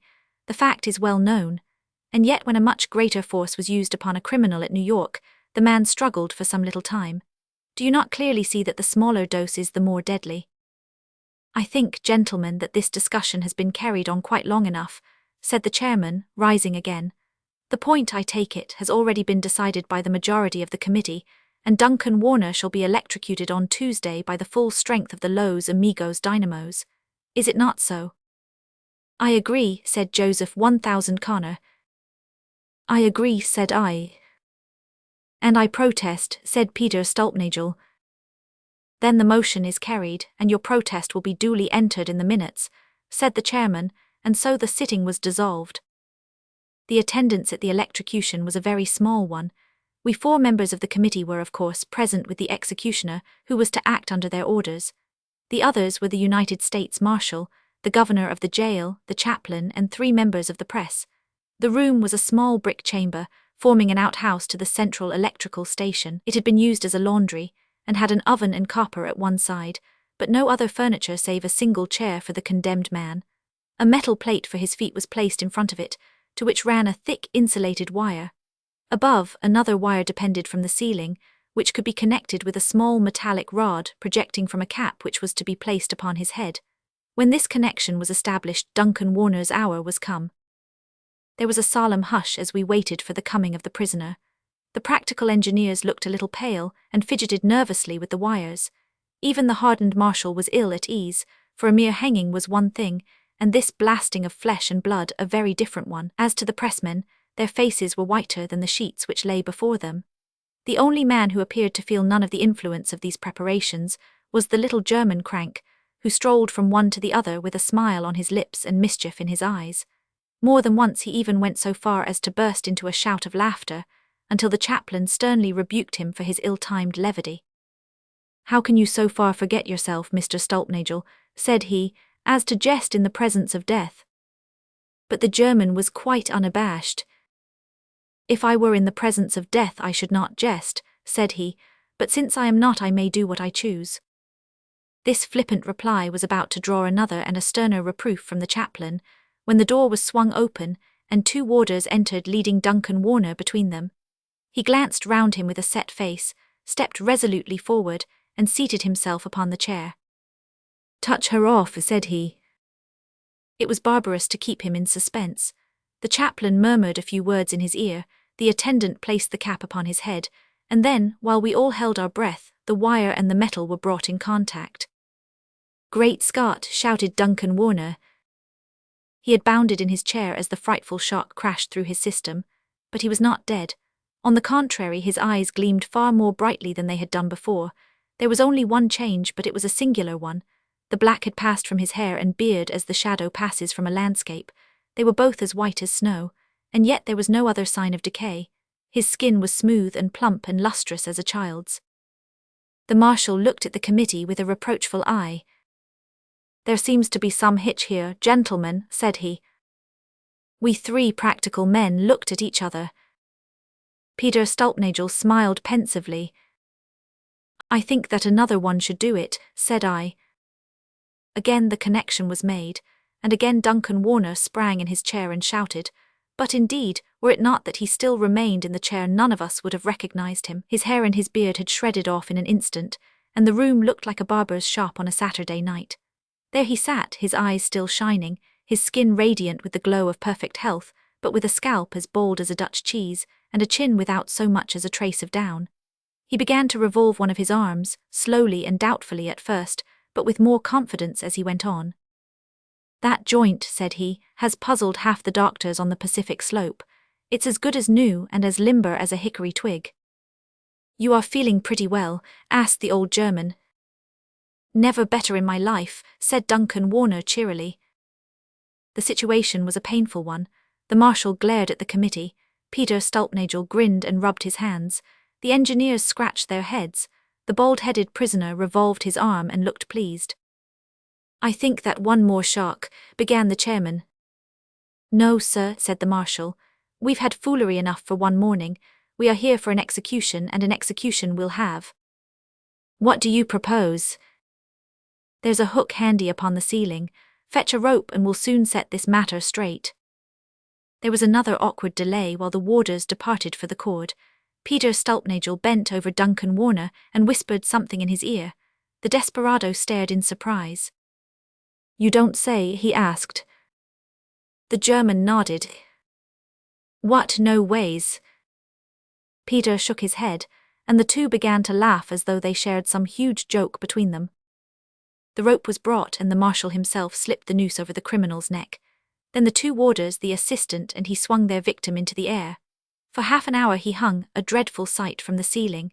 Then in solemn silence they lowered him down, and one of the warders went out to order the shell to be brought round. But as he touched ground again, what was our amazement when Duncan Warner put his hands up to his neck, loosened the noose, and took a long, deep breath. "Paul Jefferson's sail is goin' well," he remarked. "I could see the crowd from up yonder," and he nodded at the hook in the ceiling.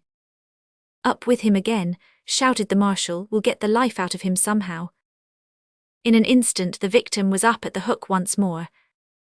They kept him there for an hour, but when he came down he was perfectly garrulous. "Old man Plunkett goes too much to the Arcady saloon," said he. 3 times he's been there in an hour, and him with a family. Old man Plunkett would do well to swear off. It was monstrous and incredible, but there it was. There was no getting round it. The man was there talking when he ought to have been dead. We all sat staring in amazement, but United States Marshal Carpenter was not a man to be euchred so easily. He motioned the others to one side, so that the prisoner was left standing alone. "Duncan Warner," said he slowly, "you are here to play your part, and I am here to play mine. Your game is to live if you can, and my game is to carry out the sentence of the law. You've beat us on electricity, I'll give you one there. And you've beat us on hanging, for you seem to thrive on it. But it's my turn to beat you now, for my duty has to be done." He pulled a 6-shooter from his coat as he spoke, and fired all the shots through the body of the prisoner. The room was so filled with smoke that we could see nothing, but when it cleared the prisoner was still standing there, looking down in disgust at the front of his coat. "Coats must be cheap where you come from," said he. $30 it cost me, and look at it now. The 6 holes in front are bad enough, but 4 of the balls have passed out, and a pretty fine state the back must be in." The marshal's revolver fell from his hand, and he dropped his arms to his sides, a beaten man. "Maybe some of you gentlemen can tell me what this means," said he, looking helplessly at the committee. Peter Stulpnagel took a step forward. "I'll tell you all about it," said he. You seem to be the only person who knows anything. I am the only person who knows anything. I should have warned these gentlemen, but as they would not listen to me, I have allowed them to learn by experience.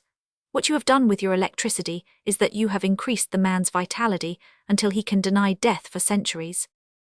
Centuries. Yes, it will take the wear of hundreds of years to exhaust the enormous nervous energy with which you have drenched him. Electricity is life, and you have charged him with it to the utmost. Perhaps in 50 years you might execute him, but I am not sanguine about it. Great Scott, what shall I do with him? Cried the unhappy marshal. Peter Stulpnagel shrugged his shoulders. It seems to me that it does not much matter what you do with him now, said he. Maybe we could drain the electricity out of him again. Suppose we hang him up by the heels. No, it's out of the question. Well, he shall do no more mischief in Los Amigos anyhow, said the marshal with decision. He shall go into the new jail. The prison will wear him out. On the contrary, said Peter Stulpnagel, I think that it is much more probable that he will wear out the prison. It was rather a fiasco, and for years we didn't talk more about it than we could help, but it's no secret now, and I thought you might like to jot down the facts in your casebook. Chapter 9. How it happened. She was a writing medium. This is what she wrote. I can remember some things upon that evening most distinctly, and others are like some vague, broken dreams. That is what makes it so difficult to tell a connected story. I have no idea now what it was that had taken me to London and brought me back so late. It just merges into all my other visits to London. But from the time that I got out at the little country station, everything is extraordinarily clear. I can live it again, every instant of it. I remember so well walking down the platform and looking at the illuminated clock at the end, which told me that it was 11:30. I remember also my wondering whether I could get home before midnight. Then I remember the big motor, with its glaring headlights and glitter of polished brass, waiting for me outside. It was my new 30-horsepower robber, which had only been delivered that day. I remember also asking Perkins, my chauffeur, how she had gone, and his saying that he thought she was excellent. I'll try her myself, said I, and I climbed into the driver's seat. The gears are not the same, said he. Perhaps, sir, I had better drive. No, I should like to try her, said I. And so we started on the 5-mile drive for home. My old car had the gears as they used always to be in notches on a bar. In this car you passed the gear lever through a gate to get on the higher ones. It was not difficult to master, and soon I thought that I understood it. It was foolish, no doubt, to begin to learn a new system in the dark, but one often does foolish things, and one has not always to pay the full price for them. I got along very well until I came to Claystall Hill. It is one of the worst hills in England, 1.5 miles long and 1 in 6 in places, with 3 fairly sharp curves. My park gates stand at the very foot of it upon the main London road. We were just over the brow of this hill where the grade is steepest when the trouble began. I had been on the top speed and wanted to get her on the free, but she stuck between gears and I had to get her back on the top again. By this time she was going at a great rate, so I clapped on both brakes, and one after the other they gave way. I didn't mind so much when I felt my foot brake snap, but when I put all my weight on my side brake, and the lever clanged to its full limit without a catch, it brought a cold sweat out of me. By this time we were fairly tearing down the slope. The lights were brilliant, and I brought her round the first curve all right. Then we did the second one, though it was a close shave for the ditch. There was 1 mile of straight then with the third curve beneath it, and after that the gate of the park. If I could shoot into that harbour all would be well, for the slope up to the house would bring her to a stand. Perkins behaved splendidly. I should like that to be known. He was perfectly cool and alert. I had thought at the very beginning of taking the bank, and he read my intention. I wouldn't do it, sir, said he. At this pace it must go over and we should have it on the top of us. Of course he was right. He got to the electric switch and had it off, so we were in the free, but we were still running at a fearful pace. He laid his hands on the wheel. I'll keep her steady, said he, if you care to jump and chance it. We can never get round that curve. Better jump, sir. No, said I, I'll stick it out. You can jump if you like. I'll stick it with you, sir, said he. If it had been the old car, I should have jammed the gear lever into the reverse and seen what would happen. I expect she would have stripped her gears or smashed up somehow, but it would have been a chance. As it was, I was helpless. Perkins tried to climb across, but you couldn't do it going at that pace. The wheels were whirring like a high wind and the big body creaking and groaning with the strain. But the lights were brilliant, and one could steer to an inch. I remember thinking what an awful and yet majestic sight we should appear to anyone who met us. It was a narrow road, and we were just a great, roaring, golden death to anyone who came in our path. We got round the corner with one wheel 3 feet high upon the bank.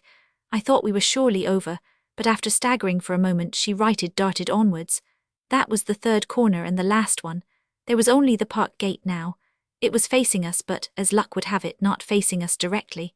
It was about 20 yards to the left up the main road into which we ran. Perhaps I could have done it, but I expect that the steering gear had been jarred when we ran on the bank. The wheel did not turn easily. We shot out of the lane. I saw the open gate on the left. I whirled round my wheel with all the strength of my wrists. Perkins and I threw our bodies across, and then the next instant, going at 50 miles an hour, my right front wheel struck full on the right-hand pillar of my own gate. I heard the crash. I was conscious of flying through the air, and then, when I became aware of my own existence, once more I was among some brushwood in the shadow of the oaks upon the large side of the drive. A man was standing beside me. I imagined at first that it was Perkins, but when I looked again I saw that it was Stanley, a man whom I had known at college some years before, and for whom I had a really genuine affection. There was always something peculiarly sympathetic to me in Stanley's personality, and I was proud to think that I had some similar influence upon him. At the present moment I was surprised to see him, but I was like a man in a dream, giddy and shaken, and quite prepared to take things as I found them without questioning them. "What a smash," I said. "Good Lord, what an awful smash." He nodded his head, and even in the gloom I could see that he was smiling the gentle, wistful smile which I connected with him. I was quite unable to move. Indeed, I had not any desire to try to move, but my senses were exceedingly alert. I saw the wreck of the motor lit up by the moving lanterns. I saw the little group of people and heard the hushed voices. There were the lodgekeeper and his wife and 1 or 2 more. They were taking no notice of me but were very busy round the car. Then suddenly I heard a cry of pain. "The weight is on him, lift it easy," cried a voice. "It's only my leg," said another one which I recognized as Perkins. "Where's master?" he cried. "Here I am," I answered, but they did not seem to hear me. They were all bending over something which lay in front of the car. Stanley laid his hand upon my shoulder, and his touch was inexpressibly soothing. I felt light and happy in spite of all. "No pain, of course," said he. "None," said I. "There never is," said he. And then suddenly a wave of amazement passed over me. Stanley, Stanley, why Stanley had surely died of enteric at Bloemfontein in the Boer War. "Stanley," I cried, and the words seemed to choke my throat. "Stanley, you are dead." He looked at me with the same old, gentle, wistful smile. "So are you," he answered. 10. Lot No. 249.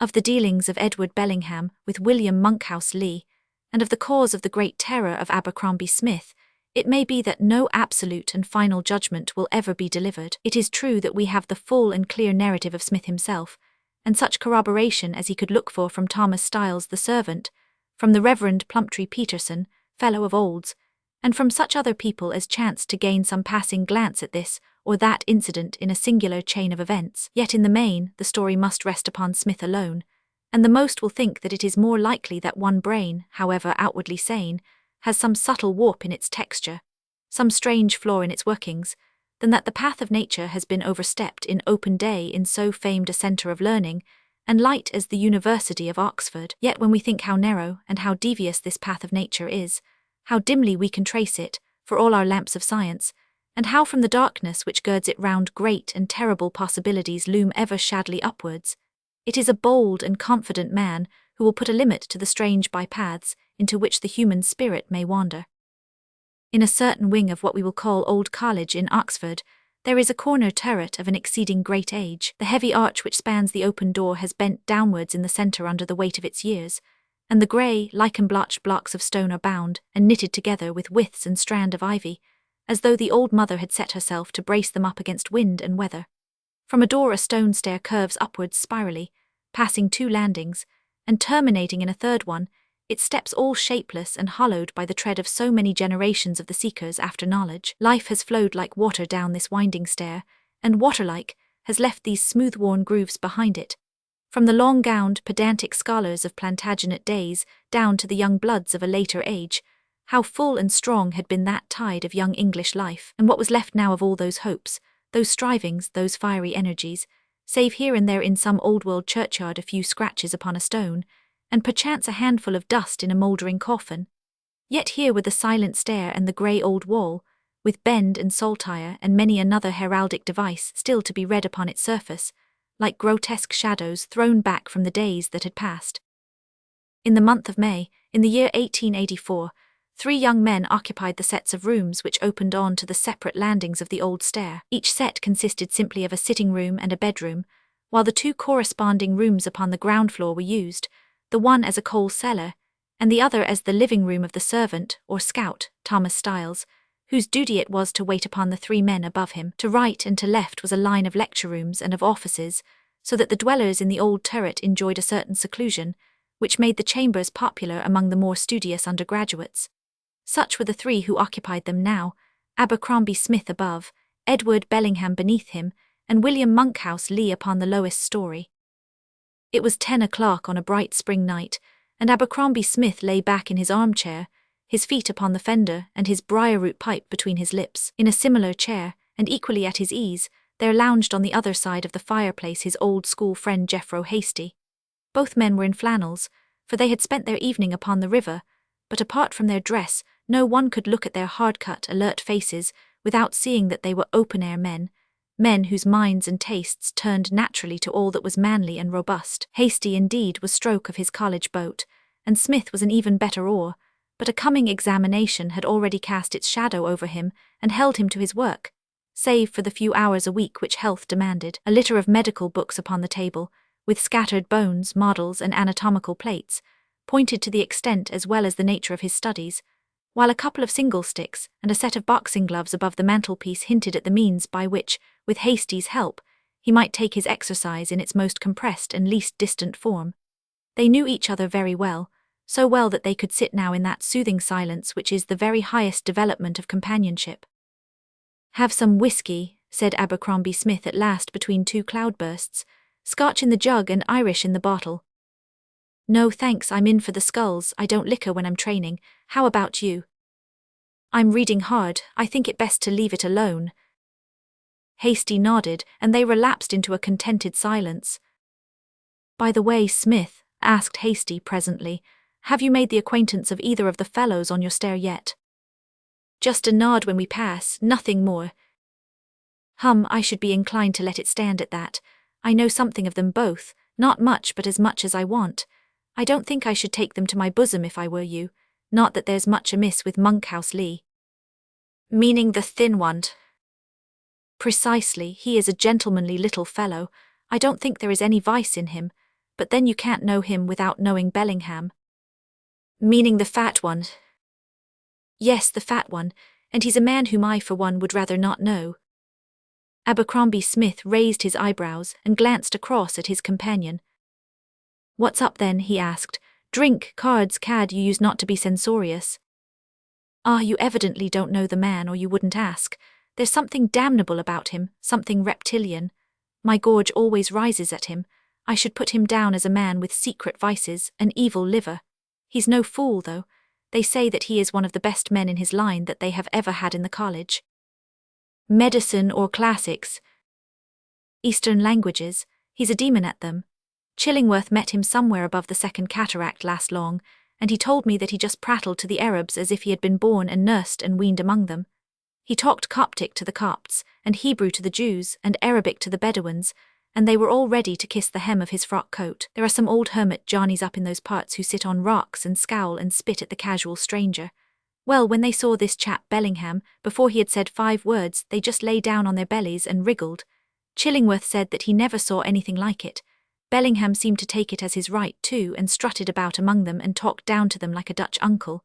Pretty good for an undergrad. Of olds, wasn't it?" "Why do you say you can't know Lee without knowing Bellingham?" "Because Bellingham is engaged to his sister Evelyn. Such a bright little girl, Smith. I know the whole family well. It's disgusting to see that brute with her. A toad and a dove, that's what they always remind me of."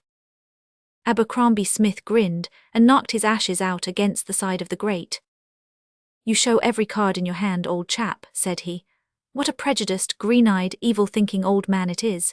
You have really nothing against the fellow except that." "Well, I've known her ever since she was as long as that cherrywood pipe, and I don't like to see her taking risks. And it is a risk. He looks beastly. And he has a beastly temper, a venomous temper.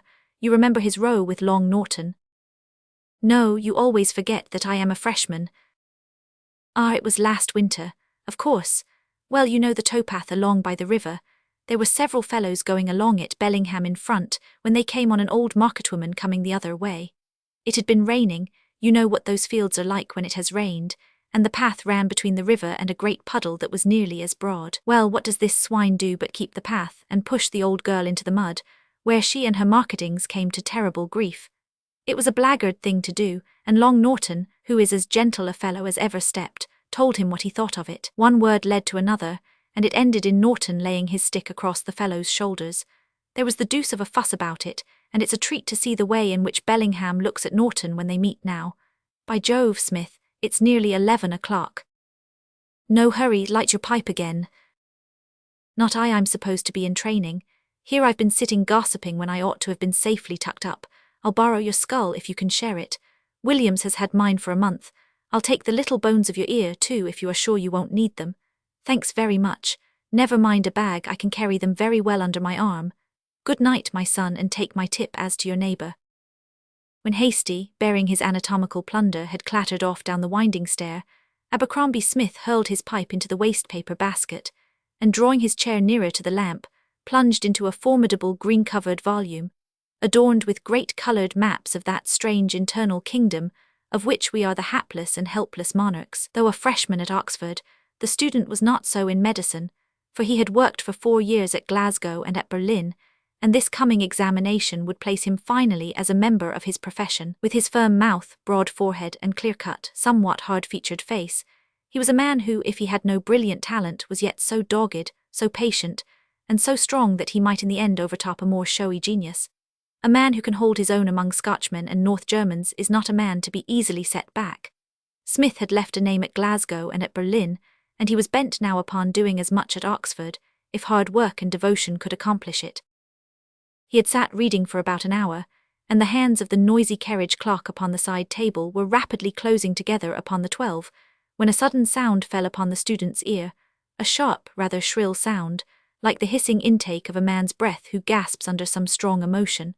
Smith laid down his book and slanted his ear to listen. There was no one on either side or above him, so that the interruption came certainly from the neighbour beneath, the same neighbour of whom Hasty had given so unsavoury an account.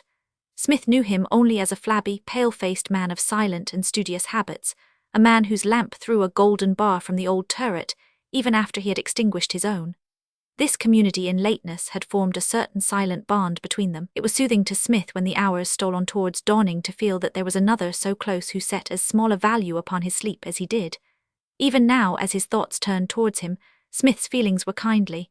Hasty was a good fellow, but he was rough, strong-fibred, with no imagination or sympathy. He could not tolerate departures from what he looked upon as the model type of manliness. If a man could not be measured by a public school standard, then he was beyond the pale with Hasty. Like so many who are themselves robust, he was apt to confuse the constitution with the character, to ascribe to want of principle what was really a want of circulation. Smith, with his stronger mind, knew his friend's habit, and made allowance for it now as his thoughts turned towards the man beneath him.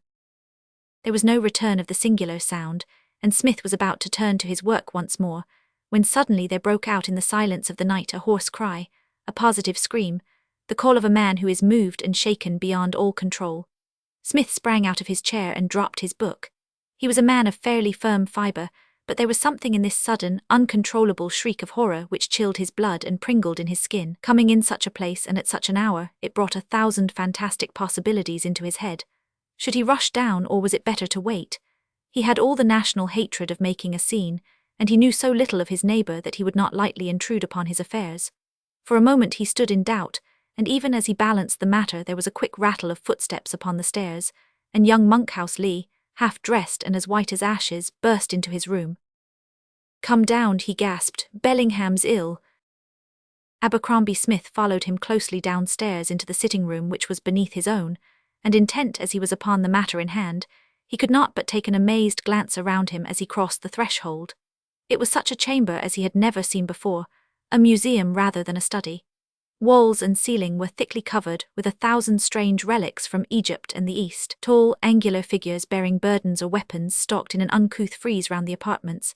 Above were bull-headed, stork-headed, cat-headed, owl-headed statues, with viper-crowned, almond-eyed monarchs and strange, beetle-like deities cut out of the blue Egyptian lapis lazuli. Horus and Isis and Osiris peeped down from every niche and shelf, while across the ceiling a true son of old Nile, a great hanging-jawed crocodile, was slung in a double noose. In the center of this singular chamber was a large square table, littered with papers, bottles, and the dried leaves of some graceful, palm-like plant.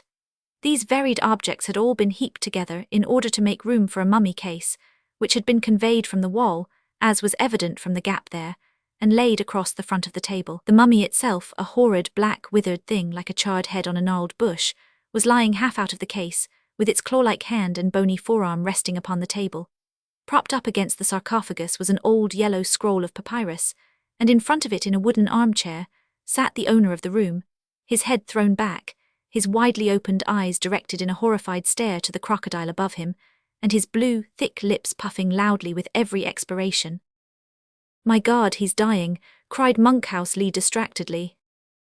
He was a slim, handsome young fellow, olive-skinned and dark-eyed, of a Spanish rather than of an English type, with a Celtic intensity of manner which contrasted with the Saxon phlegm of Abercrombie Smith. "Only a faint, I think," said the medical student. "Just give me a hand with him. You take his feet, now on to the sofa. Can you kick all those little wooden devils off? What a litter it is. Now he will be all right if we undo his collar and give him some water. What has he been up to at all?" "I don't know. I heard him cry out. I ran up. I know him pretty well, you know. It is very good of you to come down." "His heart is going like a pair of castanets," said Smith, laying his hand on the breast of the unconscious man. "He seems to me to be frightened all to pieces. Chuck the water over him. What a face he has got on him." It was indeed a strange and most repellent face, for colour and outline were equally unnatural. It was white, not with the ordinary pallor of fear, but with an absolutely bloodless white, like the underside of a sole. He was very fat, but gave the impression of having at some time been considerably fatter, for his skin hung loosely in creases and folds, and was shot with a meshwork of wrinkles. Short, stubbly brown hair bristled up from his scalp, with a pair of thick, wrinkled ears protruding at the sides. His light grey eyes were still open, the pupils dilated and the balls projecting in a fixed and horrid stare. It seemed to Smith as he looked down upon him that he had never seen nature's danger signals flying so plainly upon a man's countenance, and his thoughts turned more seriously to the warning which Hasty had given him an hour before. "What the deuce can have frightened him so?" he asked. "It's the mummy." "The mummy, how then?"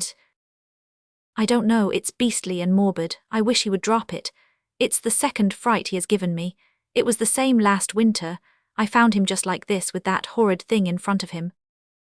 "What does he want with the mummy then?" "Oh, he's a crank, you know, it's his hobby. He knows more about these things than any man in England, but I wish he wouldn't. He's beginning to come to." A faint tinge of colour had begun to steal back into Bellingham's ghastly cheeks, and his eyelids shivered like a sail after a calm. He clasped and unclasped his hands, drew a long, thin breath between his teeth, and suddenly jerking up his head, threw a glance of recognition around him. As his eyes fell upon the mummy, he sprang off the sofa, seized the roll of papyrus, thrust it into a drawer, turned the key, and then staggered back on to the sofa. "What's up?" he asked. "What do you chaps want?" "You've been shrieking out and making no end of a fuss," said Monkhouse Lee. "If our neighbour here from above hadn't come down, I'm sure I don't know what I should have done with you." It's Abercrombie Smith," said Bellingham, glancing up at him. "How very good of you to come in. What a fool I am. Oh my God, what a fool I am." He sunk his head onto his hands, and burst into peal after peal of hysterical laughter. "Look here, drop it," cried Smith, shaking him roughly by the shoulder. "Your nerves are all in a jangle. You must drop these little midnight games with mummies or you'll be going off your chump. You're all on wires now." "I wonder," said Bellingham, "whether you would be as cool as I am if you had seen." "What then?" Oh, nothing. I meant that I wonder if you could sit up at night with a mummy without trying your nerves. I have no doubt that you are quite right. I dare say that I have been taking it out of myself too much lately. But I am all right now. Please don't go, though. Just wait for a few minutes until I am quite myself. The room is very close, remarked Lee, throwing open the window and letting in the cool night air. It's balsamic resin, said Bellingham. He lifted up one of the dried palmate leaves from the table and frizzled it over the chimney of the lamp. It broke away into heavy smoke wreaths, and a pungent, biting odor filled the chamber.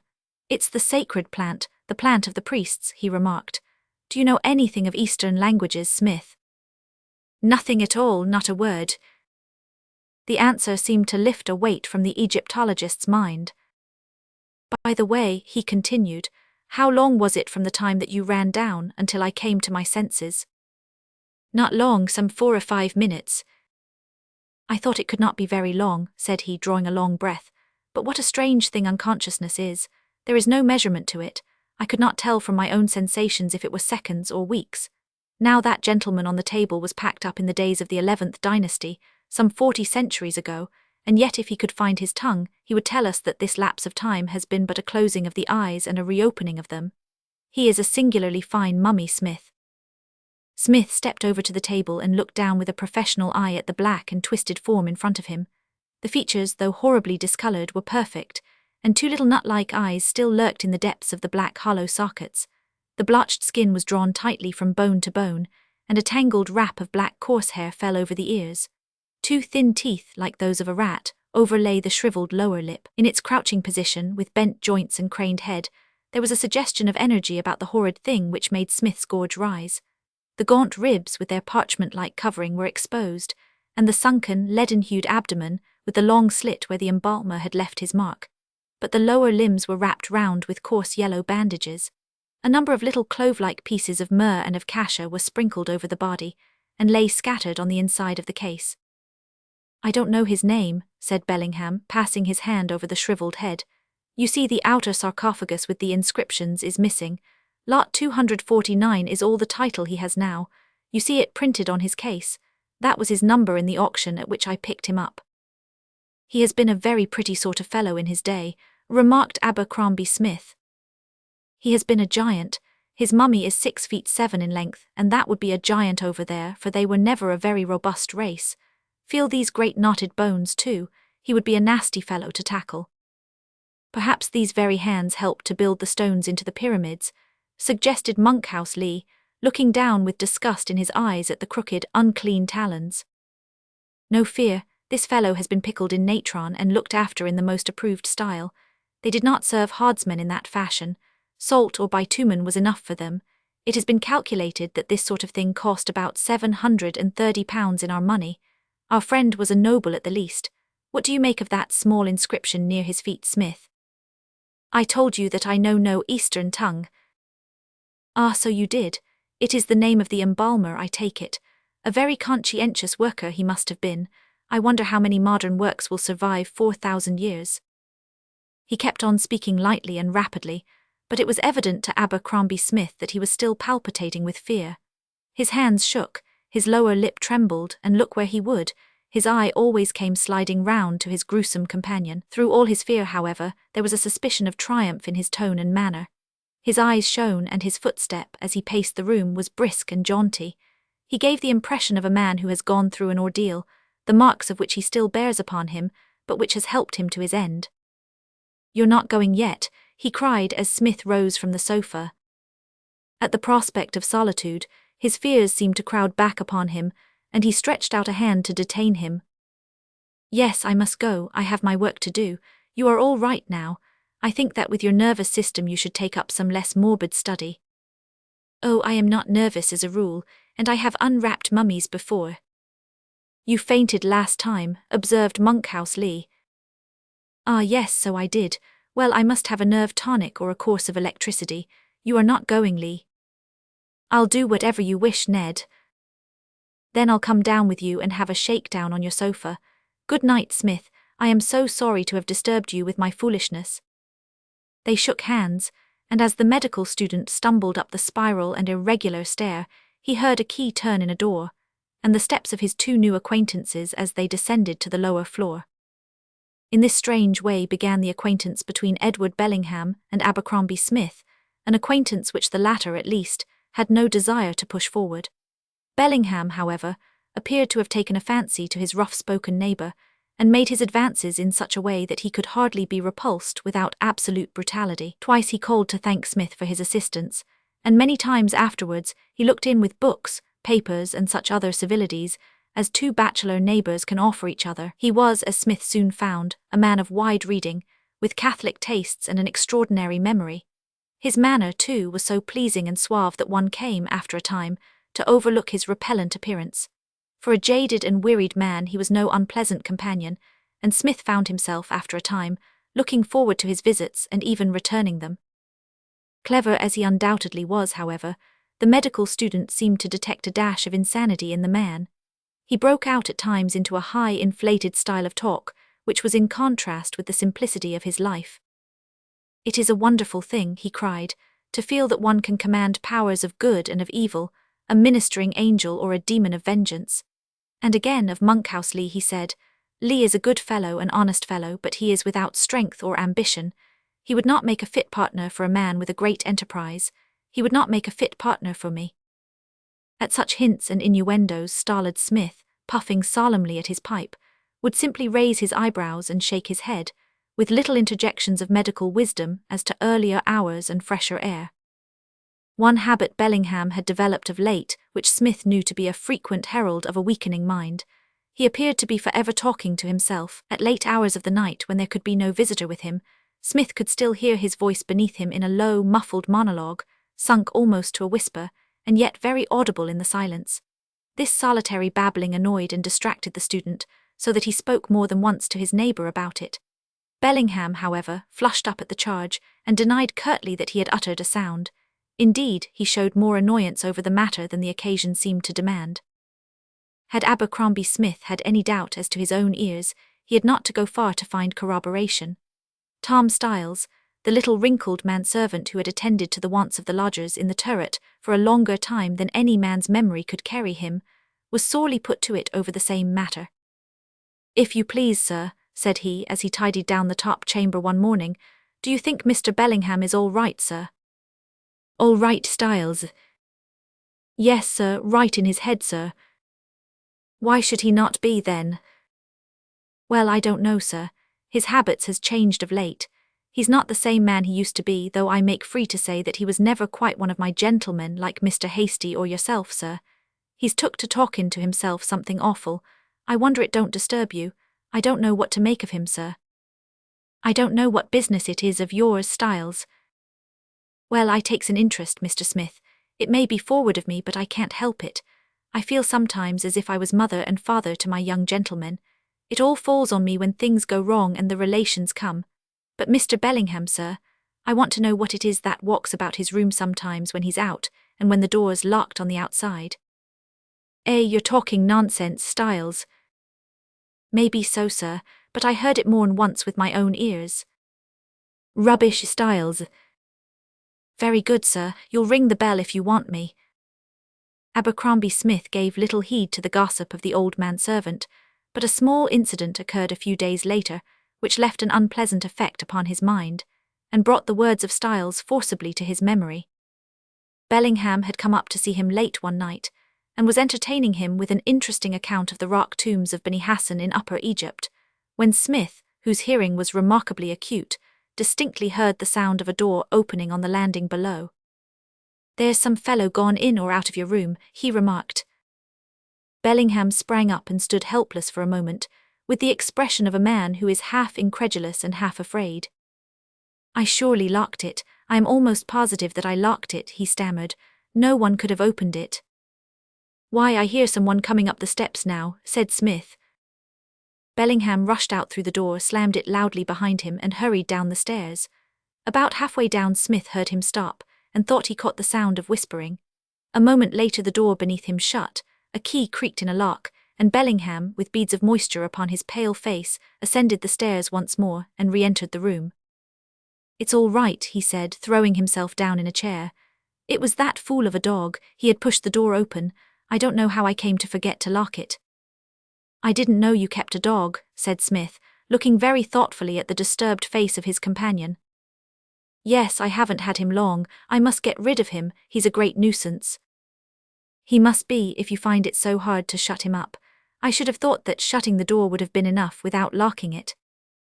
"I want to prevent old Styles from letting him out.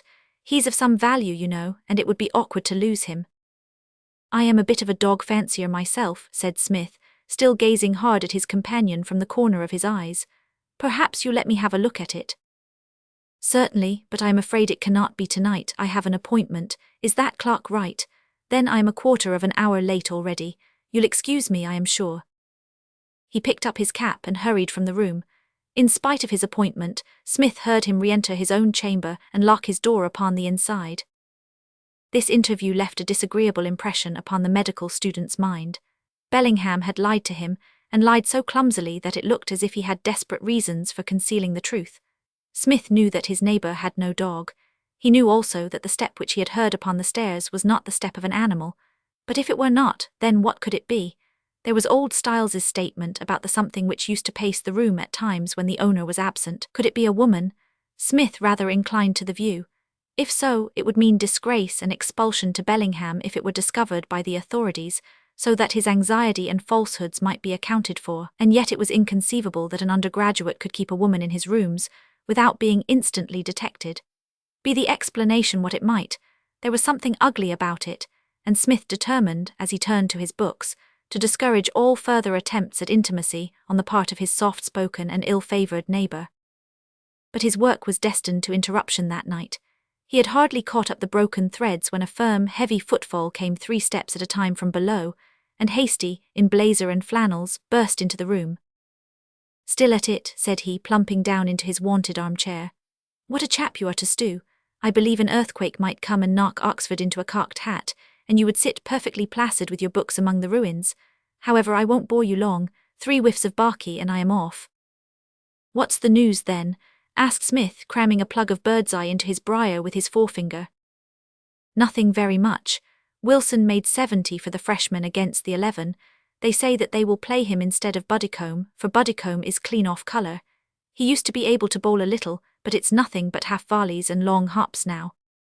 "Medium right," suggested Smith, with the intense gravity which comes upon a varsity man when he speaks of athletics. "Inclining to fast with a work from leg. Comes with the arm about 3 inches or so. He used to be nasty on a wet wicket. Oh, by the way, have you heard about Long Norton?" "What's that?" "He's been attacked." "Attacked?" "Yes, just as he was turning out of the High Street, and within 100 yards of the gate of Olds." "But who?" "Ah, that's the rub. If you said, 'What?' you would be more grammatical. Norton swears that it was not human, and indeed from the scratches on his throat, I should be inclined to agree with him." "What then, have we come down to spooks?" Abercrombie Smith puffed his scientific contempt. "Well, no, I don't think that is quite the idea either. I'm inclined to think that if any showman has lost a great ape lately and the brute is in these parts, a jury would find a true bill against it. Norton passes that way every night, you know, about the same hour. There's a tree that hangs low over the path, the big elm from Rainey's garden. Norton thinks the thing dropped on him out of the tree. Anyhow, he was nearly strangled by 2 arms which he says were as strong and as thin as steel bands. He saw nothing, only those beastly arms that tightened and tightened on him. He yelled his head nearly off, and a couple of chaps came running, and the thing went over the wall like a cat. He never got a fair sight of it the whole time. It gave Norton a shake-up, I can tell you. I tell him it has been as good as a change at the seaside for him." "A garrotter, most likely," said Smith. "Very possible. Norton says not, but we don't mind what he says. The garrotter had long nails and was pretty smart at swinging himself over walls. By the way, your beautiful neighbour would be pleased if he heard about it. He had a grudge against Norton, and he's not a man, from what I know of him, to forget his little debts. But hallo, old chap, what have you got in your noddle?" "Nothing," Smith answered curtly. He had started in his chair, and the look had flashed over his face which comes upon a man who is struck suddenly by some unpleasant idea. "You looked as if something I had said had taken you on the raw. By the way, you have made the acquaintance of Master B since I looked in last, have you not? Young Monkhouse Lee told me something to that effect. Yes, I know him slightly. He has been up here once or twice. Well, you're big enough and ugly enough to take care of yourself. He's not what I should call exactly a healthy sort of Johnny, though no doubt he's very clever and all that. But you'll soon find out for yourself. Lee is all right, he's a very decent little fellow. Well, so long, old chap. I row Mullins for the Vice-Chancellor's part on Wednesday week, so mind you come down in case I don't see you before. Bovine Smith laid down his pipe and turned stolidly to his books once more, but with all the will in the world, he found it very hard to keep his mind upon his work. It would slip away to brood upon the man beneath him, and upon the little mystery which hung round his chambers. Then his thoughts turned to this singular attack of which Hasty had spoken, and to the grudge which Bellingham was said to owe the object of it. The two ideas would persist in rising together in his mind, as though there were some close and intimate connection between them. And yet the suspicion was so dim and vague that it could not be put down in words. "Confound the chap," cried Smith, as he shied his book on pathology across the room. "He has spoiled my night's reading, and that's reason enough, if there were no other, why I should steer clear of him in the future." For 10 days the medical student confined himself so closely to his studies that he neither saw nor heard anything of either of the men beneath him. At the hours when Bellingham had been accustomed to visit him, he took care to sport his oak, and though he more than once heard a knocking at his outer door, he resolutely refused to answer it. One afternoon, however, he was descending the stairs when, just as he was passing it, Bellingham's door flew open, and young Monkhouse Lee came out with his eyes sparkling and a dark flush of anger upon his olive cheeks. Close at his heels followed Bellingham, his fat, unhealthy face all quivering with malignant passion. "You fool," he hissed, "you'll be sorry." "Very likely," cried the other. "Mind what I say, it's off, I won't hear of it." "You've promised anyhow." "Oh, I'll keep that, I won't speak, but I'd rather little Eva was in her grave. Once for all, it's off, she'll do what I say, we don't want to see you again." So much Smith could not avoid hearing, but he hurried on, for he had no wish to be involved in their dispute. There had been a serious breach between them, that was clear enough, and Lee was going to cause the engagement with his sister to be broken off. Smith thought of Hasty's comparison of the toad and the dove, and was glad to think that the matter was at an end. Bellingham's face when he was in a passion was not pleasant to look upon. He was not a man to whom an innocent girl could be trusted for life. As he walked, Smith wondered languidly what could have caused the quarrel, and what the promise might be which Bellingham had been so anxious that Monkhouse Lee should keep. It was the day of the sculling match between Hasty and Mullins, and a stream of men were making their way down to the banks of the Isis. A May sun was shining brightly, and the yellow path was barred with the black shadows of the tall elm trees. On either side the grey colleges lay back from the road, the hoary old mothers of mines looking out from their high, mullioned windows at the tide of young life, which swept so merrily past them. Black-clad tutors, prim officials, pale reading men, brown-faced, straw-hatted young athletes in white sweaters or many-coloured blazers, all were hurrying towards the blue winding river which curves through the Oxford meadows. Abercrombie Smith, with the intuition of an old oarsman, chose his position at the point where he knew that the struggle, if there were a struggle, would come. Far off he heard the hum which announced the start, the gathering roar of the approach, the thunder of running feet, and the shouts of the men in the boats beneath him. A spray of half-clad, deep-breathing runners shot past him, and craning over their shoulders, he saw Hasty pulling a steady 36, while his opponent, with a jerky 40, was a good boat's length behind him. Smith gave a cheer for his friend, and pulling out his watch was starting off again for his chambers, when he felt a touch upon his shoulder, and found that young Monkhouse Lee was beside him. "I saw you there," he said in a timid, deprecating way. "I wanted to speak to you if you could spare me a half-hour. This cottage is mine, I share it with Harrington of King's. Come in and have a cup of tea." "I must be back presently," said Smith.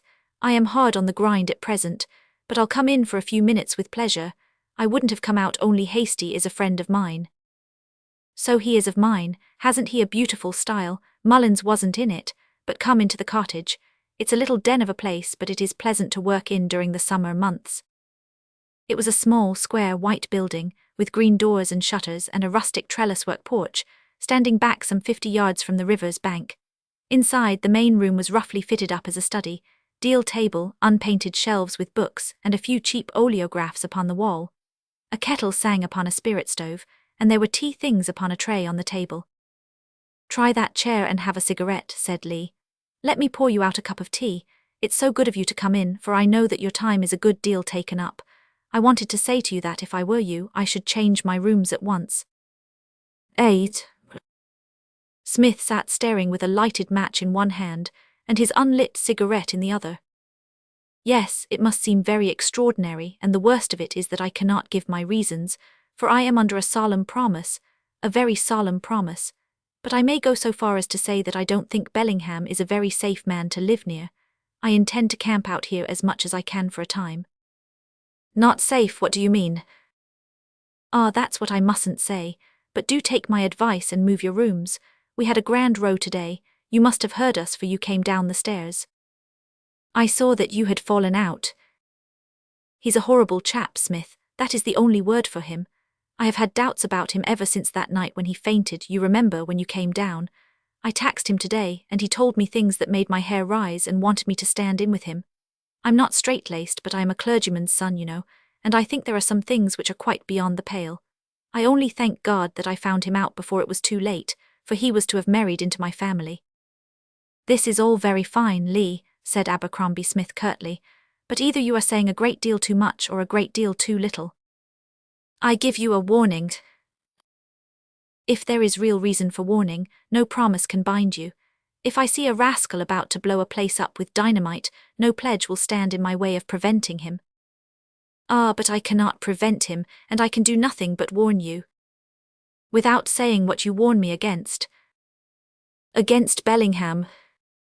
But that is childish. Why should I fear him or any man? I can't tell you.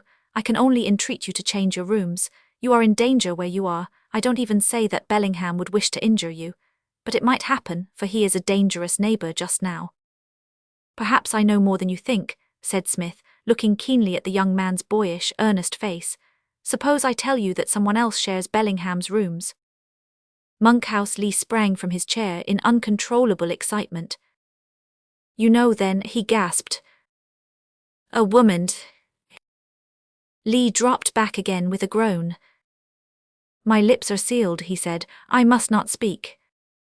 Well, anyhow, said Smith, rising, it is not likely that I should allow myself to be frightened out of rooms which suit me very nicely. It would be a little too feeble for me to move out all my goods and chattels, because you say that Bellingham might in some unexplained way do me an injury. I think that I'll just take my chance and stay where I am, and as I see that it's nearly 5 o'clock, I must ask you to excuse me.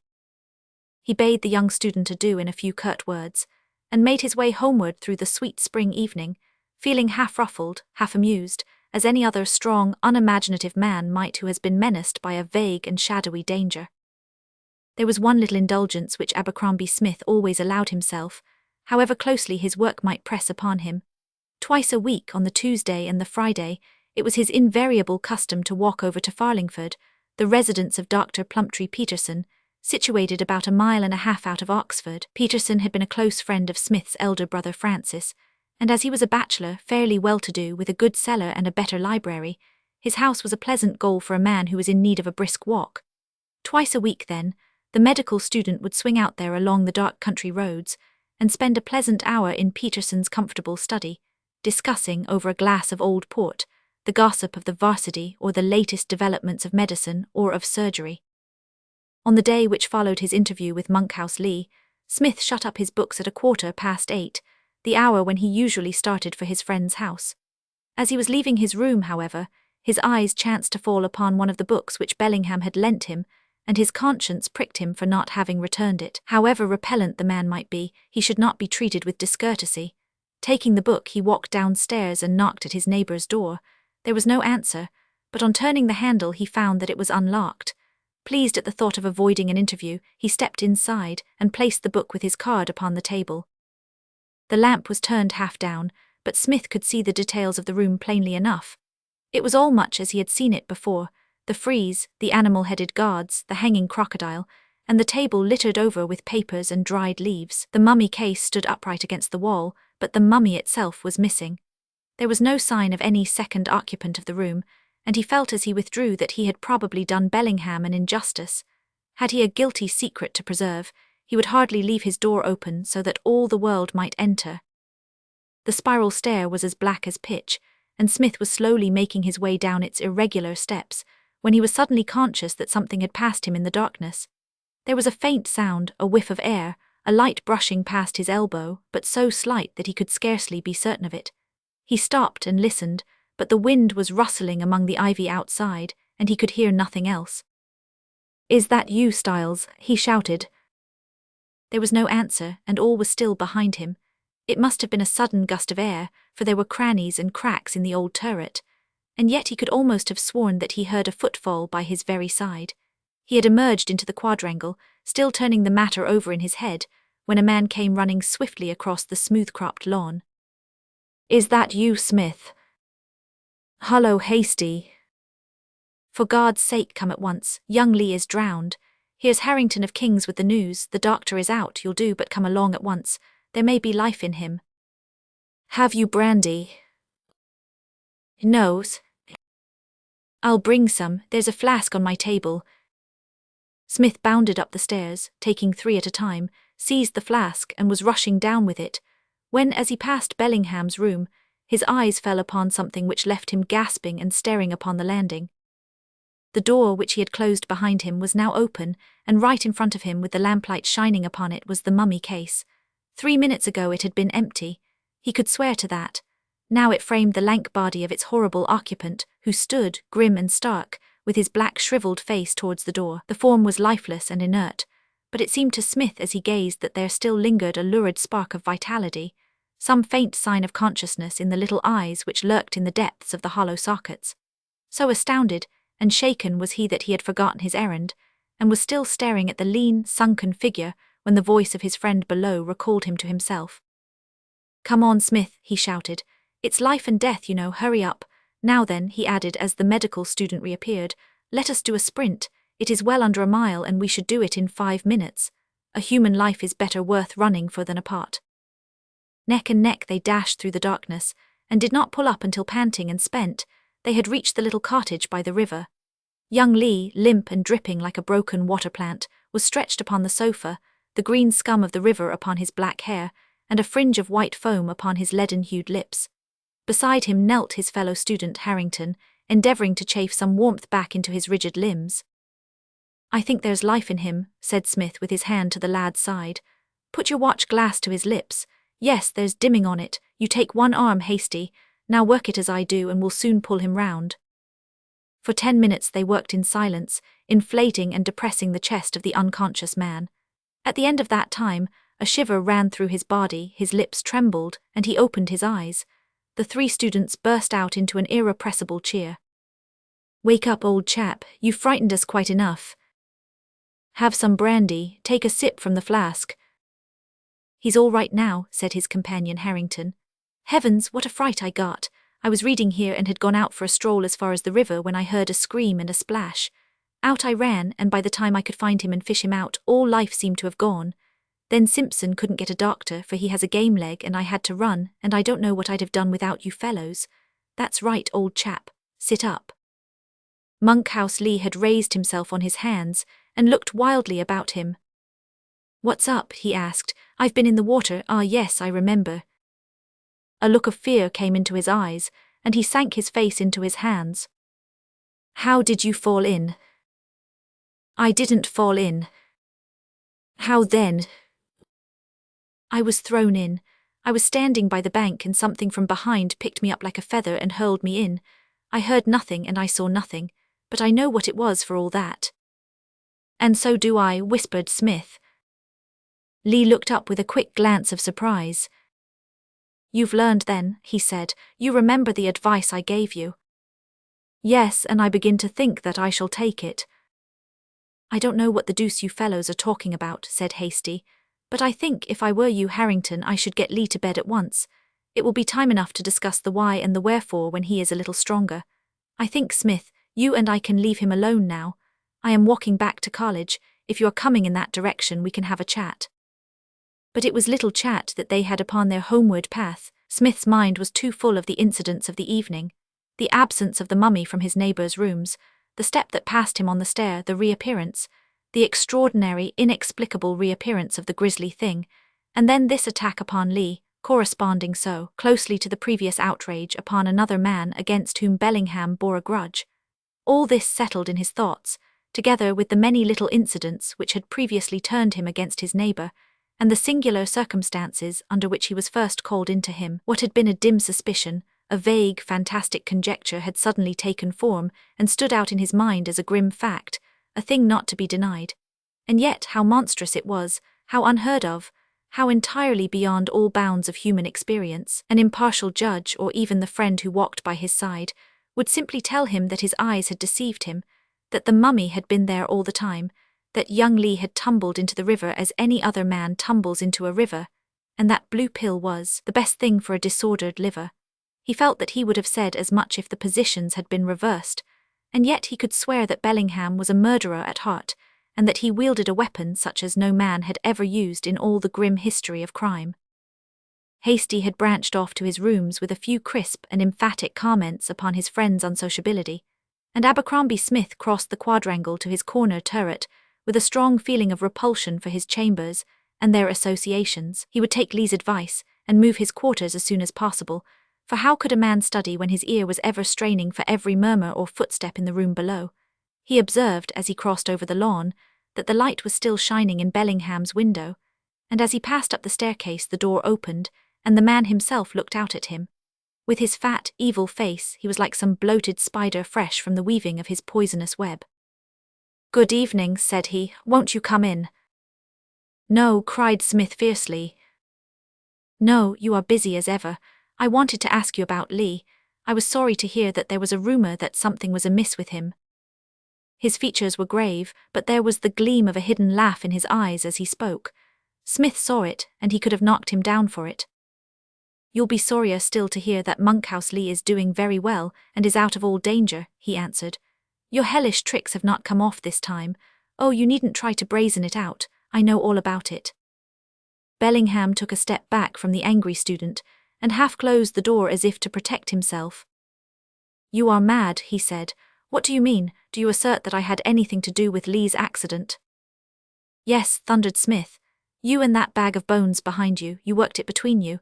I tell you what it is, Master B, they have given up burning folk like you, but we still keep a hangman, and by George, if any man in this college meets his death while you are here, I'll have you up, and if you don't swing for it, it won't be my fault. You'll find that your filthy Egyptian tricks won't answer in England." "You're a raving lunatic," said Bellingham. "All right, you just remember what I say, for you'll find that I'll be better than my word." The door slammed, and Smith went fuming up to his chamber, where he locked the door upon the inside, and spent half the night in smoking his old briar and brooding over the strange events of the evening. Next morning Abercrombie Smith heard nothing of his neighbour, but Harrington called upon him in the afternoon to say that Lee was almost himself again. All day Smith stuck fast to his work, but in the evening he determined to pay the visit to his friend Dr. Peterson upon which he had started the night before. A good walk and a friendly chat would be welcome to his jangled nerves. Bellingham's door was shut as he passed, but glancing back when he was some distance from the turret, he saw his neighbour's head at the window outlined against the lamplight, his face pressed apparently against the glass as he gazed out into the darkness. It was a blessing to be away from all contact with him, if but for a few hours, and Smith stepped out briskly, and breathed the soft spring air into his lungs. The half-moon lay in the west between two Gothic pinnacles, and threw upon the silvered street a dark tracery from the stonework above. There was a brisk breeze, and light, fleecy clouds drifted swiftly across the sky. Olds was on the very border of the town, and in 5 minutes Smith found himself beyond the houses and between the hedges of a may-scented Oxfordshire lane. It was a lonely and little frequented road which led to his friend's house. Early as it was, Smith did not meet a single soul upon his way. He walked briskly along until he came to the avenue gate, which opened into the long gravel drive leading up to Farlingford. In front of him, he could see the cosy red light of the windows glimmering through the foliage. He stood with his hand upon the iron latch of the swinging gate, and he glanced back at the road along which he had come. Something was coming swiftly down it. It moved in the shadow of the hedge, silently and furtively, a dark, crouching figure, dimly visible against the black background. Even as he gazed back at it, it had lessened its distance by 20 paces, and was fast closing upon him. Out of the darkness he had a glimpse of a scraggy neck, and of 2 eyes that will ever haunt him in his dreams. He turned, and with a cry of terror he ran for his life up the avenue. There were the red lights, the signals of safety, almost within a stone's throw of him. He was a famous runner, but never had he run as he ran that night. The heavy gate had swung into place behind him, but he heard it dash open again before his pursuer. As he rushed madly and wildly through the night, he could hear a swift, dry patter behind him, and could see as he threw back a glance that this horror was bounding like a tiger at his heels, with blazing eyes and one stringy arm outthrown. Thank God the door was ajar. He could see the thin bar of light which shot from the lamp in the hall. Nearer yet sounded the clatter from behind. He heard a horse gurgling at his very shoulder. With a shriek he flung himself against the door, slammed and bolted it behind him, and sank half-fainting on to the hall chair. "My goodness, Smith, what's the matter?" asked Peterson, appearing at the door of his study. "Give me some brandy." Peterson disappeared, and came rushing out again with a glass and a decanter. "You need it," he said, as his visitor drank off what he poured out for him. "Why, man, you are as white as a cheese." Smith laid down his glass, rose up and took a deep breath. "I am my own man again now," said he. "I was never so unmanned before, but with your leave, Peterson, I will sleep here tonight, for I don't think I could face that road again except by daylight. It's weak, I know, but I can't help it." Peterson looked at his visitor with a very questioning eye. "Of course you shall sleep here if you wish. I'll tell Mrs. Burney to make up the spare bed. Where are you off to now?" "Come up with me to the window that overlooks the door. I want you to see what I have seen." They went up to the window of the upper hall, whence they could look down upon the approach to the house. The drive and the fields on either side lay quiet and still, bathed in the peaceful moonlight. "Well, really, Smith," remarked Peterson, "it is well that I know you to be an abstemious man. What in the world can have frightened you?" "I'll tell you presently, but where can it have gone? Ah, now look, see the curve of the road just beyond your gate." "Yes, I see, you needn't pinch my arm off, I saw someone pass. I should say a man rather thin apparently and tall, very tall. But what of him? And what of yourself? You are still shaking like an aspen leaf." "I have been within hand grip of the devil, that's all. But come down to your study, and I shall tell you the whole story." He did so. Under the cheery lamplight, with a glass of wine on the table beside him, and the portly form and florid face of his friend in front, he narrated, in their order, all the events, great and small, which had formed so singular a chain, from the night on which he had found Bellingham fainting in front of the mummy case until this horrid experience of an hour ago. "There now," he said as he concluded, "that's the whole black business. It is monstrous and incredible, but it is true." Dr. Plumptree Peterson sat for some time in silence with a very puzzled expression upon his face. "I never heard of such a thing in my life, never," he said at last. "You have told me the facts, now tell me your inferences." "You can draw your own." "But I should like to hear yours. You have thought over the matter and I have not." "Well, it must be a little vague in detail, but the main points seem to me to be clear enough. This fellow Bellingham, in his Eastern studies, has got hold of some infernal secret by which a mummy, or possibly only this particular mummy, can be temporarily brought to life. He was trying this disgusting business on the night when he fainted. No doubt the sight of the creature moving had shaken his nerve, even though he had expected it. You remember that almost the first words he said were to call out upon himself as a fool. Well, he got more hardened afterwards, and carried the matter through without fainting. The vitality which he could put into it was evidently only a passing thing, for I have seen it continually in its case as dead as this table. He has some elaborate process, I fancy, by which he brings the thing to pass. Having done it, he naturally bethought him that he might use the creature as an agent. It has intelligence and it has strength. For some purpose he took Lee into his confidence, but Lee, like a decent Christian, would have nothing to do with such a business. Then they had a row, and Lee vowed that he would tell his sister of Bellingham's true character. Bellingham's game was to prevent him, and he nearly managed it, by setting this creature of his on his track. He had already tried its powers upon another man, Norton, towards whom he had a grudge. It is the merest chance that he has not 2 murders upon his soul. Then, when I taxed him with the matter, he had the strongest reasons for wishing me out of the way, before I could convey my knowledge to anyone else. He got his chance when I went out, for he knew my habits and where I was bound for. I have had a narrow shave, Peterson, and it is mere luck you didn't find me on your doorstep in the morning. I'm not a nervous man as a rule, and I never thought to have the fear of death put upon me as it was tonight." "My dear boy, you take the matter too seriously," said his companion. "Your nerves are out of order with your work, and you make too much of it. How could such a thing as this stride about the streets of Oxford, even at night, without being seen?" It has been seen. There is quite a scare in the town about an escaped ape, as they imagine the creature to be. It is the talk of the place. Well, it's a striking chain of events. And yet, my dear fellow, you must allow that each incident in itself is capable of a more natural explanation. What, even my adventure of tonight? Certainly, you come out with your nerves all unstrung, and your head full of this theory of yours. Some gaunt, half-famished tramp steals after you, and seeing you run is emboldened to pursue you. Your fears and imagination do the rest. It won't do, Peterson, it won't do. And again, in the instance of your finding the mummy case empty, and then a few moments later with an occupant, you know that it was lamplight, that the lamp was half turned down, and that you had no special reason to look hard at the case.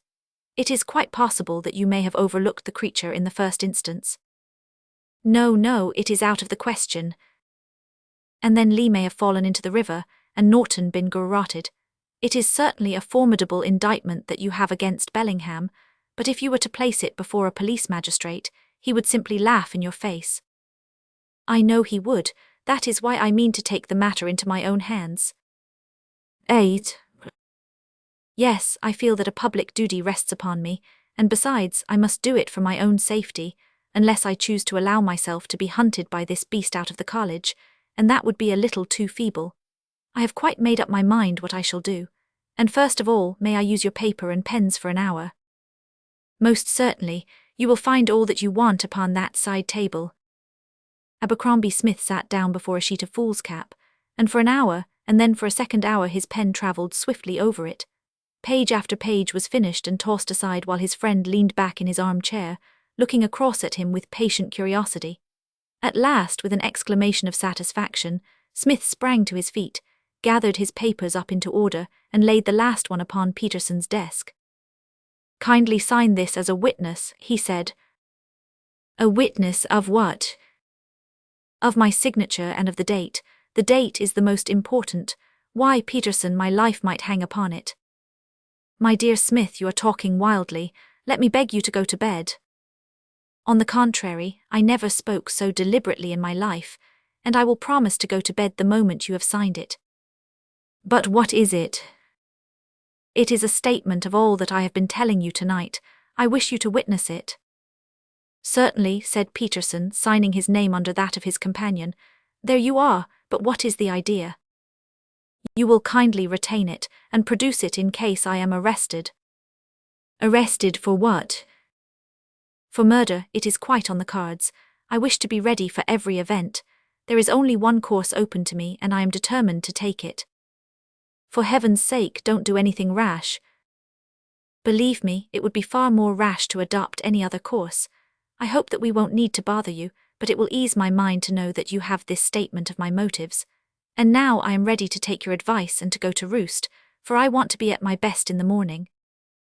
Abercrombie Smith was not an entirely pleasant man to have as an enemy. Slow and easy-tempered, he was formidable when driven to action. He brought to every purpose in life the same deliberate resoluteness which had distinguished him as a scientific student. He had laid his studies aside for a day, but he intended that the day should not be wasted. Not a word did he say to his host as to his plans, but by 9 o'clock he was well on his way to Oxford. In the High Street he stopped at Clifford's the gunmaker's, and bought a heavy revolver with a box of central fire cartridges. 6 of them he slipped into the chambers, and half-cocking the weapon, placed it in the pocket of his coat. He then made his way to Hasty's rooms, where the big oarsman was lounging over his breakfast, with the Sporting Times propped up against the coffee pot. "Hullo, what's up?" he asked. "Have some coffee?" "No, thank you. I want you to come with me, Hasty, and do what I ask you." "Certainly, my boy." "And bring a heavy stick with you." "Hullo," Hasty stared. "Here's a hunting crop that would fell an ox." "One other thing, you have a box of amputating knives. Give me the longest of them." "There you are, you seem to be fairly on the war trail. Anything else?" "No, that will do." Smith placed the knife inside his coat and led the way to the quadrangle. "We are neither of us chickens, Hasty," said he. "I think I can do this job alone, but I take you as a precaution. I am going to have a little talk with Bellingham.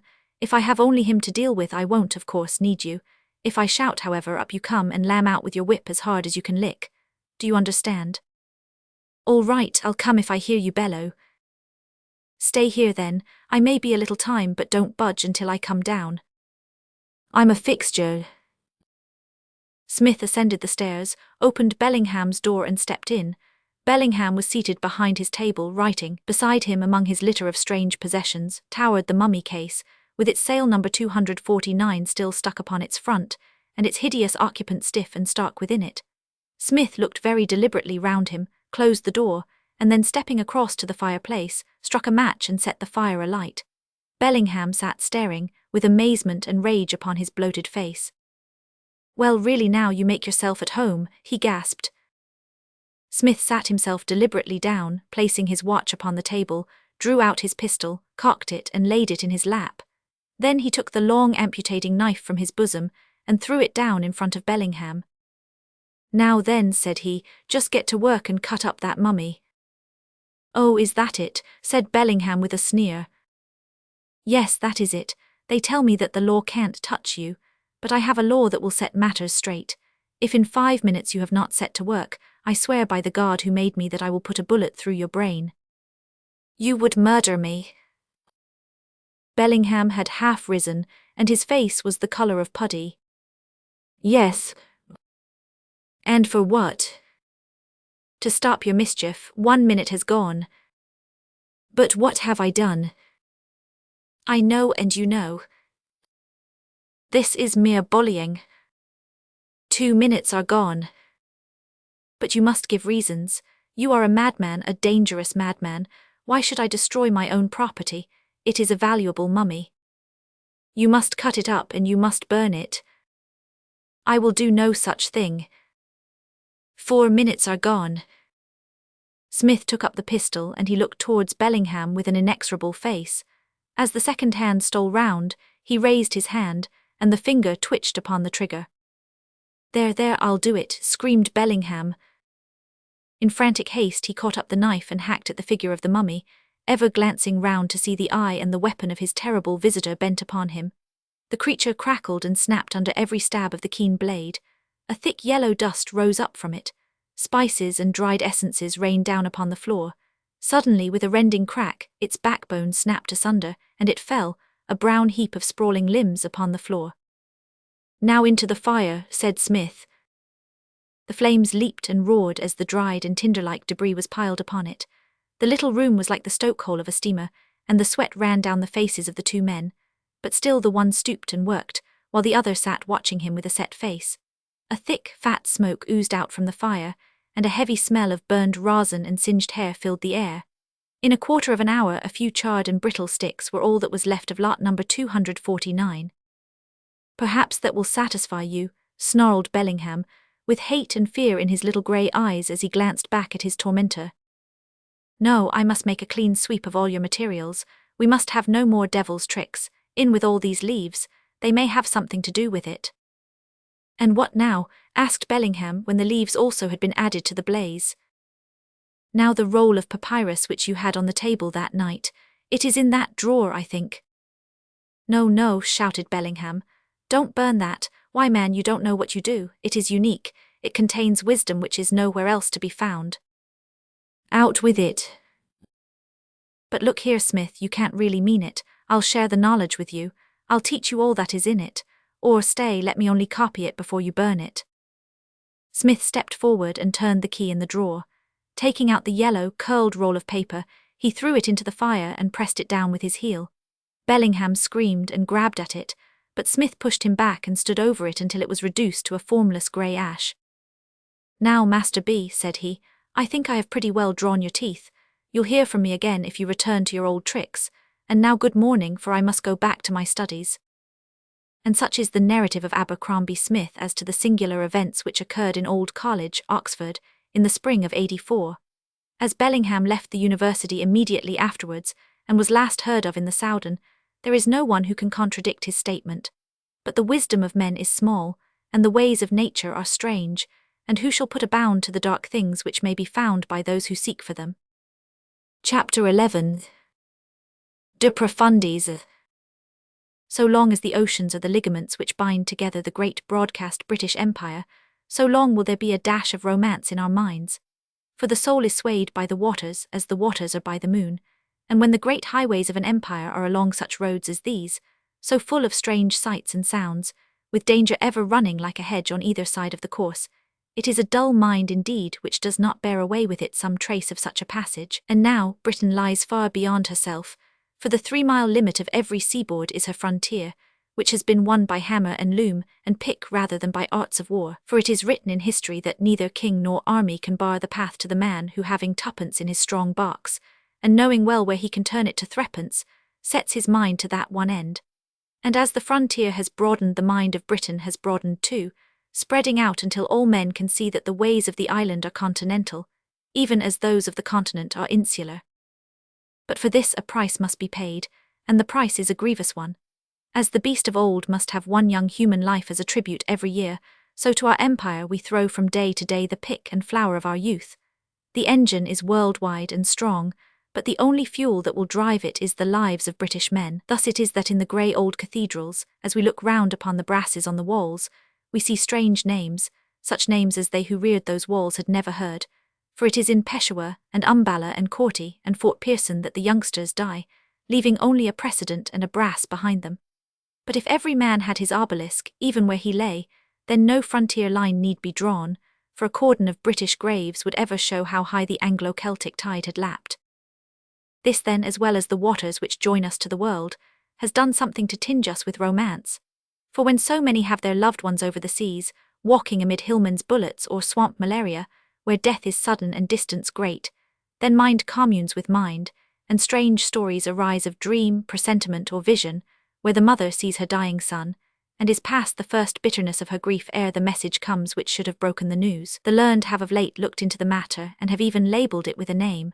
But what can we know more of it save that a poor stricken soul, when hard-pressed and driven, can shoot across the earth some 10,000-mile distant picture of its trouble to the mind which is most akin to it? Far be it from me to say that there lies no such power within us, for of all things which the brain will grasp the last will be itself.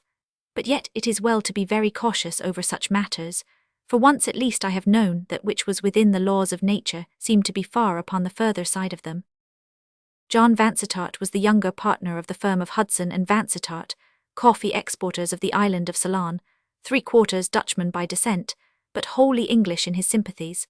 For years I had been his agent in London, and when in '72 he came over to England for a 3 months' holiday, he turned to me for the introductions which would enable him to see something of town and country life. Armed with 7 letters he left my offices, and for many weeks scrappy notes from different parts of the country let me know that he had found favour in the eyes of my friends. Then came word of his engagement to Emily Lawson, of a cadet branch of the Hereford Lawsons, and at the very tail of the first flying rumour the news of his absolute marriage, for the wooing of a wanderer must be short, and the days were already crowding on towards the date when he must be upon his homeward journey. They were to return together to Colombo in one of the firm's own 1,000-ton bark-rigged sailing ships, and this was to be their princely honeymoon, at once a necessity and a delight. Those were the royal days of coffee planting in Ceylon, before a single season and a rotting fungus drove a whole community through years of despair to one of the greatest commercial victories which pluck and ingenuity ever won. Not often is it that men have the heart when their one great industry is withered to rear up in a few years another, as rich to take its place, and the tea-fields of Ceylon are as true a monument to courage as is the lion at Waterloo. But in '72 there was no cloud yet above the skyline, and the hopes of the planters were as high and as bright as the hillsides on which they reared their crops. Vansittart came down to London with his young and beautiful wife. I was introduced, dined with them, and it was finally arranged that I, since business called me also to Ceylon, should be a fellow passenger with them on the Eastern Star, which was timed to sail on the following Monday. It was on the Sunday evening that I saw him again. He was shown up into my rooms about 9 o'clock at night, with the air of a man who is bothered and out of sorts. His hand, as I shook it, was hot and dry. "I wish, Atkinson," said he, "that you could give me a little lime juice and water. I have a beastly thirst upon me, and the more I take the more I seem to want." I rang and ordered a carafe and glasses. "You are flushed," said I, "you don't look the thing." "No, I'm clean off colour. Got a touch of rheumatism in my back and don't seem to taste my food. It is this vile London that is choking me. I'm not used to breathing air which has been used up by 4 million lungs all sucking away on every side of you." He flapped his crooked hands before his face, like a man who really struggles for his breath. A touch of the sea will soon set you right. Yes, I'm of one mind with you there, that's the thing for me. I want no other doctor.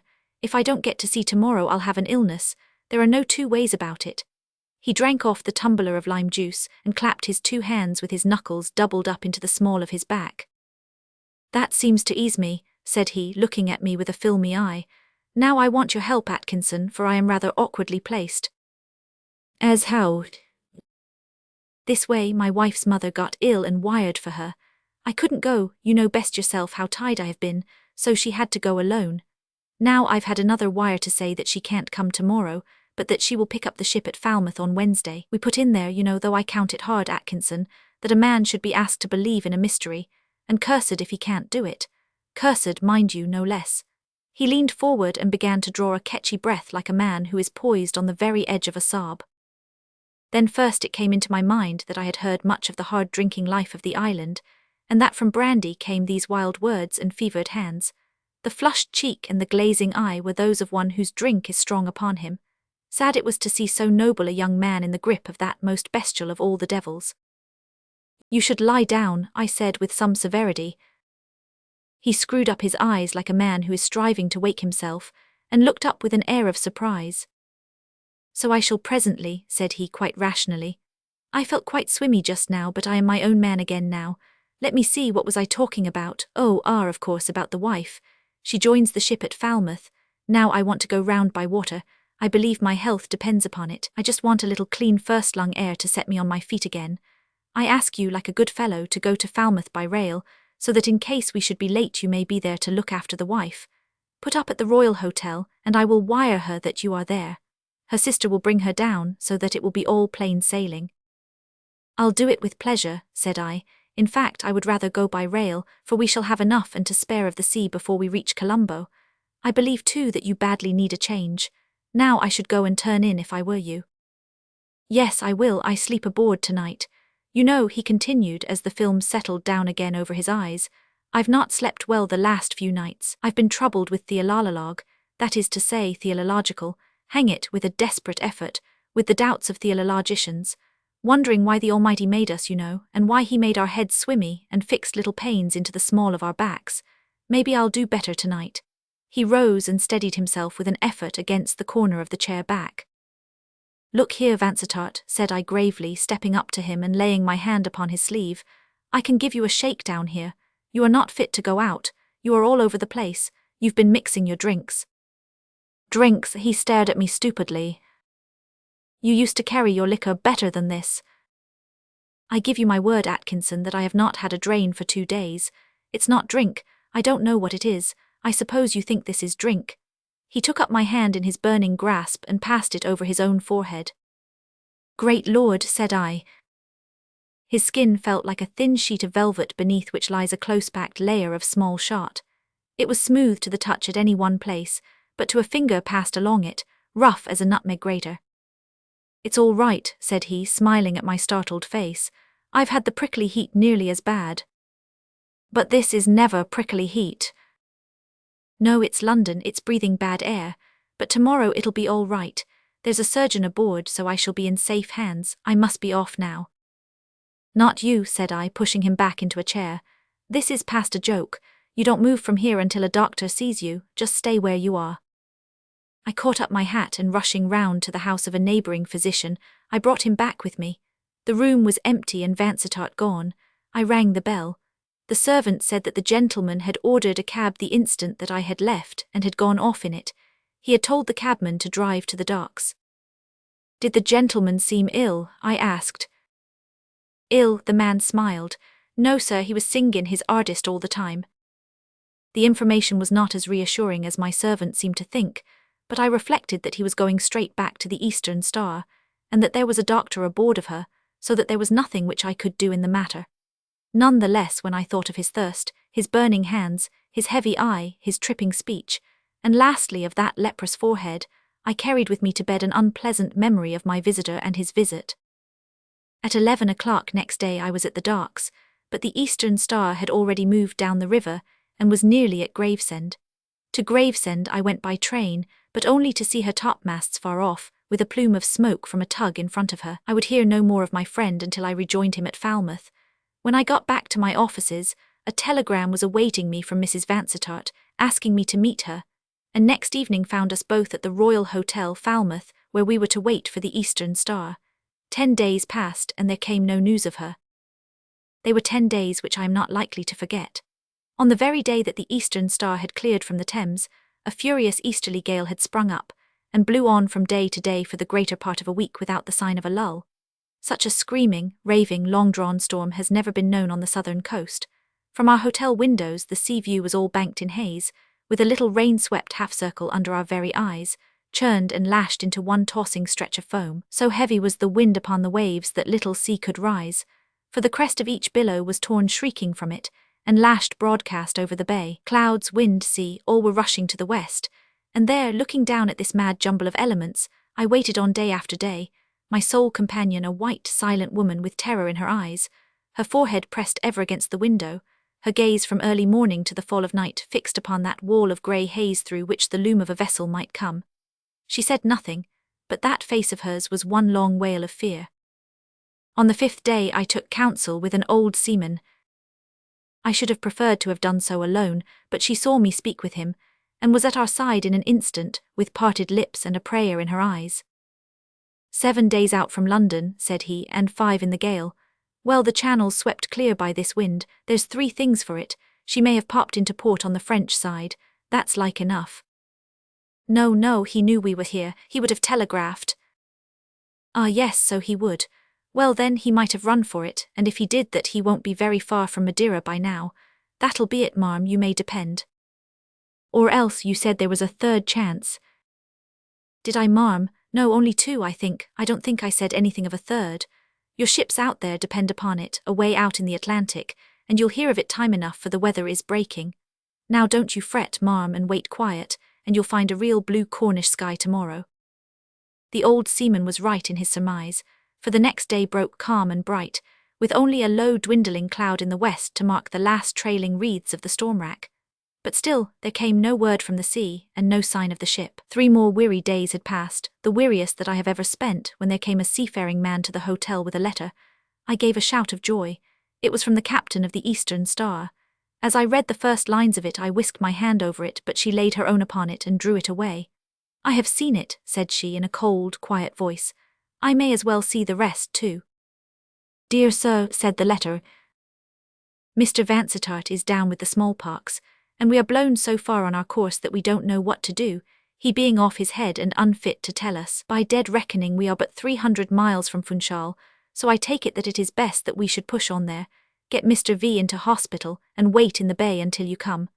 There's a sailing ship due from Falmouth to Funchal in a few days' time, as I understand. This goes by the brig Marian of Falmouth, and £5 is due to the master. Yours respectfully, J.N.O. Hinds. She was a wonderful woman, that, only a chit of a girl fresh from school, but as quiet and strong as a man. She said nothing, only pressed her lips together tight and put on her bonnet. You are going out, I asked. Yes. Can I be of use? No, I am going to the doctor's. To the doctor's? Yes, to learn how to nurse a smallpox case. She was busy at that all the evening, and next morning we were off with a fine 10-knot breeze in the bark Rose of Sharon for Madeira. For 5 days we made good time, and were no great way from the island, but on the 6th there fell a calm, and we lay without motion on a sea of oil, heaving slowly, but making not a foot of way.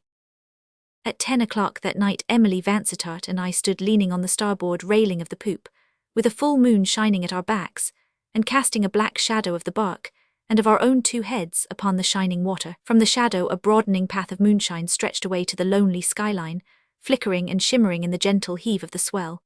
We were talking with bent heads, chatting of the calm, of the chances of wind, of the look of the sky, when there came a sudden plop, like a rising salmon, and there in the clear light, John Vansittart sprang out of the water and looked up at us.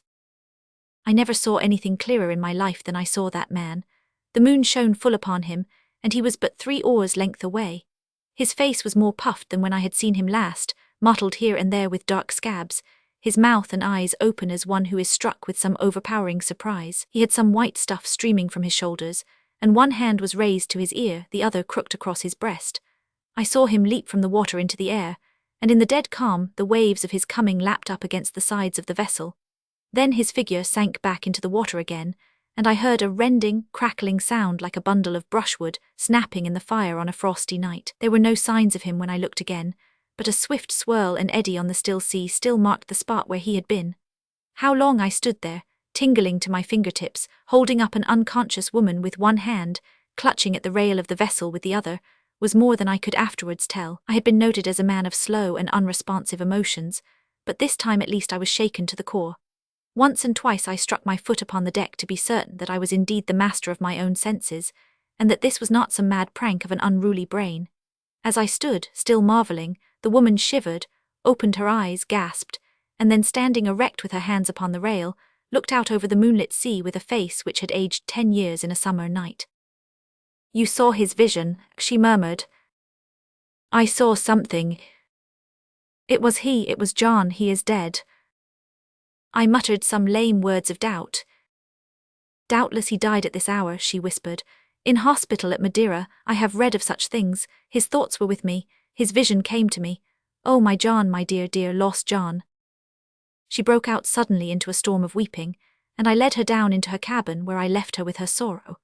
That night a brisk breeze blew up from the east, and in the evening of the next day we passed the 2 islets of Los Desertos and dropped anchor at sundown in the Bay of Funchal. The Eastern Star lay no great distance from us, with the quarantine flag flying from her main and her jack halfway up her peak. "You see," said Mrs. Vansittart quickly. She was dry-eyed now, for she had known how it would be. That night we received permission from the authorities to move on board the Eastern Star. The captain, Hinz, was waiting upon deck with confusion and grief contending upon his bluff face as he sought for words with which to break this heavy tidings, but she took the story from his lips. "I know that my husband is dead," she said. "He died yesterday night about 10 o'clock in hospital at Madeira, did he not?" The seaman stared aghast. "No, marm, he died 8 days ago at sea, and we had to bury him out there, for we lay in a belt of calm, and could not say when we might make the land." Well, those are the main facts about the death of John Vansittart, and his appearance to his wife somewhere about lat. 35 N and long, 15 W. A clearer case of a wraith has seldom been made out, and since then it has been told as such, and put into print as such, and endorsed by a learned society as such, and so floated off with many others to support the recent theory of telepathy. For myself, I hold telepathy to be proved, but I would snatch this one case from amid the evidence, and say that I do not think that it was the wraith of John Vansittart, but John Vansittart himself whom we saw that night leaping into the moonlight out of the depths of the Atlantic. It has ever been my belief that some strange chance, one of those chances which seem so improbable, and yet so constantly occur, had becalmed us over the very spot where the man had been buried a week before. For the rest, the surgeon tells me that the leaden weight was not too firmly fixed, and that 7 days bring about changes which fetch a body to the surface. Coming from the depth to which the weight would have sunk it, he explains that it might well attain such a velocity as to carry it clear of the water. Such is my own explanation of the matter, and if you ask me what then became of the body, I must recall to you that snapping, crackling sound, with the swirl in the water. The shark is a surface feeder, and is plentiful in those parts. Chapter 12. The lift. Flight Commander Stangate should have been happy. He had come safely through the war without a hurt, and with a good name in the most heroic of services. He had only just turned 30, and a great career seemed to lie ahead of him. Above all, beautiful Mary Maclean was walking by his side, and he had her promise that she was there for life. What could a young man ask for more? And yet there was a heavy load upon his heart. He could not explain it himself, and endeavoured to reason himself out of it. There was the blue sky above him, the blue sea in front, the beautiful gardens with their throngs of happy pleasure-seekers around. Above all, there was that sweet face turned upon him with questioning concern. Why could he not raise himself to so joyful an environment?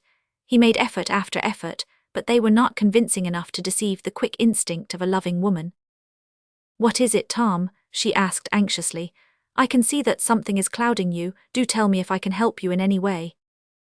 He laughed in shame-faced fashion. "It is such a sin to spoil our little outing," he said. "I could kick myself round these gardens when I think of it. Don't worry, my darling, for I know the cloud will roll off. I suppose I am a creature of nerves, though I should have got past that by now. The flying service is supposed either to break you or to warrant you for life. It is nothing definite, then. No, it is nothing definite, that's the worst of it. You could fight it more easily if it was. It's just a dead, heavy depression here in my chest and across my forehead. But do forgive me, dear girl. What a brute I am to shadow you like this. But I love to share even the smallest trouble. Well, it's gone, vanished. We will talk about it no more. She gave him a swift, penetrating glance. No, Tom, your brow shows as well as feels. Tell me, dear, have you often felt like this? You really look very ill. Sit here, dear, in the shade and tell me of it. They sat together in the shadow of the great lattice tower, which reared itself 600 feet high beside them. I have an absurd faculty, said he.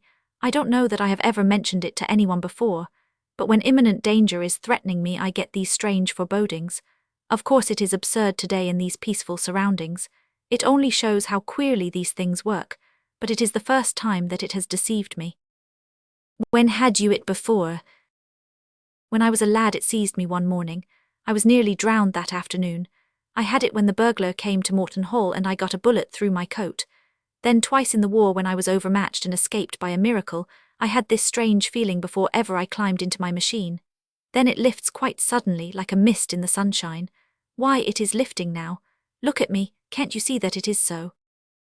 She could indeed. He had turned in a minute from a haggard man to a laughing boy. She found herself laughing in sympathy. A rush of high spirits and energy had swept away his strange foreboding and filled his whole soul with the vivid, dancing joy of youth. Thank goodness, he cried. I think it is your dear eyes that have done it. I could not stand that wistful look in them. What a silly, foolish nightmare it all has been. There's an end forever in my belief in presentiments. Now, dear girl, we have just time for one good turn before luncheon. After that the gardens get so crowded that it is hopeless to do anything. Shall we have a side show, or the great wheel, or the flying boat, or what? What about the tower? She asked, glancing upwards. Surely that glorious air and the view from the top would drive the last wisps of cloud out of your mind. He looked at his watch. Well, it's past 12, but I suppose we could do it all in an hour. But it doesn't seem to be working. What about it, conductor? The man shook his head and pointed to a little knot of people who were assembled at the entrance. They've all been waiting, sir. It's hung up, but the gear is being overhauled, and I expect the signal every minute. If you join the others, I promise it won't be long. They had hardly reached the group when the steel face of the lift rolled aside, a sign that there was hope in the future. The motley crowd drifted through the opening and waited expectantly upon the wooden platform. They were not numerous, for the gardens are not crowded until the afternoon, but they were fair samples of the kindly, good-humoured North Country folk who take their annual holiday at Northam. Their faces were all upturned now, and they were watching with keen interest a man who was descending the steel framework. It seemed a dangerous, precarious business, but he came as swiftly as an ordinary mortal upon a staircase. My word, said the conductor, glancing up, Jim has got a move on this morning. Who is he? Asked Commander Stangate.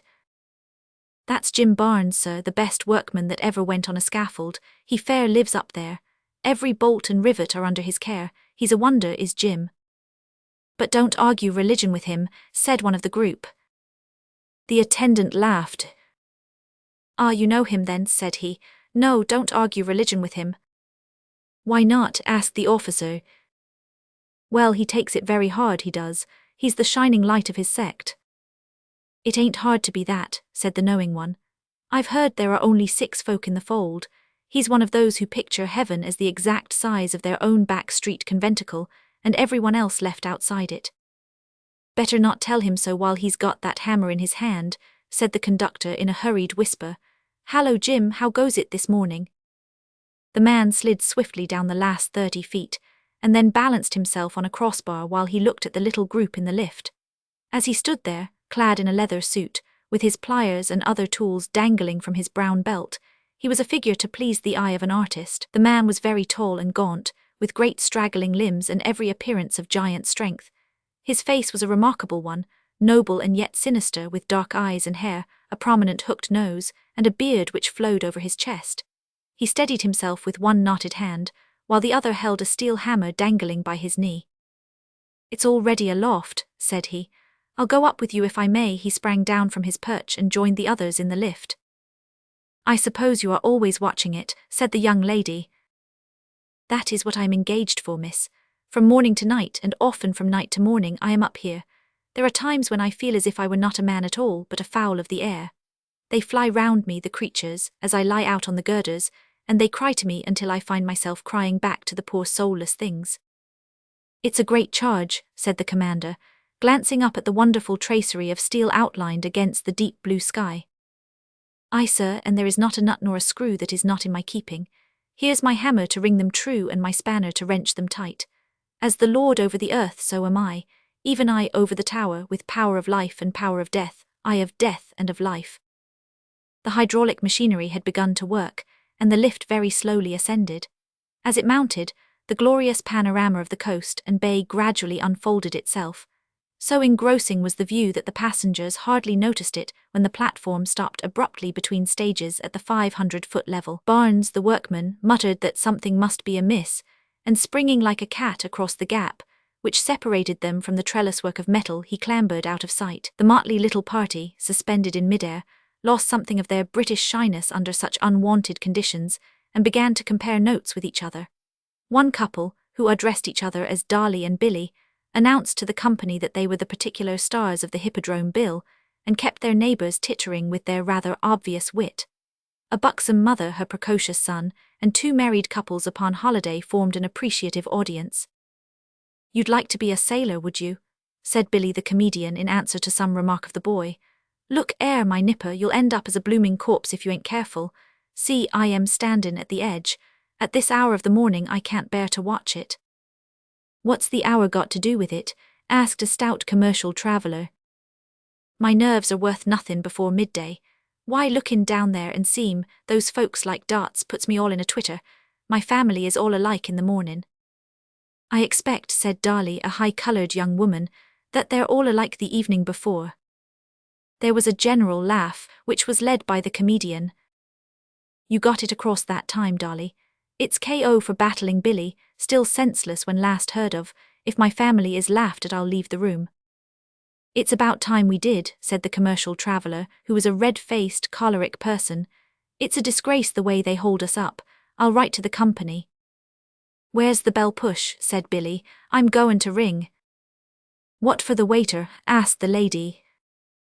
"For the conductor, the chauffeur, whoever it is that drives the old bus up and down. Have they run out of petrol, or broke the mainspring, or what?" "We have a fine view anyhow," said the commander. "Well, I've had that," remarked Billy. "I'm done with it and I'm for getting on."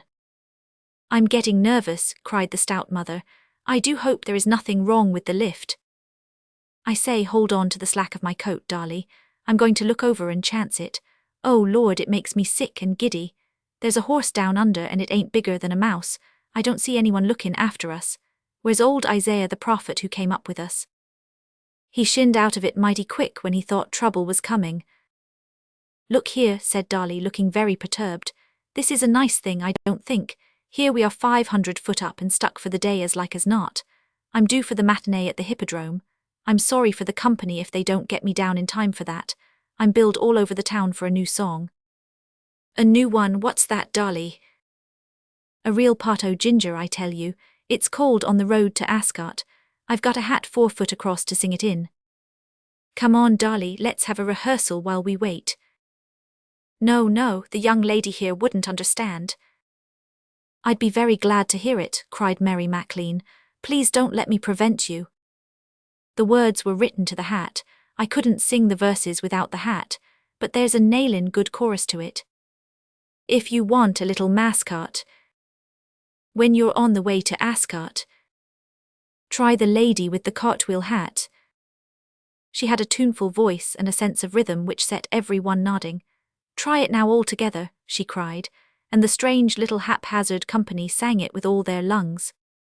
"I say," said Billy, "that ought to wake somebody up. What, let's try a shout all together." It was a fine effort, but there was no response. It was clear that the management down below was quite ignorant or impotent. No sound came back to them. The passengers became alarmed. The commercial traveller was rather less rubicund. Billy still tried to joke, but his efforts were not well received. The officer in his blue uniform at once took his place as rightful leader in a crisis. They all looked to him and appealed to him. "What would you advise, sir? You don't think there's any danger of it coming down, do you?" "Not the least, but it's awkward to be stuck here all the same. I think I could jump across on to that girder, then perhaps I could see what is wrong." "No, no, Tom, for goodness sake don't leave us." "Some people have a nerve," said Billy. "Fancy jumping across a 500-foot drop." "I dare say the gentleman did worse things in the war." "Well, I wouldn't do it myself, not if they starred me in the bills. It's all very well for old Isaiah. It's his job and I wouldn't do him out of it." 3 sides of the lift were shut in with wooden partitions, pierced with windows for the view. The 4th side, facing the sea, was clear. Stangate leaned as far as he could and looked upwards. As he did so, there came from above him a peculiar sonorous metallic twang, as if a mighty harp string had been struck. Some distance up, 100 feet perhaps, he could see a long brown corded arm, which was working furiously among the wire cordage above. The form was beyond his view, but he was fascinated by this bare sinewy arm which tugged and pulled and sagged and stabbed.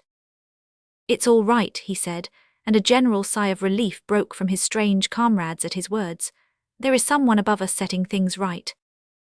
"It's old Isaiah," said Billy, stretching his neck round the corner. "I can't see him, but it's his arm for $1. What's he got in his hand? Looks like a screwdriver or something. No, by George, it's a file." As he spoke there came another sonorous twang from above. There was a troubled frown upon the officer's brow. "I say, dash it all, that's the very sound our steel hawser made when it parted, strand by strand at Dixmude. What the deuce is the fellow about? Hey there, what are you trying to do?" The man had ceased his work, and was now slowly descending the iron trellis. "All right, he's coming," said Stangate to his startled companions.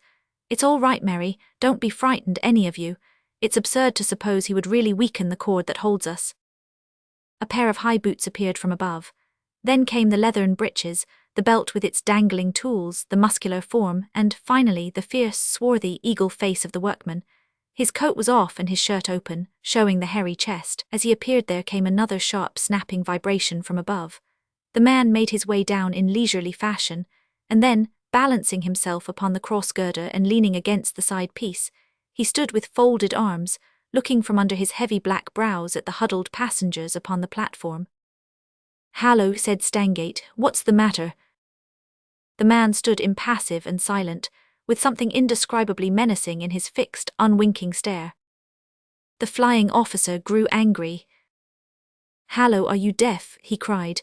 "How long do you mean to have us stuck here?" The man stood silent. There was something devilish in his appearance. "I'll complain of you, my lad," said Billy in a quivering voice. "This won't stop here, I can promise you." "Look here," cried the officer. "We have ladies here and you are alarming them. Why are we stuck here? Has the machinery gone wrong?"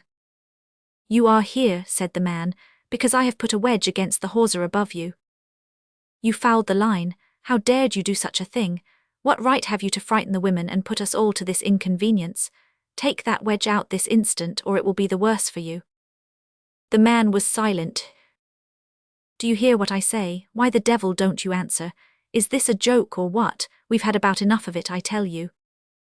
Mary MacLean had gripped her lover by the arm in agony of sudden panic. "Oh, Tom," she cried, "look at his eyes, look at his horrible eyes, the man is a maniac." The workman stirred suddenly into sinister life. His dark face broke into writhing lines of passion, and his fierce eyes glowed like embers, while he shook one long arm in the air. "Behold," he cried, "those who are mad to the children of this world are in very truth the Lord's anointed, and the dwellers in the inner temple. Lo, I am one who is prepared to testify even to the uttermost, for of a verity the day has now come when the humble will be exalted, and the wicked will be cut off in their sins." "Mother, mother," cried the little boy in terror. There, it's all right, Jack," said the buxom woman, and then in a burst of womanly wrath, "What do you want to make the child cry for? You're a pretty man, you are. Better he should cry now than in the outer darkness. Let him seek safety while there is yet time." The officer measured the gap with a practiced eye. It was a good 8 feet across, and the fellow could push him over before he could steady himself. It would be a desperate thing to attempt. He tried soothing words once more. See here, my lad, you've carried this joke too far. Why should you wish to injure us? Just shin up and get that wedge out, and we will agree to say no more about it." Another rending snap came from above. "By George, the hawser is going," cried Stangate. "Here, stand aside, I'm coming over to see to it." The workman had plucked the hammer from his belt and waved it furiously in the air. "Stand back, young man, stand back, or come, if you would hasten your end." Tom, for God's sake don't spring, help, help." The passengers all joined in the cry for aid. The man smiled malignantly as he watched them. "There is no one to help, they could not come if they would. You would be wiser to turn to your own souls that ye be not cast to the burning. Lo, strand by strand the cable snaps which holds you. There is yet another, and with each that goes there is more strain upon the rest. 5 minutes of time and all eternity beyond." A moan of fear rose from the prisoners in the lift. Stangate felt a cold sweat upon his brow as he passed his arm round the shrinking girl. If this vindictive devil could only be coaxed away for an instant, he would spring across and take his chance in a hand-to-hand fight. "Look here, my friend, we give you best," he cried. "We can do nothing. Go up and cut the cable if you wish. Go on, do it now and get it over. That you may come across unharmed. Having set my hand to the work, I will not draw back from it." Fury seized the young officer. "You devil," he cried. "What do you stand there grinning for? I'll give you something to grin about. Give me a stick, one of you." The man waved his hammer. "Come then, come to judgment," he howled. "He'll murder you, Tom. Oh, for God's sake don't. If we must die, let us die together." "I wouldn't try it, sir," cried Billy. "He'll strike you down before you get a footing. Hold up, Dolly, my dear, faintin' won't help us. You speak to him, miss. Maybe he'll listen to you." "Why should you wish to hurt us?" said Mary. "What have we ever done to you? Surely you will be sorry afterwards if we are injured. Now do be kind and reasonable and help us to get back to the ground." For a moment there may have been some softening in the man's fierce eyes, as he looked at the sweet face which was upturned to him. Then his features set once more into their grim lines of malice. "My hand is set to the work, woman. It is not for the servant to look back from his task." "But why should this be your task?" "Because there is a voice within me which tells me so. In the night time I have heard it, and in the daytime too, when I have lain out alone upon the girders and seen the wicked darting the streets beneath me, each busy on his own evil intent. 'John Barnes, said the voice, "you are here that you may give a sign to a sinful generation, such a sign as shall show them that the Lord liveth, and that there is a judgment upon sin. Who am I that I should disobey the voice of the Lord?" "The voice of the devil," said Stangate. "What is the sin of this lady or of these others that you should seek their lives? You are as the others, neither better nor worse. All day they pass me, load by load, with foolish cries and empty songs and vain babble of voices. Their thoughts are set upon the things of the flesh. Too long have I stood aside and watched and refused to testify. But now the day of wrath is come and the sacrifice is ready. Think not that a woman's tongue can turn me from my task." "It is useless," Mary cried. "Useless, I read death in his eyes." Another cord had snapped. "Repent, repent," cried the madman. "One more and it is over." Commander Stangate felt as if it were all some extraordinary dream, some monstrous nightmare. Could it be possible that he, after all his escapes of death in warfare, was now, in the heart of peaceful England, at the mercy of a homicidal lunatic, and that his dear girl, the one being whom he would shield from the very shadow of danger, was helpless before this horrible man? All his energy and manhood rose up in him for one last effort.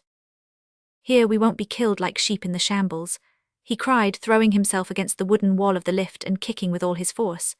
"Come on, boys, kick it, beat it, it's only matchboarding and it is giving. Smash it down.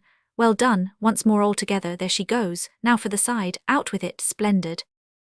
First the back and then the side of the little compartment had been knocked out, and the splinters dropped down into the abyss. Barnes danced upon his girder, his hammer in the air. "Strive not," he shrieked. "It avails not, the day is surely come." "It's not 2 feet from the side girder," cried the officer. "Get across, quick, quick, all of you. I'll hold this devil off." He had seized a stout stick from the commercial traveller and faced the madman, daring him to spring across. "Your turn now, my friend," he hissed. "Come on, hammer and all, I'm ready for you." Above him he heard another snap, and the frail platform began to rock. Glancing over his shoulder, he saw that his companions were all safe upon the side girder.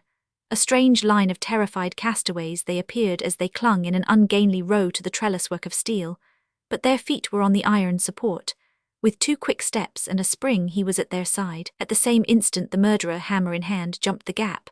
They had one vision of him there, a vision which will haunt their dreams, the convulsed face, the blazing eyes, the wind-tossed raven locks. For a moment he balanced himself upon the swaying platform. The next, with a rending crash, he and it were gone. There was a long silence, and then, far down, the thud and clatter of a mighty fall. With white faces, the forlorn group clung to the cold steel bars and gazed down into the terrible abyss. It was the commander who broke the silence. "They'll send for us now. It's all safe," he cried, wiping his brow. But by Jove, it was a close call.